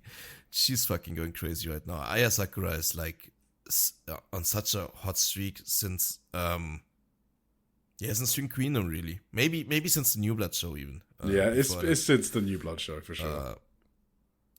It's just fucking great. I love her. Oh, sorry, I meant the New Blood show where she fucking won the titles against Hanako and yeah, maybe it goes back to then even. Yeah, that's when I realized, oh shit, she's on another level right now. Yeah, and generally the Stardom show, the 11th, was just so fucking good. It's crazy. Like you go through all these shows and there's nothing bad and everything is good and it's so much fun. But then you walk into a Stardom show and it's just another level again to like everything else. It's just, this promotion is just so fucking on fire right now. Like the top 3 matches on the show. This Husky fucking May Sarah match they went so absurdly hard. I couldn't even believe what I was watching. Like the fucking, it was one of those matches that might be like a kick out spam, but they did it in a way that it didn't bother me at all. Like, I didn't even wanted feel that, more by the way. kickouts. I watched it. I watched it back on VOD because I wasn't there Yes. live. Which I'll talk about why in a sec. But I didn't even think it was, because I had been primed to think that because I heard it from people, and when I watched it, I was like, I didn't even get that impression. No, Like, yeah, it wasn't like a crazy like AEW crazy like boom boom boom match. I didn't think. Not really. But they just kept kicking out of like increasingly crazier shit that they often finished other matches with before. Sure, so she's It's, kicked I out guess, the the thing. checkmate, right? But yeah, stuff like that.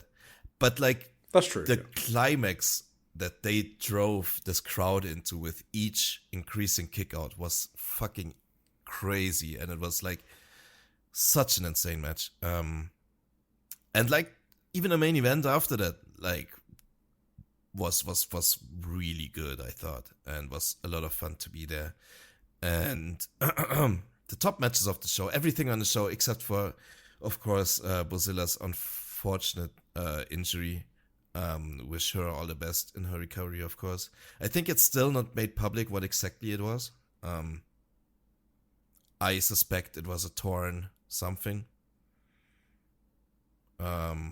She was limping in the fucking match as well Yes. before the injury happened, I feel like. So, yeah. Yeah. It was already... She apparently had it already heavily bandaged up as well. So probably something she tried to work through and just disaster struck. And yeah, she's gonna be out for a while, I suppose. But yeah, this show was fucking awesome. Otherwise. Cool. Yeah, you were on this show quite a bit. I remember seeing you during Maki Ito's entrance and her exit, and also during the crowd brawling during the main event with Rina and Hina. Yeah. So. At quite the prominent seat. Yeah. All right. So then, why I wasn't at that Stardom show is because, well, first of all, I was staying out in Osaka, but I did come back to Tokyo briefly because we mentioned earlier that Minami Katsu had to put out Ribbon Mania. So one of my friends said, "Why don't you just go to the show on the 11th where they rescheduled the title match between Kaho Matsushita and Minami Katsu?" And I was like, why don't I do that? So took a few days of compromise, quote unquote, with my wife. But I just paid like £200 in bullet train tickets just to see Minami Katsu, basically. I think this is the most reckless, insane thing I've done. I was too excited at the chance to be able to see that match. It was also a venue I'd never been to before. I'd been to Kitazawa because you mentioned it earlier, the buying records. So it was in that town. So I was kind of like, I felt a bit familiar with it as well. This is my favorite moment of the trip, to be honest. This is what made it all worth it. And I was like, okay, this is what I'm meant to be doing on this trip. Just having experiences and not being scared and just doing stuff. And I was so happy that I made this trip across the country just to see this match. And then I immediately went back to Osaka after and did a Dragon Gate match in the evening. Awesome. Yeah. I forgot. There you go. I forgot, maybe this is going to be relevant, but I forgot to tell the Misakagura story. But you go on first now. Oh, at the 9th of... No, you should tell that story. The 9th of the Unagi produce. Go for Basically, the Unagi produce show, yeah. After the show, I saw like Misakagura have her autograph stand pulled up again. And I said earlier at Ars Academy, I already really wanted her... No, at Ice Ribbon, I really wanted her autograph, but couldn't get it because that one guy like held up the queue for like an eternity. So this time there were only 2 people standing there. So obviously I went in queue. I wore my Misakagura shirt, coincidentally, that I found at Tudokan a couple of days earlier. So that made perfect sense. And yeah. For new listeners, maybe Misakagura is kind of like the special little guy of the podcast. She's a freelancer who pops up here and there, everywhere. And do you think new listeners have made it 4 hours in? Whenever. I don't know. We'll see. Whenever she does pop up on any shows, she's always fun and brings a smile to our faces. So we kind of really like Misakagura. And when I was like, I took a picture with Suri earlier in the fucking trip, and I took a picture with like I had the Mayuki interaction, all that stuff. I went to a couple of wrestlers, but for some reason with Misakagura I was all of a sudden so I don't even know. Nervous. Nervous? Fucking. I'm looking for a word. Anxious. Doesn't matter. Yeah, kind of starstruck, anxious. I don't know. I barely could bring out a word at all. She wanted me to buy her photo book real bad. I didn't. I bought like 2 autographs instead, which cost as much as the photo book, so I thought that made up for it. But yeah, that was a really cool experience. Like, she was so nice. She didn't want to let me go. She took like several pictures and like made me promise to come back next time. I'm in Japan to say hello again. And she was. Did she actually say nice. that? She was. Yeah, definitely. She's a fucking worker. That is a worker absolutely. For sure. She said something similar to me. Awesome. Okay, she's really funny though. So that ties into so I went to Kids Hour Town Hall, Ice Ribbon, 11th of January, and I got to meet all my favorites. I'm so glad I did this trip. So I met Misa Kagura after the show, and she is by far the nicest wrestler I have ever met. So I basically wrote something out on my phone in Japanese, obviously using Translate, just so they could read it, basically introducing myself, the newsletter, and our podcast. Just the reason for that isn't to put myself over. I know we joked about a signing on bonus at the start of this podcast. This is not for money, I can assure you. The reason I told her about that is to let them know that there are people outside of the country that really appreciate what they do and love what they do. Because I think that's something that they kind of want to hear, and that they appreciate that their work has more impact beyond than what they can just see. So that was the easiest way to show them, like, hey, here's a newsletter where I've got pictures of you because I write articles about you. And she was over the fucking moon. She was like, it was crazy how happy she was. And she just kept on like pulling me back in. She didn't want to let me go. I was wearing the same t-shirt you were, but I had her signature on mine because we bought them in Tudokan. And I got a 2-shot with her with that t-shirt and holding the belt. And then I met her separately at the meet and greet, signed photographs. She also wanted me to buy her photo book. Unlike Tim, I did buy her photo book. So I now own a very lewd photo book signed by Misa Kagura, which I don't know what to do with. And I have told my wife, and she looked through it and just shook her head at me. Spunky Monster. Hashtag spunky monster, absolutely, Tim. Yeah, but yeah, she also said to me like, "I'll see you again." So, words like that. She said it in Japanese, so I think it was like, yeah, I don't know. I'm not going to say it, but it was something like that.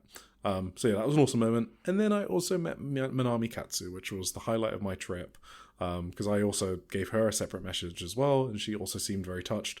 Minami Katsu is someone that's got like a resting bitch face. I mean that in the sense I know what you mean. Yeah, she is always not like a happy mean. Yeah, she is not a happy-go-lucky person. So it's hard to gauge how she felt, but she did seem touched by it. She just has like a poker face, basically. That's just part of her character, I think.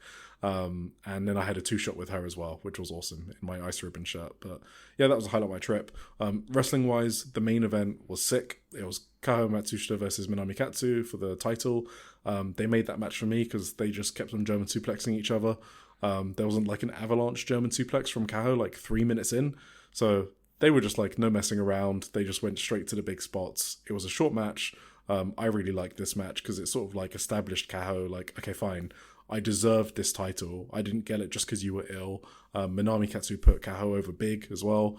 The post-match promo, I thought Minami Katsu was leaving the promotion because everyone's fucking crying. Okay, Kaho was cutting a promo. Tsukasa Fujimoto, who's an Ice Ribbon legend, she was in the stands recording on her phone. She was in tears. I can't understand a word of what's going on. Misa Kagura is in tears on ringside. So I'm like, is she fucking leaving? It turns out she didn't leave because I read the transcript and it was just Kaho Matsushita was just being really cute about how much Minami Katsu meant to her, basically. So you get really cute promos in Ice Ribbon as well if you're ever on the fence about watching it. So yeah, this was my favorite show of the trip and my favorite moment.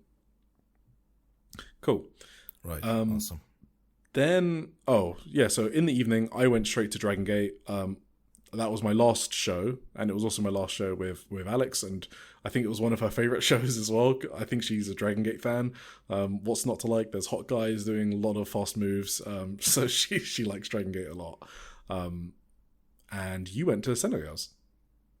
Yes. I had 3 shows left.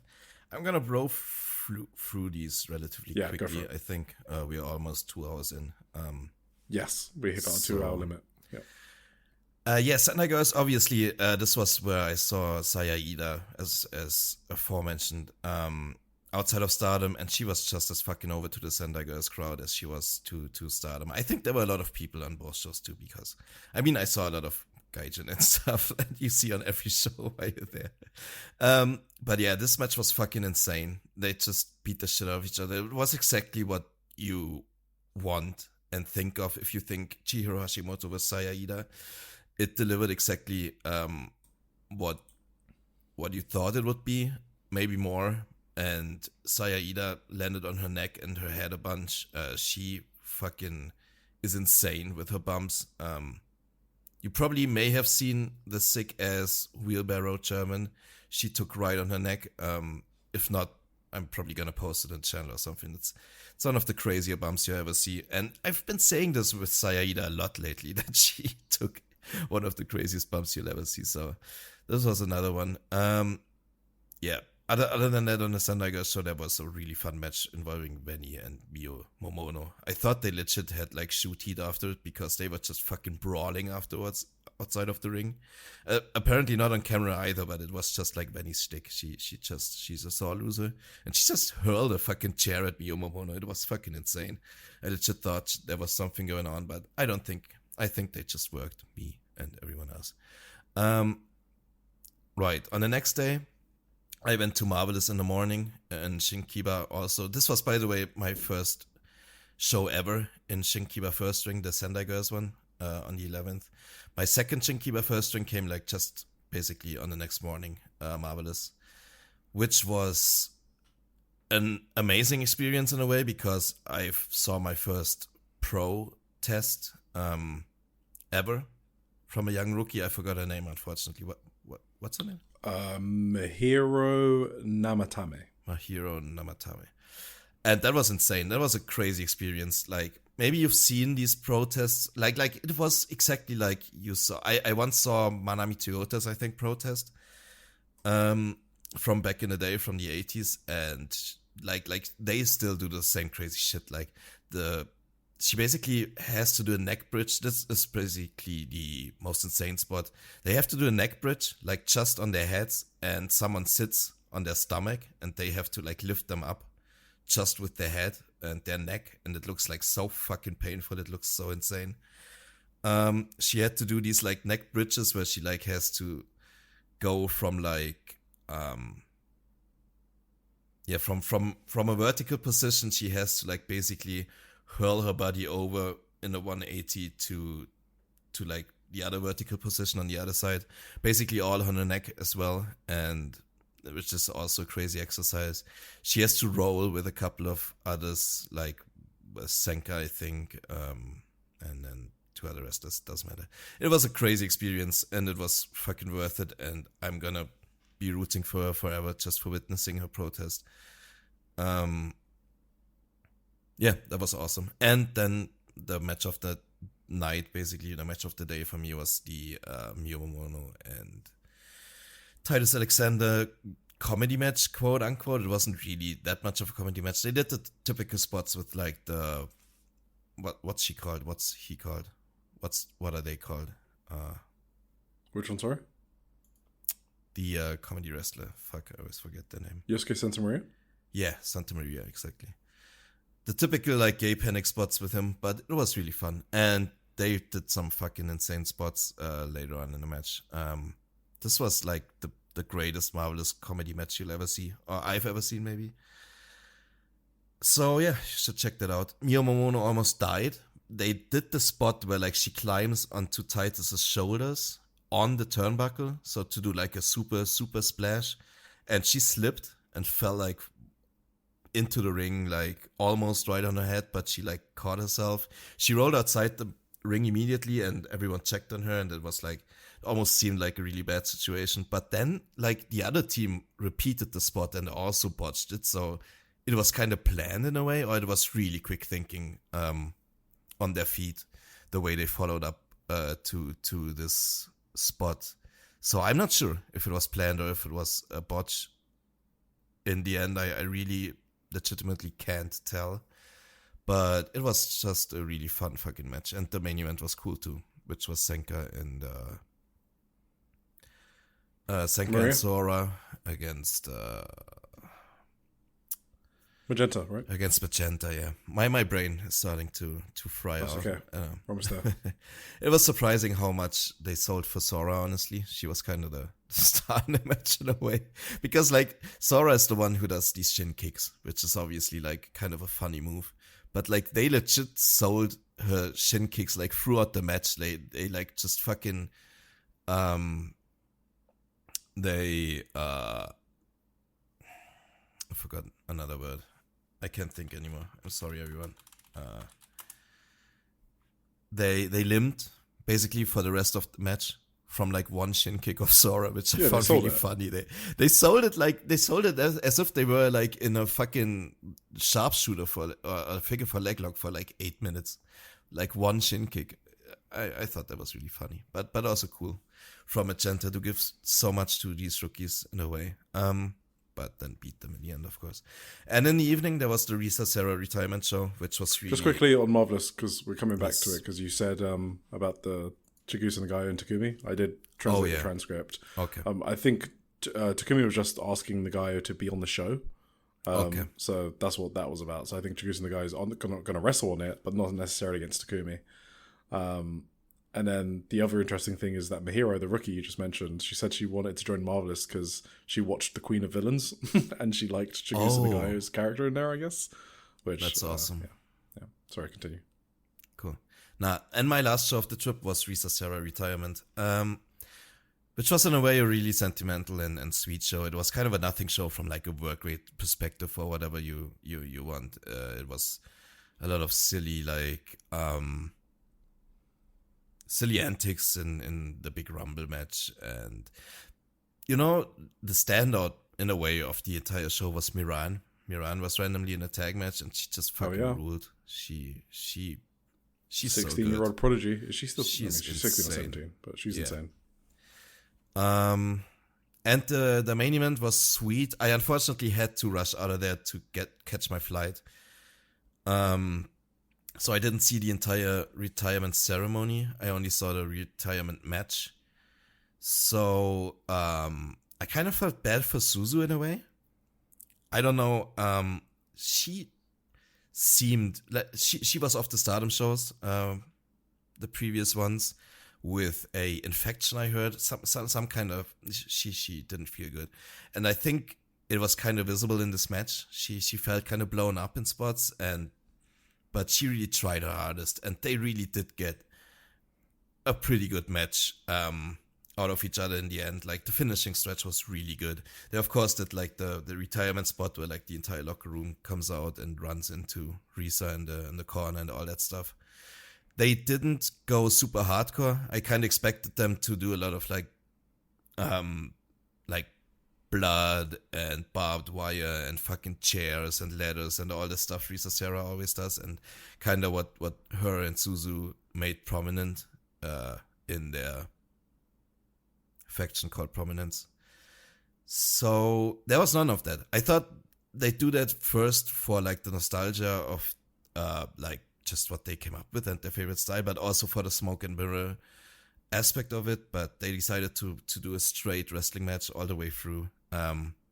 And I thought it worked as well. Just wasn't anything crazy. And a good match. Pretty good.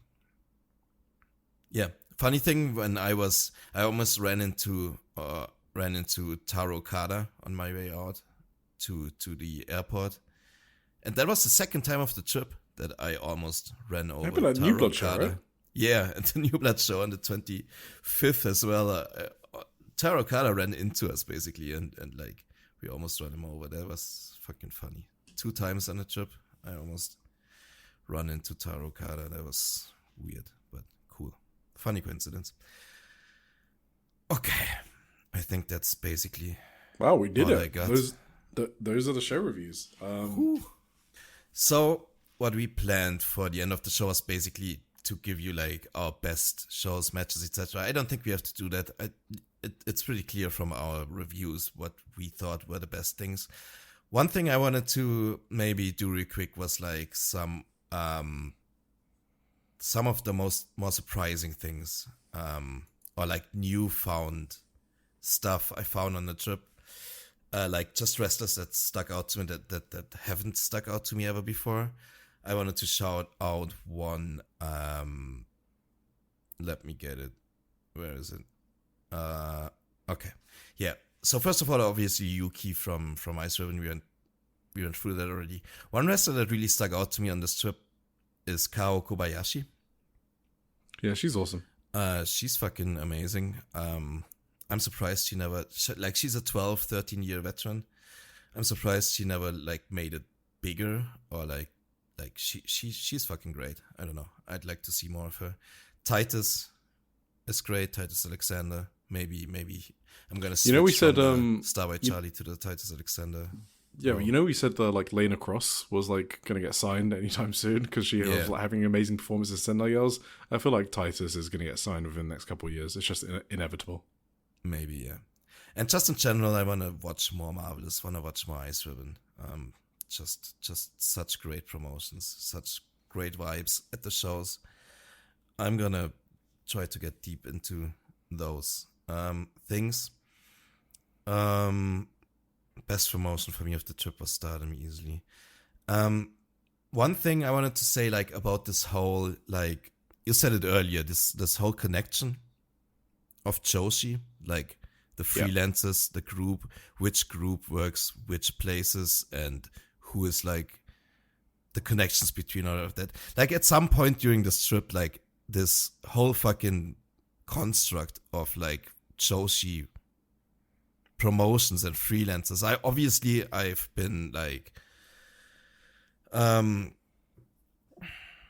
obviously I've been talking about it and learning about it for years now, but like at some point during the trip, it was like, in the Matrix when like Neo finally sees like through the fucking thing, like all this fucking, connective tissue between all these promotions and all these freelancers kind of like fucking dropped on me like a I don't know, eureka or whatever. I finally began to understand everything about this whole connection between everything. It's really cool, and I love the system. I love all there's nothing the else like promotions, and there's nothing. Yeah, you're right. You probably had this moment a lot earlier than me. The time you've been spending in the last year. When I started spending my weeks watching 200 wrestling matches a week, I was like, okay, this Joshi thing is pretty cool. Just the fact that you like know a wrestler from one promotion and you see them in a completely different place, and they do continue their stories across promotions. I don't know if people know this.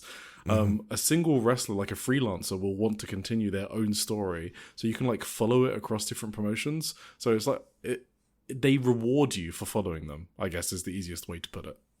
Yes. And yeah, I've had this whole like monologue planned actually for the end of the episode. Maybe I give an abbreviated version. This is something, this is a theory kind of that I've spun for a while, but like this trip, like especially at some points, like it really like cemented itself for me in my mind. I've already given this explanation on another podcast, which I was guest on. I'd like to reiterate it maybe, because like it felt so fucking crazy apparent to me during this trip. And I hope I'm not gonna sound like the crazy Unabomber guy on Twitter who writes these monologues about That's a good wrestling. start. I hope I'm not gonna sound like a racist or like a misandrist or whatever too much. I hope I don't sound like a crazy elitist or whatever, fucking snob. I'm not, I swear. It's just like my personal preferences in wrestling like became so fucking apparent to me during this trip, and how much I enjoyed some of these shows, and how much compared to other stuff in wrestling, I guess. And it's just So it's just for me to really enjoy a medium, right? Whether it's like music, whether it's movies, whether it's wrestling, what I really need to get deep into it, to like get the non plus ultra experience, is an emotional hook, you know.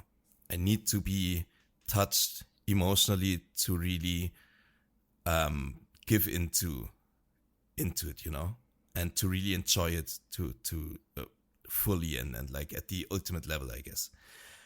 And I have come to the conclusion that I like Joshi wrestling this much because I just feel like, for societal reasons, women may be better at roping you in emotionally into matches, because like the way men come up, you know, generally in society, but especially in wrestling, they have to be like these fucking badasses, never show emotion, like be superhuman, be like the larger than life personalities, whatever. But truly what gets me into a match is like, it's very tunnel talk coded too, right? They always say like they want to see you at your lowest. They want to see you suffer. That's when they really can appreciate a wrestler. And that's exactly the same thing I have with wrestlers. And like especially when I compare it to like shows like Tochigi Pro. Tochigi Pro had a lot of like these guys on it that were like excellent workers. They were like crisp strikers, insanely crazy coordinated moves, like insane head drops, like dropping each other's on their necks like 50 times in a match, and fucking crazy action. But like I just didn't get into them emotionally or whatever. They just never gave me the hook in the same way that like a Yuka gave me in Ice Ribbon. And it's not really like seeing them for the first time either, because I saw Yuka for the first time as well, you know. But like the difference in how they connected to the crowd was so vastly different to me. And this is kind of the reason I think women in general are better at the style of wrestling that I prefer most. And I think Japanese dojos train the wrestlers the best. And these two factors accumulate for me to make Joshi wrestling into the thing I can enjoy the most in wrestling. And I'm not saying that crazy spot fests aren't great to enjoy too, and I will never say that anyone is wrong who prefers a fucking crazy spot fest to like the more emotionally deep matches that I enjoy the most. It's just a difference in preferences, right? And I also had like, I was thinking back, lately I listened to like Queen 2, I don't know, which is like these older Queen albums. Queen is my favorite band, has been since I was a child. And this reminded me back, like this is a very good analogy, I think, like back when I was like younger, I went out with my friends, and we always had like these playlists with like the classic rock hits that are just like there to party, to rock out, like the classic Led Zeppelin, Guns N' Roses stuff, I don't know, Nirvana maybe. And I was always the fucking idiot who wanted to put on like things like old Queen songs, which are very different, like very like more storytelling, emotionally, like in the later days, Queen also had like these fucking, of course, these stadium hymns or whatever, but like their early albums are like way more, I don't know, hook me on a way more emotional level. And my friends never got that, why I wanted to listen to that stuff, and it never fit in either in the situations. But I was just always an idiot who wanted to listen to something more emotionally deep or whatever. That's kind of what it reminded me of, like this dichotomy between like these big ass spot fests to what I prefer is something that hooks me deeply emotionally and connects to me in a way that like Yuka does, or whatever, Amiyo Watanabe, Tamnaka, no? That's basically what really like manifested itself to me on this trip while I was watching some of these shows. Yeah. So I guess my response slightly is you know, for those that don't know, when I first started talking to Tim, it was a few weeks after Tam's death in like late May. And he was like totally done with wrestling and almost depressingly like didn't see a way back into the hobby. And now look several months later, he's got his own sicko Joshi podcast. He's watching promotions he's never watched before, probably double the amount of wrestling shows I did on this trip. Like, I don't know how many shows he did, barely leaving Korakuen Hall during the trip. So yeah, I think all of what you said, it makes sense. In terms of the Puri versus Joshi, like, I like women's wrestling more because I connect more to it, right? It's yes, as simple as that. Like, the way they tell stories is the way I want stories told. Yes. Go on, you were about to say something. I was just about to say, I forgot an important part, that this is obviously not exclusive to women. Like, there are men, I wanted to mention this earlier, Oiwa, for example, is a guy in New Japan right now that really has this down to, like, this connection to the crowd. When I watched him, like, in the tag tournament especially, like, I thought that was really outstanding how well he does. Like, especially considered to, like, his peers, like, to Yuya Uemura or, like, Shota Umino. I can get behind Oiwa way more. And obviously, like, there's some people like Hangman Adam Page is obviously the perfect example for a man who can really do that as well. And like, I've always like I'm not saying it's exclusive to women's wrestling, not at all. There are plenty of fucking male wrestlers that are very freaking good at it as well, and that I love for it as well. Anyway, continue. Sorry. No, yeah. So I like some emotional vulnerability in my stories, okay? That is just what's more interesting to me.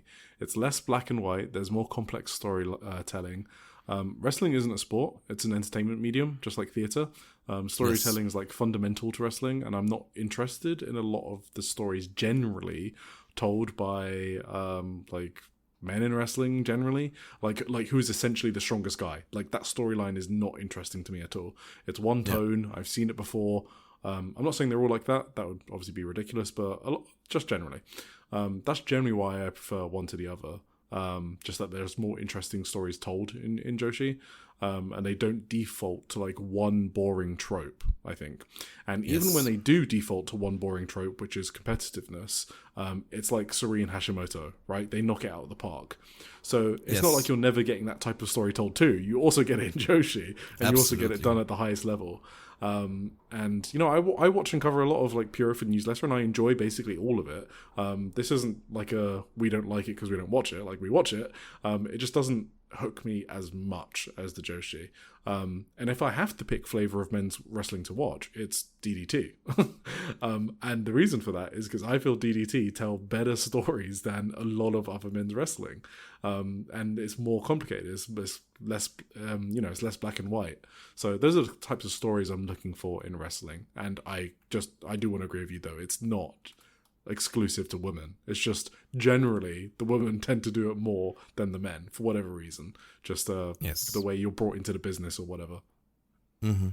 Yeah, I think it's just fundamentally like baked into the system more, especially in Japan. The way they are brought up as wrestlers, I feel like it's just the main reason for it. The way I explain it for myself, at least. Either way, I thought it was also fitting for first podcast. We are fucking we're joshing around. We're a Joshi podcast. Yes. So absolutely. Yeah, that shouldn't be a surprise to anyone. All right. Well, if you made it this far as a new listener, you are fucking insane. You're crazy. Love you. Love you lots. This is like the peak max runtime of our episodes. We will not be doing this every week. Normally shoot for between 3 and 4, but this was like a special one where we're covering everything on the Japan trip. But thank you, appreciate everything. Thank you to the Social Suplex. I almost said newsletter. No, to the network, because we're part of the network now, not just the newsletter. And all of our podcast colleagues. Very appreciative, and look forward to be doing many more episodes on this network. Tim, you got anything to say to our beautiful listeners that have made it this far? Mainly just thank you all for checking us out. Hope to see you next week as well. Please check out One Nation Radio, Keeping It Strong Style, Trish and Sarah Wrestling Podcast, Tunnel Talk, Imps Adventure, AW Match Guide, Wrestling Art with Chris Things, and all things Elite on the network. You can find all of that in the feed. And yeah, give us a 5 stars. It's on a pleasure Spotify. to be here. Well, yeah, rate us and do all that fun stuff. I'm done. My brain is fried. It's almost 1 a.m. So yeah. Hope to see you next week. If not, thanks guys. for checking Bye. us out anyway. Bye.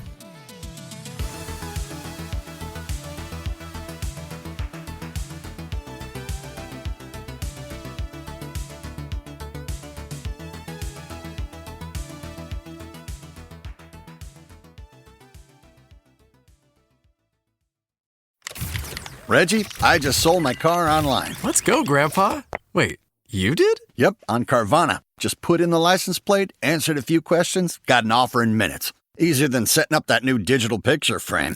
You don't say. Yeah, they're even picking it up tomorrow. Talk about fast. Wow, way to go. So, about that picture frame.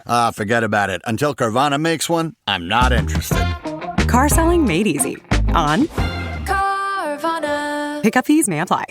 If you're a podcast host, listen up, this one's for you. My name is Allie Jackson. I'm the host of Finding Mr. Height, a dating and relationship podcast that I've been doing for 4 years now, sharing my positive and practical approach to dating that's built on my own life experience. And I wanted to share another experience that I've had, my secret behind monetizing my show. It's called Red Circle, and I was just telling my colleague about how much I love their platform. With Red Circle, not only am I getting a seamless hosting experience, but I also love the support I receive in ad sales. It's not just typical ad sales either. It's targeted opportunities based on my show and my life. And the platform is super simple. You just set your preferences and Red Circle matches you with sponsors that align with your show. You can vet every opportunity and their platform gives you great analytics. More recently too, my Red Circle team has brought me opportunities outside of my podcast on social media to really augment the podcast partnerships, bring them full circle. I just can't recommend them enough. If you want to give it a try, go to redcircle.com to get your free trial. That's redcircle.com for a free trial.